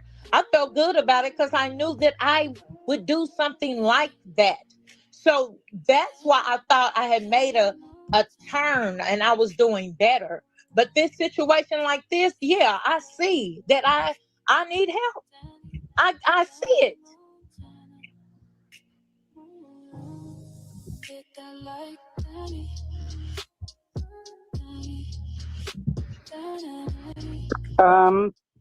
Well, I've been day one in this sector, and there's been like other patterns that, like what Dani just asked about. We kind of questioned that about you starting to walk again, but like I said, always took your word on certain things. When I was walking again, because Red Label called that out. That was, remember, and believe me, he was definitely an op of ours at that time. And he said he had a picture of me walking. Do you remember that, Sharon? I remember. And I said, where is the picture? Show the picture. If there's a picture of me walking, he said I walked 10 days before I said I did. He said I was carrying my baby, my little boy. I said, bring out the picture. He never showed the picture.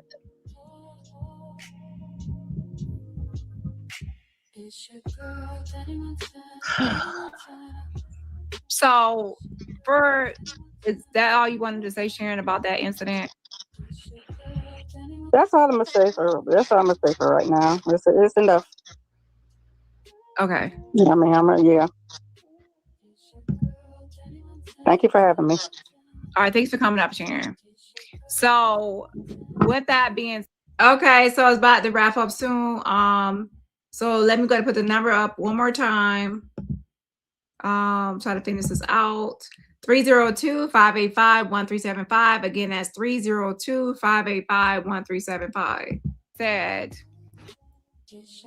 now that we know that you pretend to be your sister on some of these posts, like on the text message and on your community wall, now do you understand that in the future, no one's going to really believe any post that you make about any family member? Even if a son comes on here or anyone comes on here as a family member, people are going to automatically assume it's you.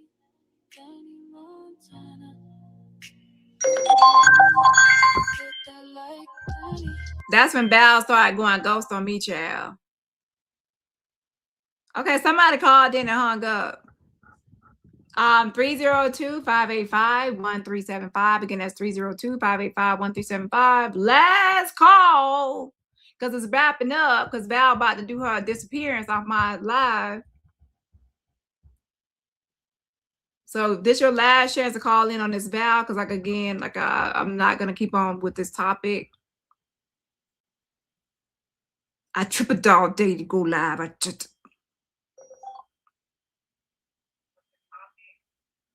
Okay, you gotta turn me off in the background. Okay. Caller, you're on the air. Okay, they hung up again. Okay, try to call back again, child. But make sure you have me off in the background so you won't be echoing.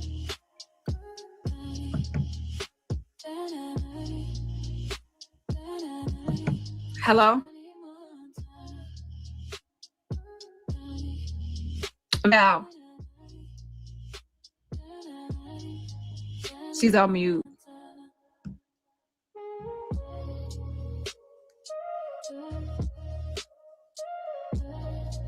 Val is escaping. This is how she escaping, y'all. She running away. Okay, Val, are you answering or are you dropping down? I trip a dog, day, trip a dog. Just a little piece, just a little bit. You should take that name off, Evangelist off your name.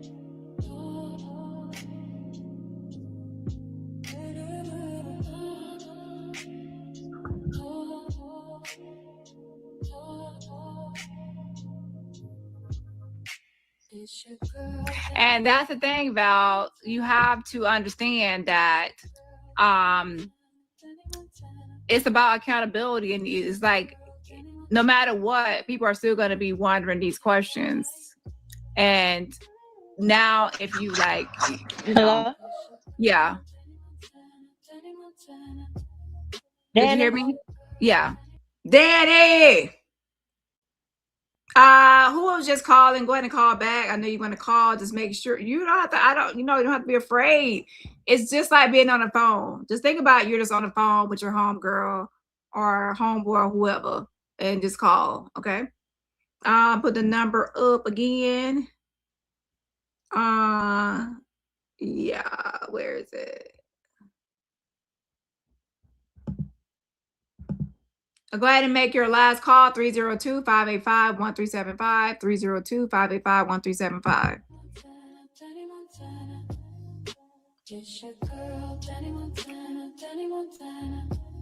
Go ahead. You're muted again.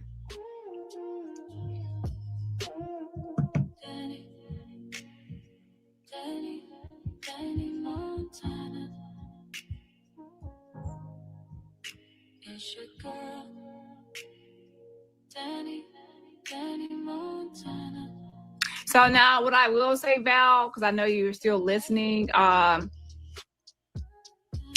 do appreciate you for being honest on some of the questions as far as the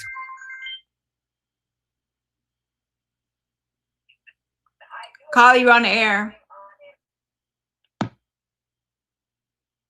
All right, somebody playing games now or what? Is somebody really trying to call in or somebody playing games?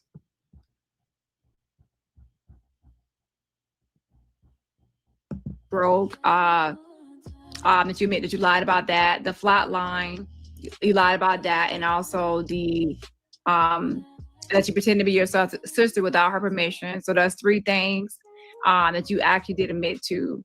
And now it's all about you want to salvage or fix a relationship between you and Low-Key. And like I said, she wants to see change behavior, and I think all of us want to see change behavior. Yeah. Hello, caller. You're on the air. Hello. Well, I'm not trying to scare nobody because, I'm down to earth, laid back motherfucker. So there's no reason for anyone to be scared to call me. Caller, you're on the air. Hi, Dani. Hi. Username? Regina Snow. Hey, Regina. You're on the air. Go ahead. Okay. I just wanted to say that Snooky is a person that really thought that Val was a woman of God. She really, really did. And they met up once, and she gave her sandals and shoes and everything. And I brought that up to say that she played her, she toyed with her because she knew she really loved her as a woman of God. And so it was a time when Snooky had gotten a message from Val's husband, supposedly, and we saw the message, and the message was saying that Val had 8 grand mal seizures, and that what's going on with on online and trees and everything, he was blaming trees and us, and everybody. And so we was like, oh my God, she done had 8 grand mal seizures. So we all in the back, me and Shrinking Sharon and and everybody. And everybody that was in that group, and we felt so bad. We like, oh my God. The next morning, she got up. It was early in the morning, like 7 or 8, and she did a lot, and she was as lucid as she could be. I mean, she wasn't woozy. Her speech wasn't slurring or nothing. She was just as lucid as she could be. Now, looking back, we know that was not a message from her husband. That was Val. And I just want to say that's horrible to do people like that. We thinking that she is really and is having a problem. You know what I'm saying? And so we all like, oh my God. And some of us are crying and we are praying in a circle, we holding hands, so to speak, and we are praying and crying. And now to know that she does this, it makes sense now. That wasn't her husband who sent that message. It was a situation again when Therese was dragging her. She wanted it to stop. And Val just straight up lied. And it seems as if she can't stop lying. You know what I'm saying? She told us about the story, when she was 5 and she caused all the problems. She had to lay it on thick about the situation that happened or whatever. She just can't stop lying. And I just think that's sad and pathetic, really. That's just my thoughts on the subject. And that's all I wanted to say. Hey, everybody in the chat. And that's the thing. That's all if you like, once she you played with us, Dani, and I'm done. I am completely done with that. I can't do it. Are you serious? And then to know the flatline story. Are you serious? We all up here like, oh my God, this lady's gonna die. She's having problems. Let's pray. I'm praying. Girl, no, you don't play with folks like that. Emotionally and mentally and spiritually. You don't do that. There's no way she's an evangelist. There is no way that she's a clergy woman. No way. She's not fooling it. Well, the mask is off because she did fool. I ain't going to say she did. But the mask is off and we see you. There's nothing that she could say to me or, the folks who know, who've been here. We know she's been lying since day one. And it's like she can't stop. It's just ridiculous. Okay. I have a question. That's all I had to Can you hear me? Okay. So I have a question. When you got the message of you were saying pretending to be Eric, her husband, was that through her own name device or through his own name and devices? I'm sorry. Was it what now? Like, did she message you from her own phone number or social media or through his? Oh, you know what? We saw the message from Snooky, and so he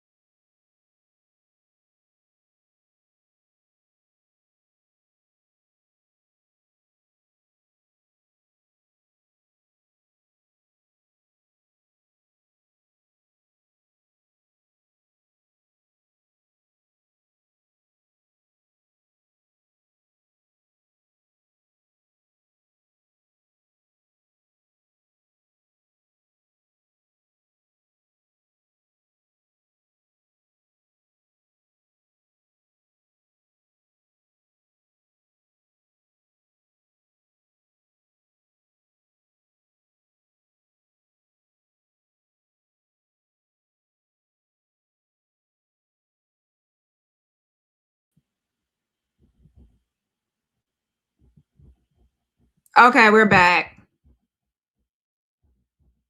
Oh, I okay. guess it's telling me I need to shut up. And But Val had even said at one time that somebody was dragging her. I'm thinking it was trees. I don't know. But she had said that she wanted to kill herself. She was thinking about it. She felt so low, and she was thinking about suicide. And, it's been so much with her.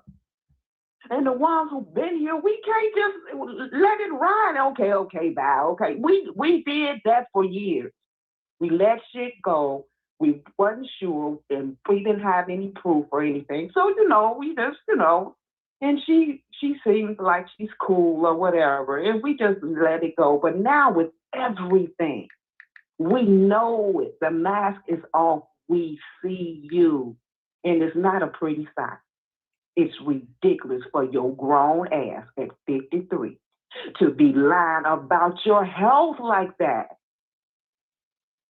And what got me to liking her, or even because she's sick, and I relate that to my mom. She was sickly like that and had a lot of medicine and always at the doctor and in and out the hospital. You know what I'm saying? Mm-hmm. You messing with people. That's unforgivable. That's unforgivable in my book.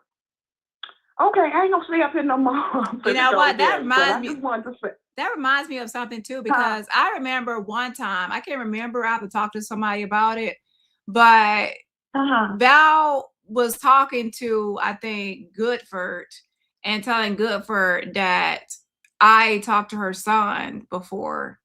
And I can remember that. And yeah, she said that on a panel.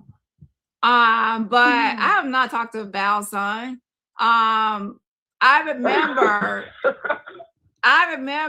her saying that, but I got to go back through messages and see. But I think that was some sort of group message that I was a part of that's supposed to get updates on Val. But I was wondering, like, where's the son? Because I wasn't added to nothing with the son. It was just Val. And then I guess someone coming in there is supposed to be saying, I'm the son. But I never put it as the son, to be honest. I'll be honest, like, stuff don't make sense with Val. And that's why I went to her privately. Stuff don't make sense. Okay. I'm glad that she don't love me, honey. Because everybody she say she loves, she fuck over. You understand? Every one of them. Low key. And sweet and as good and as loyal as she has been to you. I mean, she left trees. She got into it with trees because she chose you, motherfucker. And for you to play with her like that, I'm going to go because I get the cursing and stuff. But I just think it's ridiculous. It's crazy for her to do that. And like I say, I've been around for a long time. I have seen it. Ain't nothing that she could say to smooth this over. You know what I'm saying? I get where Sean is. I definitely understand. But I mean, it's a lot of stuff that's like crazy on here, and people are gonna react to the craziness of it all and the lies of it all. It's ridiculous and it's unnecessary because she doesn't really have to do all of this to it's sad. Yeah. For your grown ass to be like that. And you know what? I think that her family, she has done it so much and manipulated and played with them as well because it's who she is. It ain't something she just threw on the tube. This is who Val is. She played the game so much with everybody. I think she played with them as well. They know who Val is like we know who Val ass is. The mask is off. We see you.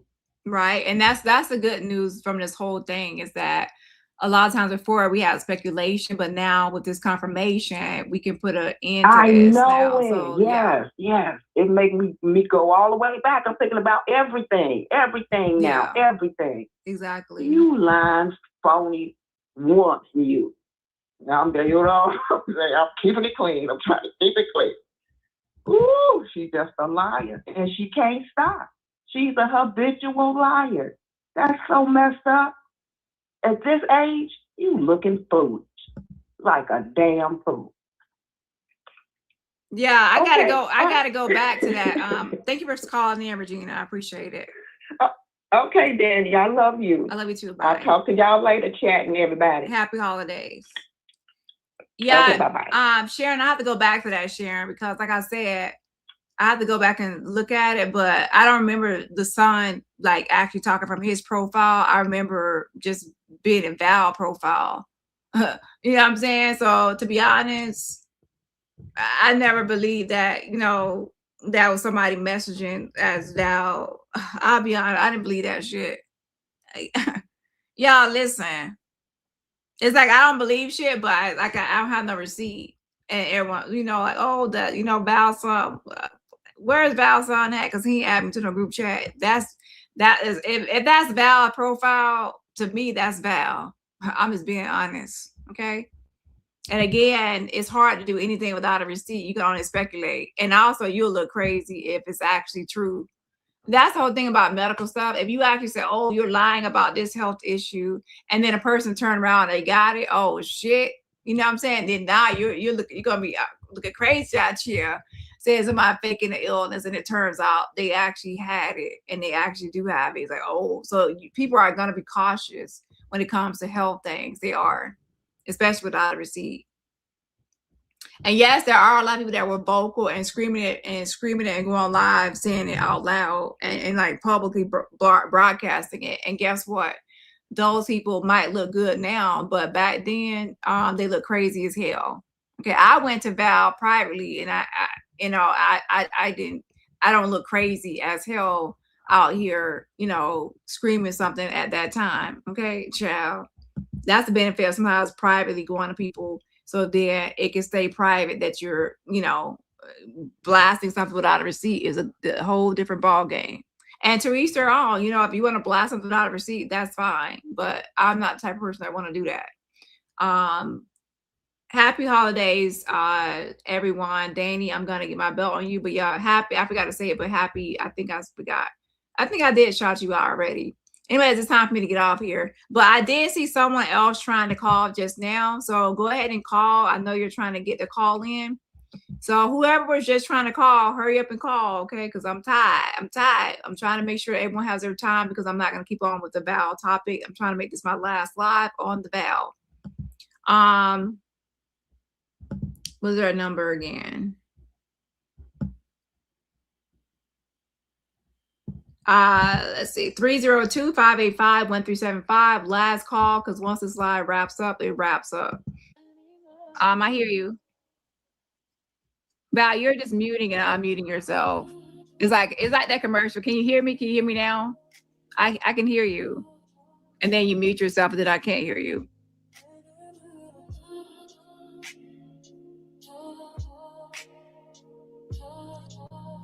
So Val, are you escaping from this now? Is this your way of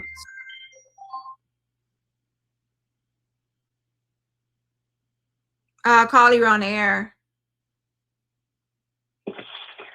First of all, salute to you. I'm Dani. Username? I don't know if you can hear me. This is Anovia. I appreciate you and the whole nine. Hey, girl. First of all, you know, you're the dopest one out here. I finally get to say this to you like this. Salute, salute, salute. Appreciate you. Appreciate you being a type of CC that shows empathy, that has, you're definitely a voice of the voiceless. And, you know, you have a wide variety of topics that you deal with. So I just want to just throw some flowers at you, especially understanding that I came from the motherfucking, excuse my French, but the reverse ankle knock needed bitch. You know what I'm saying? Mm-hmm. So I even appreciate you even allowing me to speak on your platform. That's first of all. Regarding this lady, this Evangelist Val, again, I don't know how you do it. I think you got to really be a beautiful person the way you handled this. This lady, this bitch was straight line. I don't know if I'm allowed to say bitch, so if I'm not, let me know. You're fine. But she was straight line. She was straight lying. She was lying on when you did that interview with her. I mean, it was ridiculous. And then for her to like get indignant about it, complete. And for me, the illest was when she pretended like she dropped off, and you were like, yo, I can see that you muting yourself. She don't even come clean about that. And she's an evangelist, an evangelist type. I mean, it's mind blowing that she could lie like that and say that she flatlined. One moment it's a stroke, one moment it's a seizure. She got memory problems. Then she pretend like her husband was right there. She's like, oh, hold on, baby. Like, what the hell is this? What kind of people are these? I'm fucked up in the head over this. I ain't gonna lie to you. I don't know nobody in real life that could just fucking lie like that. And she lying for people to send her money and cash out, but then here she is. I don't need no money. That type shit. But bitch, you're taking it. I don't see you sending nothing back. I ain't hear nothing. Then I hear, I'm sorry for rambling, but then I hear how you had one time whenever this exercise started and she first came out the illnesses, you did a fundraiser or something like that, try to raise money for this lady. She has no motherfucking shame. I'm sorry. And I don't have no mercy for a bitch like this. I'm sorry. I'm not sorry. Let me not say I'm sorry. I'm not sorry. And I look forward to actually analyzing that live that you did, where you talk about the live. She's coming clean, but lying at the same goddamn time. How the hell you coming clean? How the hell you say your sister gave you permission, but then you go, oh no, she didn't know I was going to use her name. She didn't know that. What you talking about? Yeah, it's crazy. But yeah, she thought that, she can lie or twist and spin things. But, I was like, Val, no, your sister had no idea about you doing that. Just stop. Like, you're lying still. So you're right. That lady's possessed, Dani. I believe she's possessed by wickedness. The truth ain't up in her. One moment she's sorry. Next time it's how many times I gotta say sorry. Well, she didn't mean to lie, but she lied. Like, what the fuck? Like, oh my God, yo. This woman needs to be bathed in a bath of goddamn holy water. Okay? The pretending, that's the other thing. No disrespect. How's she gonna pretend? This bitch pretended like she had a stroke. She changed her voice up, man. Like, who do that? I'm just like, she like one moment, I'm fucked up. I can't talk. I done had a stroke. How the fuck you call that other line bitch the goddamn veteran? The P-Hunter veteran, because I don't want to disrespect your platform, but she be hunting that Panani on the internet. She ain't even got to see this shit. The lady that you talk, the veteran that got the bumblebee lie that she ate a bee and shit. Oh, yeah, Stacey. Oh my God. I can see why they rocked out. Because both of them some lying ass bitches. Okay? Yeah, I mean, they're lying ass bitches. That, to be honest, I don't know why people don't believe the bee story, because yesterday when I was at lunch, I was eating a sub sandwich and a bee flew in my mouth and bit my tongue and then my throat. So it can happen. Yeah, you're right about that, because yesterday it was nice where I was at, and the bee flew in one side of my ear, flew out the other. Then it went in between my eye and it stung me in the back of my cornea. And I had to go to the hospital. Yeah, it can't happen like that. You're right. Yeah, I told you it happened. So we just got to go to a be anonymous, so we could all sit around and talk to our therapists and group therapy about our bee experiences. Okay? Like, I got one day I don't have a leg, the next day I got a leg. One day I'm in a wheelchair, the next day I'm on a stage winning a trophy against real injured people that served in the military. Yeah, it can happen like that. You're right. Right. So is there anything else you want to add on the Bell topic? I do. Watch out for flatlines. They're contagious like the cold. Yeah. Be careful. Yeah, be careful. flat lines are going around. Watch out, okay? Again, I appreciate you. I'm definitely a fan. You are the flyest CC around here, and that's real talk. And I'm so happy that I finally got turned on to you. But fuck that line, bitch. I don't give a fuck. I'm not letting up. I'm going to continue to really analyze the lives because, like I said, it's so mind-blowing that this woman don't even feel no guilt about it. In fact, she got the nerve to be mad that she got busted. And she didn't get busted, would she even be trying to clean it up? You know what I'm saying? It's, you know, and I understand and people like this lady, she's been around, they believe in her, you know, she came on here preaching and all of that. But when a person like that, you know, get really low with it like that, it's hard for me to even believe that you are really a true holy roller. I don't believe none of this shit this lady said. I don't believe her about her son not calling bitch. That was you. You know you pretended to be your son, just like you had no conscience pretending to be your sister with your friend. You call that veteran lady the lying-ass bitch, the bumblebee bitch, call her pretending you had a stroke. And if I heard your line correctly, I think she did the fake stroke close with you. You know, how do you do that? And especially the way you, from what I've heard and been put on to, you had this lady back. You know, you really kind of held her down and you stood 10 toes down for her. You know what I'm saying? So I don't even know how this bitch could then talk about, oh, you going dark. Nah, bitch, you're the one that's dark. You know what I'm saying? You're the one that's foul and nasty. And what she should have done was really been begging you for your forgiveness on some real shit instead of trying to cop a plea and then go to her own shit or whatever she do and talk that shit that you replay back where a bitch is lying and then she want to act like you doing something to her. Now she's the victim. How the fuck you lie and do dirt to people, but now you the motherfucking victim? What the fuck they do that at? And because you saying you an evangelist, all you got to do is say you sorry and that shit's supposed to be good. Oh, fuck out of here. Now, pardon me for going too long, but I finally got through. And I just wanted to say this about this lady. I don't give 5 fucks, ain't no disrespect. But this lady, she had any dignity. You know, she like fucking Mammy Dearest. Because if she had any fucking dignity or any kind of sense of decency in her, her ass would have got the fuck up off this bitch for me. At least for a minute. And that's another thing. Thank you. I'm going to let you go because I know you've been here for a minute.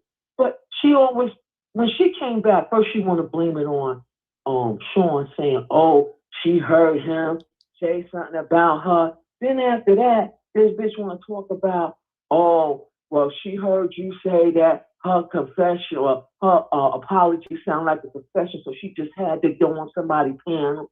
That's some bullshit. Okay? Thank you for your time. I appreciate you, and I'm a big fan. Have a blessed evening. Same to you, and happy holidays. Thanks for calling in. Thank you. Appreciate you. Bye. Shout out to Zenobia for calling in. Nice surprise. Thank you so much for calling in. And you know, everyone has a right to their opinion on this situation.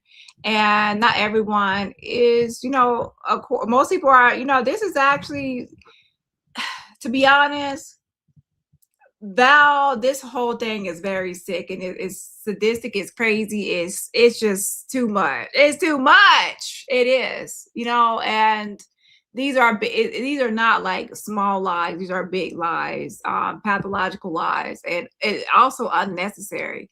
Val could actually get sympathy for her real issues, whatever they are, without making up issues. But of course, she realized over time that making up severe issues got her more empathy and got her more results to get people off her ass.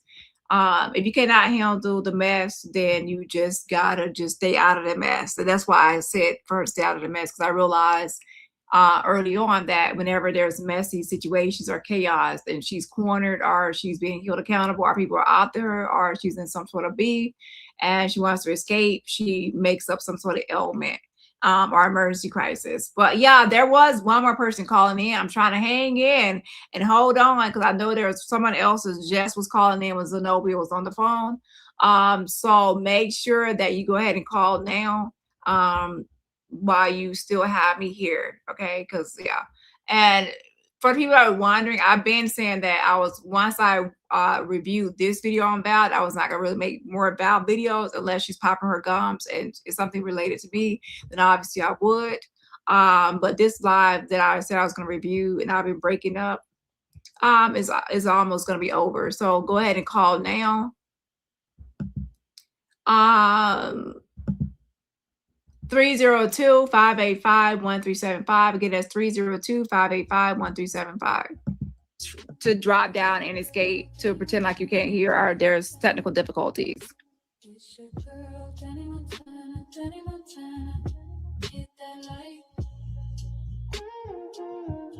So, all right, this is my last question so I can let you go. Are you actually really going to take a break from YouTube and work on yourself? Or are you still just going to just continue down the same path?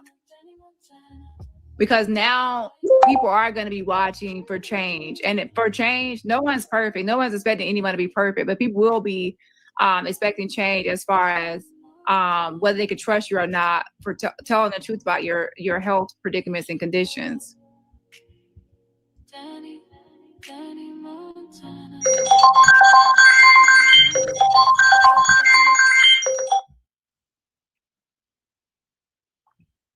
Caller, you're on the air. Hi, Dani. My name is Kalika. Can you hear me okay? Yes, I can. Go ahead. Yes. So first I want to say I'm a fan. I love your content. I love the way you handle everything. I've been watching you for a very long time. Thank you. In regards to the situation with Val, for me, I just want to say it's very entertaining. Everything in this sector is extremely entertaining. Most of us get a kick out of it, right? And I'm just being honest about it as a viewer. So it's just strange to see how adamant Val is to keep coming back, pleading her case over and over again. But it's for entertainment, and she knows that. A lot of people really don't care or are concerned like you are, other people that may be her friends, like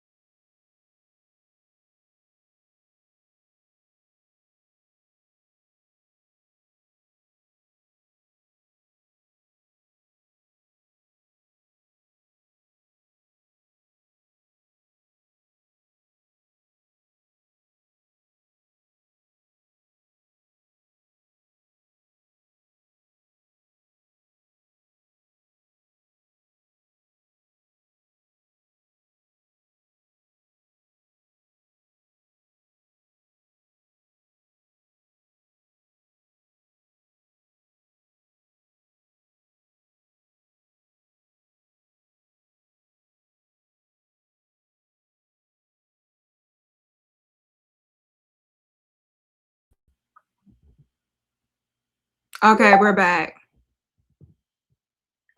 did you get to hear what I said? I don't know how much you heard. Well, I mean, we heard it, some of it, but not all, because I had lost connection. Well, StreamYard is acting up because I'm still, like, my internet is still on. I keep getting booted out of StreamYard. So, but I'm back now. Okay. Well, thanks for giving me another chance to say it again. But I was saying that I've been watching not only your content, but everything in this sector. I keep up with all of it. I'm like one of those quiet people who just watch, and I'm like thoroughly entertained. Like I don't even watch television no more. I go to this sector, but you're my favorite content creator, and I just love the way you handle things. But I do watch all of the mess just to be updated. And most of us, we do that. Like the majority of people that are watching, the 1,000+ people or whatever the numbers are people that you may not have a relationship, Val may not have a relationship. We're just viewers. Most viewers are watching to be entertained. So what I don't understand is how when these people come on like Val, and there's others, but when people come on like that and they say, oh, God loves me, or I'm wrapped in the arms of Jesus, I ain't got to worry about this or that, I'm protected. But then they complain about the feedback from what they're bringing to the internet. It is strange to me because they seem like they would be smart enough, as they profess that they are, that they would know people are here for entertainment. We're here for the mess. So if you're intelligent, you would just take the advice and just ease up. But what's more complicated than that is if you're so godly and you have all this love around you, your family, why are you in so much pain and agony from people talking about you on the internet? Why are you, like, I think it was the other night when she was on Income and she was breaking down and saying how painful it was for her. It's like, I don't get it, because if God loves me so much and I confess all of this, then wouldn't I just be calm and at peace? So to me, that shows that there's a huge sickness there that we cannot understand at all. And I don't even think it's strong enough for a therapist to understand. But what I hope happens for her is that she has or can find some comfort in her husband, like her husband's loving her. Like, where is he? Like, how is this happening? Because if I had a husband, I'm not even married, and I'm like, I'm like at peace. And I don't even have a relationship like with God, like she professes, but I have peace. So my thing is, I hope that her husband can show up for her, because the guy that she's talking about is definitely not present. So she says the husband's there. I'm just hoping that maybe he can get her, because he can't be in the house with her when she's breaking down like that, because who would allow that to happen? But it's happening more than usual, so it's strange. But I hope that she can find it. But everything that she says she has strength in is definitely not there. And I just want to remind her, Val, we are being entertained. So just remember, when you come here, people are going to watch you crash out. We're here for it. So just remember that as you make your decisions. That's all I want to say. Yeah, I think some people forget that people log in to, as a, to get online. This is like the new Netflix, or it's the new YouTube has replaced that a lot of times, especially like during, I don't know if you were here during the Hunger Games, but people are watching to be entertained and with the mess. And, I think she realizes that at times. That's why she goes live, and she realizes when she drags people or roasts people, she gets more views, and she's all in it. It's just that when people start to respond and give her pushback or feedback or react to her, then that's when she wants to like get people off her back and then mix up stuff like this. It's crazy. Right, exactly. And that's the thing. And it's like, and the thing about it is the hypocrisy that makes it even more entertaining. Because it's like we're watching it and we see the hypocrisy. I mean, I can only speak for myself, but I'm very intelligent and I know how people operate. And when we're watching the hypocrisy of it all, we know more mess gonna come with it.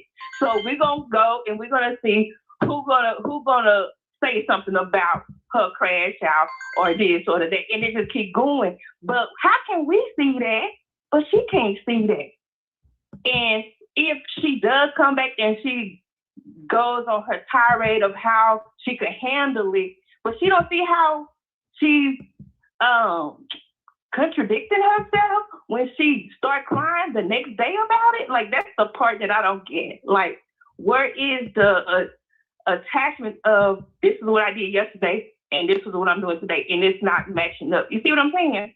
Right. But yeah. But thanks for allowing me to speak. Oh, and I wanted to make a suggestion to you for your singing. I think you should do like a karaoke with all your songs. I love your music, and I know just about all of the songs. So just something to think about. Oh yeah, that's actually a great idea too. Thanks for the suggestion. Yeah. Now, I'm not going to say I'm going to do it because I'm kind of shy, but I know all your songs, girl. I be listening to them joints. They be jamming. Thank you so much. Let me try to butter me up now. Girl, seriously. But you know, you keep them mad. You got them mad. They impressed. Mess. Thank you. All right, girl. Thank you so much for calling in. Bye. Have a good night. You too. Happy holidays. Okay, so there's 2 more people that called in while she called. So if you want to call, make sure you hurry up and call. The live is wrapping up. Okay. A mess. And these bitches, they stay pressed. Let's see here. So let me put this number back up.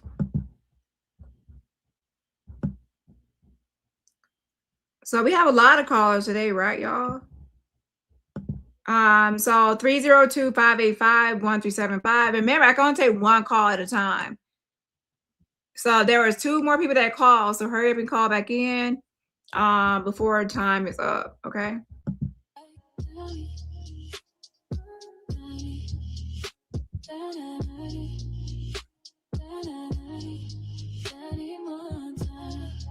Okay, let me get some shout outs. Hold on just a second. Let's see here. Shout out to Charms. Thank you so much for the fan funding super sticker. Yes, I appreciate the support. Again, shout out to you. Shout out to Tila. Thank you so much for renewing your membership. Again, shout out to you, Tila, for renewing your membership. Also, shout out to Nina. Thank you so much for renewing your membership as well. True Embrace says, not she using Dani as her personal therapist. You know, I'm not upset with Val. I really want her to improve and change. However, it seems like she wants to be like, I would say, 50% honest and still 50% hide some things, and not 100% forthright. So that's why I'm saying that she needs to take a break to actually work on herself, because she's actually admitting to that she cannot handle conflict because she lies to avoid these conflicts or confrontations. And the lies are not just innocent, small lies. These are big lies, and lies that are damaging her friendships and interpersonal relationships. So she might see it as coming down hard, but you know, some people will actually, to be honest, not even want to have a conversation or anything to do with her, completely cancel her.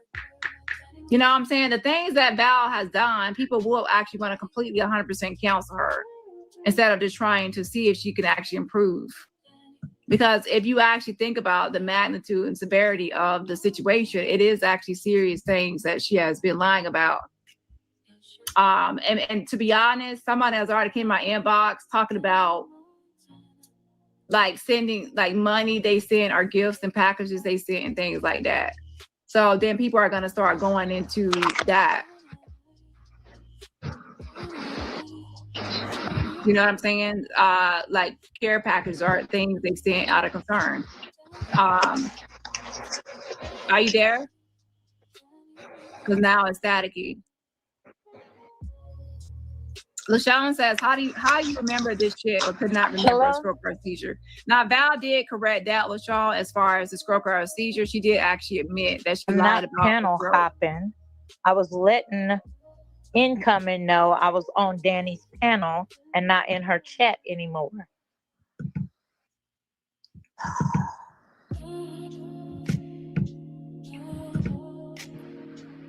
Ahmad says Eval is a Dani. Okay.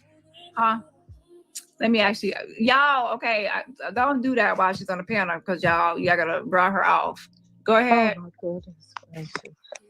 Go ahead, Val.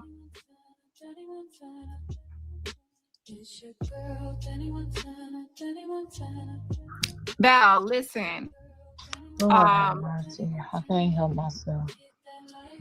Val, listen, you got yourself into the situation. So what we're trying to do is, you have to understand. For the people that were just calling in, the live is about to wrap up. Remember, so that's 302-585-1375, 302-585-1375.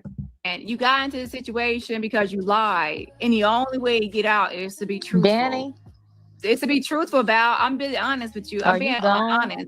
In this conversation was your chance to actually be truthful on things. Do you want me to drop down?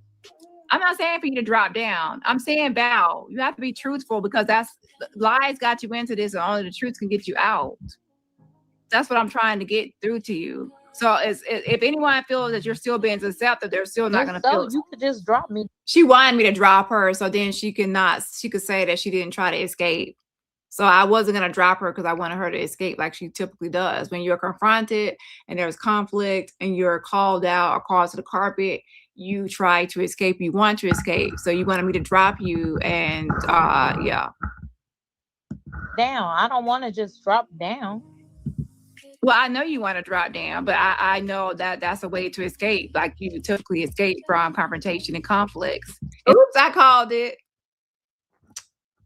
Child, Val, I don't know why you thought you could do that. Like I knew what you were trying to do.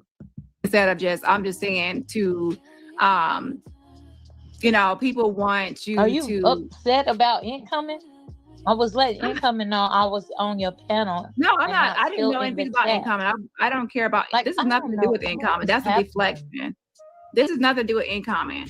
Val, your NARC games. I hate to say NARC games, but your games are not going to work. Okay.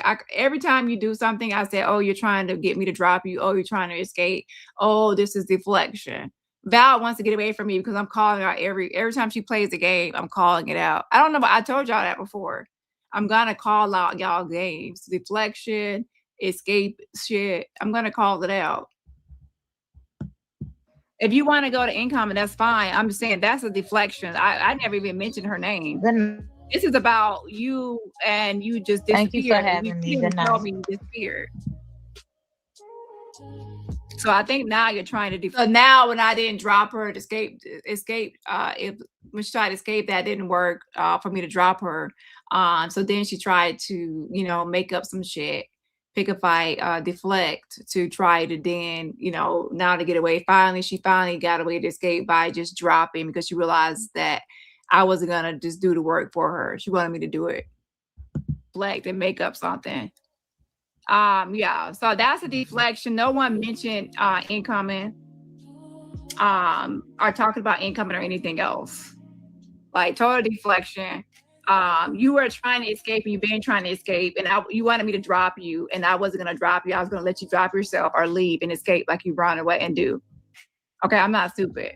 The moment is, oh, I didn't leave, Dani dropped me. So no, I'm not gonna drop you. I'm gonna let you escape and run away. Like you just said. After you deflected. So now go ahead and go to incoming, and nobody's going to be able to rescue you. That's what she wanted. She wanted me to drop her, so then she could say, Dani dropped me. I didn't want to leave. I was dropped. So then she could try to blame me if I let her run away and escape, like she has always keep on trying to escape. Then she can't blame me for her escape. No one can rescue you from this. So go to incoming thinking that you could be rescued. Okay. Shout out to Leila Letitia. Thank you so much for joining the channel membership. Again, shout out to Leila Letitia. I appreciate the support.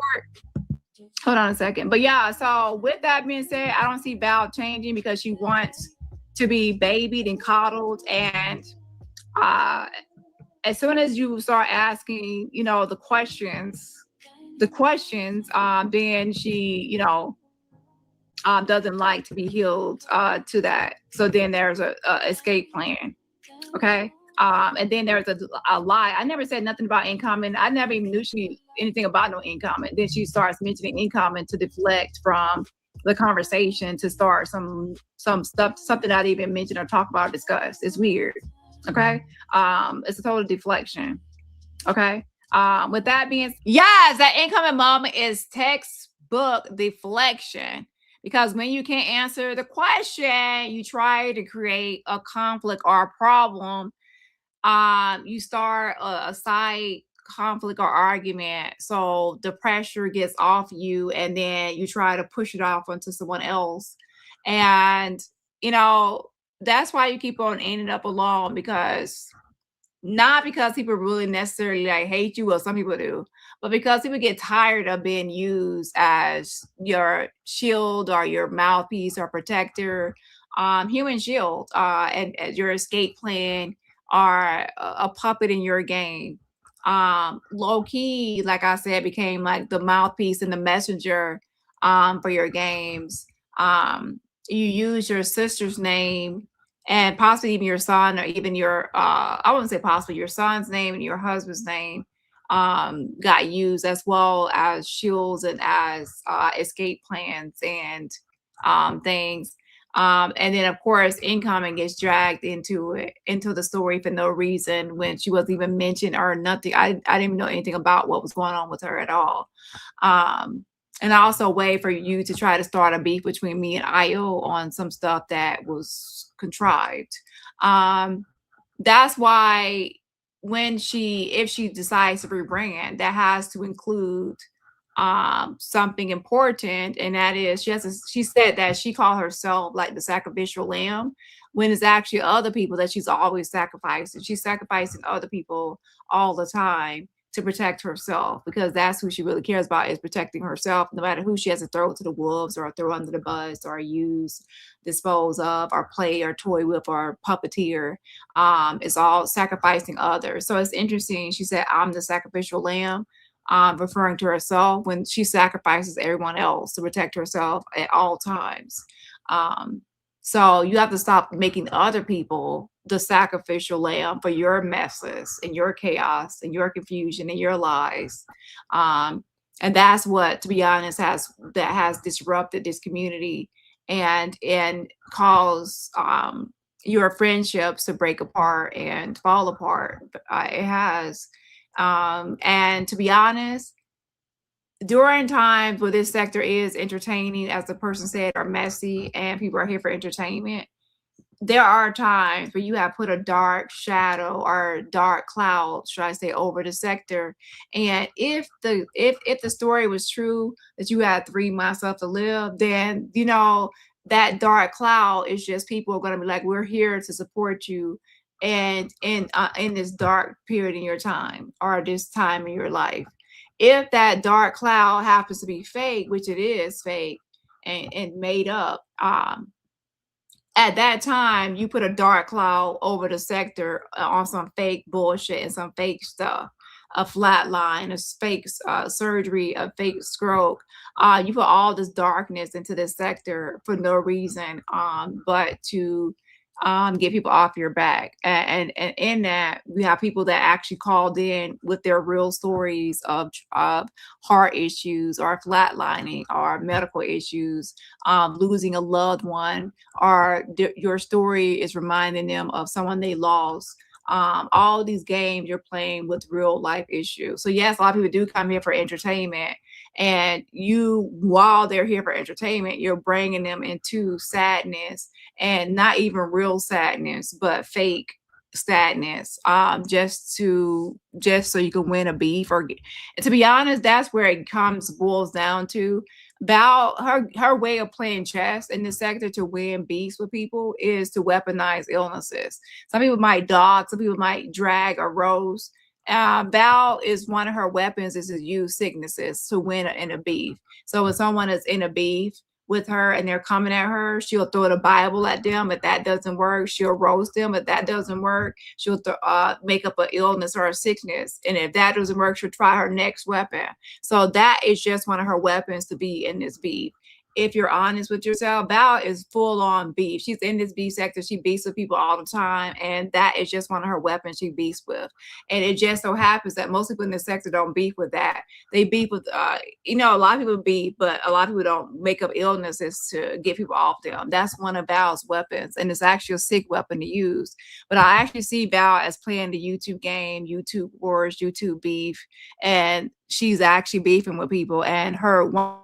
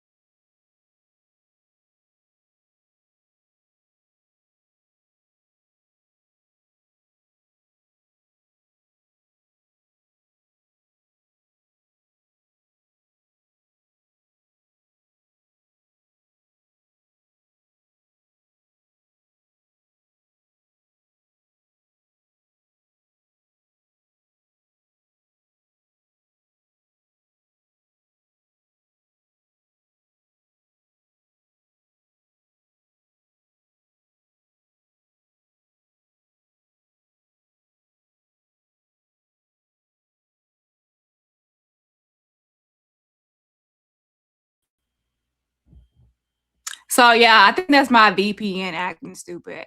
But what I was saying, I'm going to wrap things up. I believe that Val has used my platform before, and for her made up stuff, as well.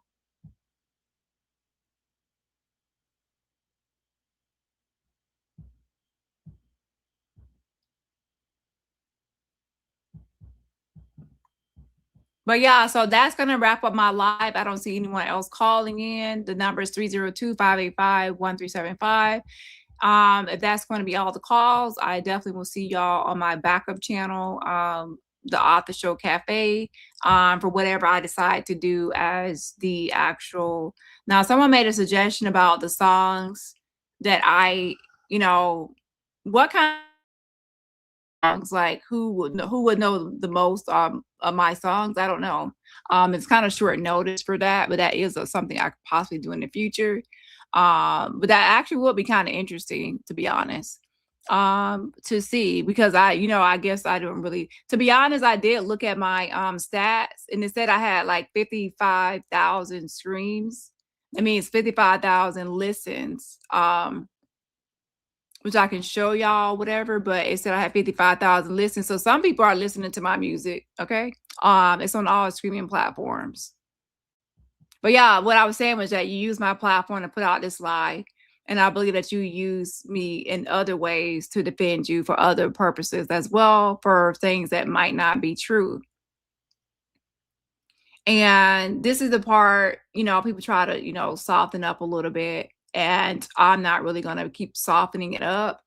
When somebody comes to your platform and they use your credibility and helps push out involved like health, fear things that's gonna put people in fear for your life and safety, or just your life, should I say, and your health status. That's emotional manipulation. And with that, you're upset about me going live, but when you have a public mess, there has to be a public cleanup. So with that, you wanted low-key to come on my platform to put out this public message. So then now I'm using my platform to clean up this public mess and allow the public to also have a voice and call in to be able to speak their mind on this topic that you brought to the public. So my advice is, if you don't want the public involved in your mess, don't send someone to my platform to put out a public message like a PSA or something, because at that time I will open my phone lines up, and and when I open my phone lines, everyone will get a chance to call in and speak their mind. Now, to be honest, there are some people I kind of like temper down a little bit, so they wouldn't go all the way in on you full throttle. Okay, as of yet. Okay, now hopefully we don't have to do no more lives in the future, to where I might open up the phone lines and let people just go off on the deep end. Nah, let me stop. Well, not really. The point is, we'll see. This is planning to be my last live unless things pop off, okay? But yeah, once you have this public mass, there has to be a public cleanup. And once that happens, you cannot control the response. And I think that that's one thing Val has done her whole life, is she has puppeteered things and orchestrated things and try to control the narrative and control the reactions and get people to back down. And in this moment, and with the latest videos and podcasts and people going live on this topic, she has lost control of this topic. She's no longer controlling it and pulling the strings on it. So she has lost control of the response. And that's why I kept on doing lives too, because I wanted her to let her know that you cannot control the response. You cannot get people to back down until they decide to back down, until they decide that they're done talking about something that you started.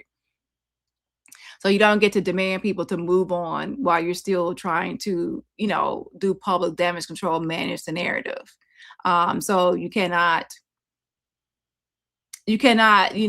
turn your lives and drama and made up shit into medical emergencies and not just personal or private medical emergencies, but public emergencies. You brought it to the public forefront and public attention of these made up emergencies to bring it, like make it a sector issue. Like, oh, Val is dealing with this. Let's pray for her. Let's protect her.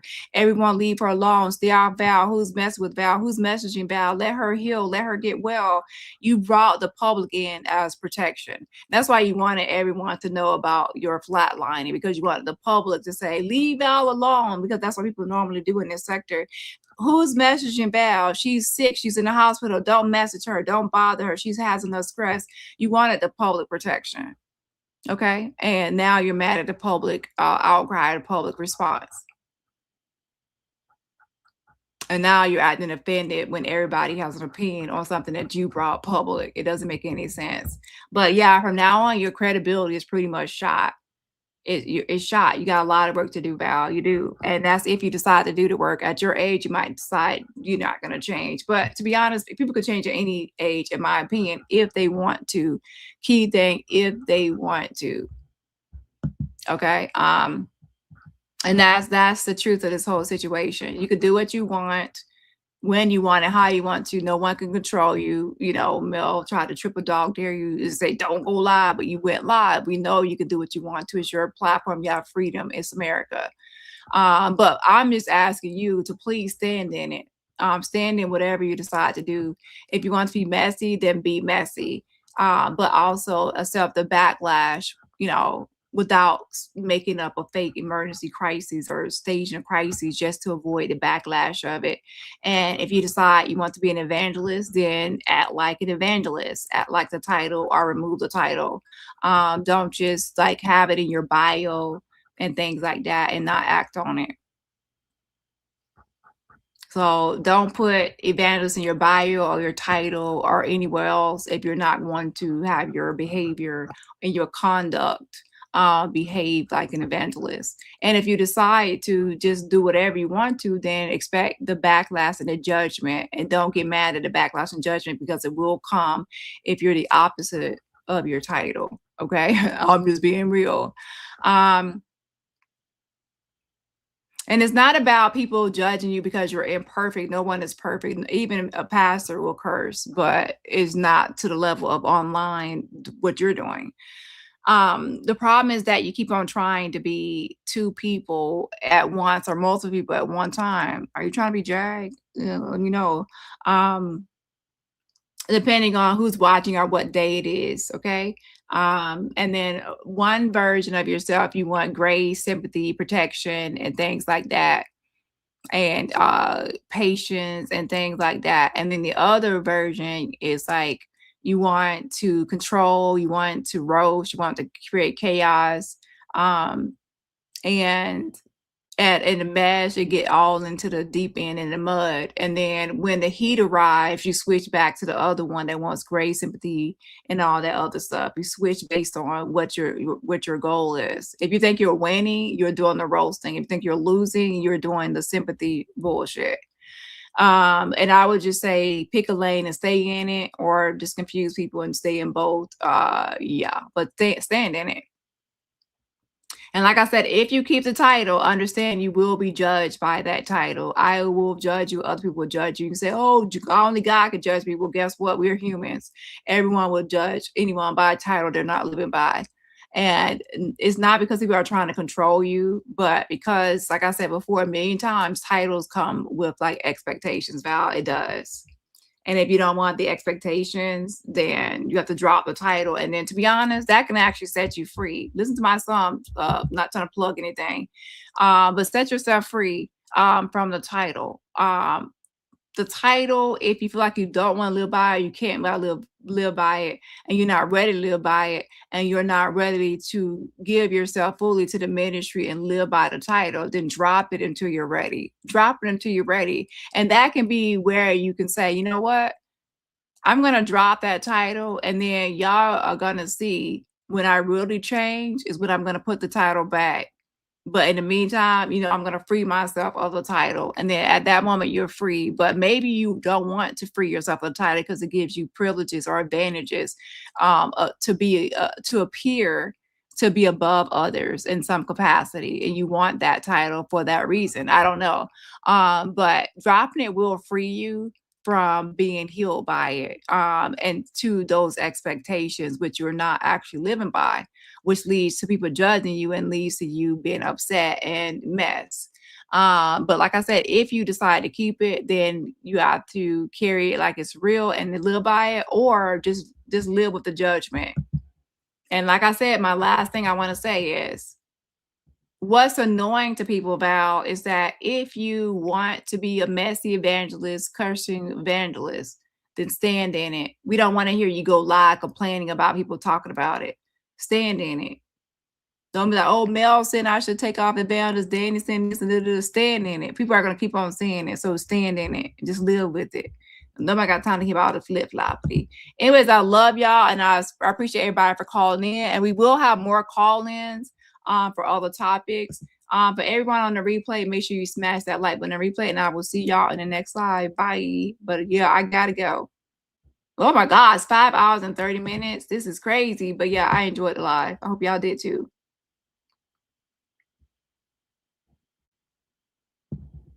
I gotta go.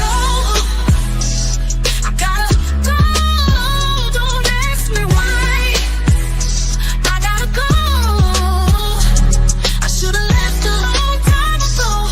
I don't even know how I got here, but I gotta go. Things have to change. I can't stay this way anymore.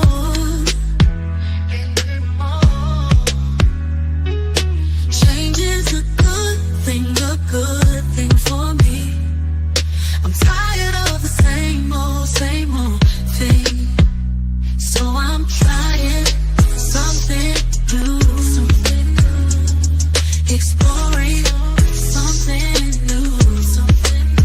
I'm not afraid of starting over today. It's a new day, a new me is coming. You'll see, I see it. Do it. You'll see. I gotta go. I gotta go. Don't ask me why. I gotta go. I should've left a long time ago. I don't even know how I got here, but I gotta go. I want more than this. I want more than this. I deserve whatever I want, my heart's desire.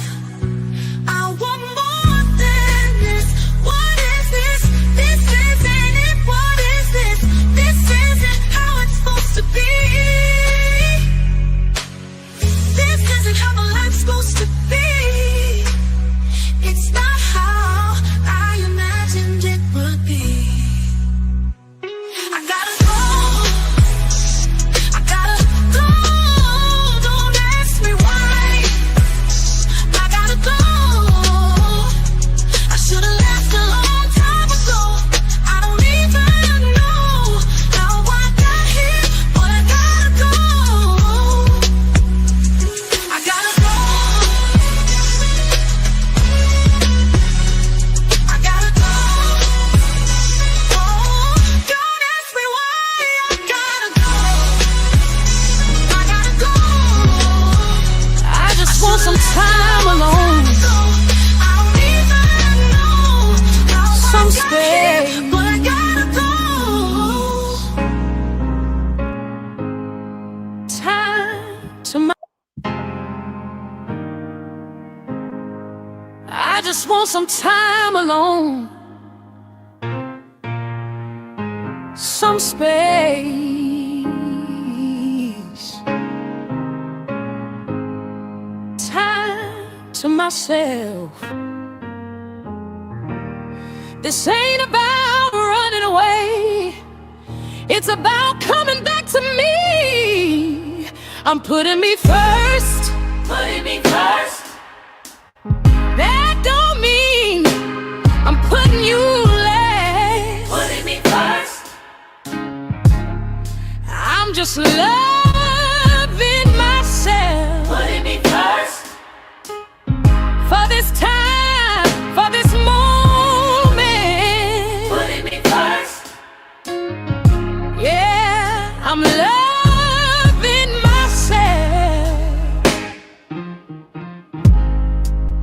just want some time alone, some space.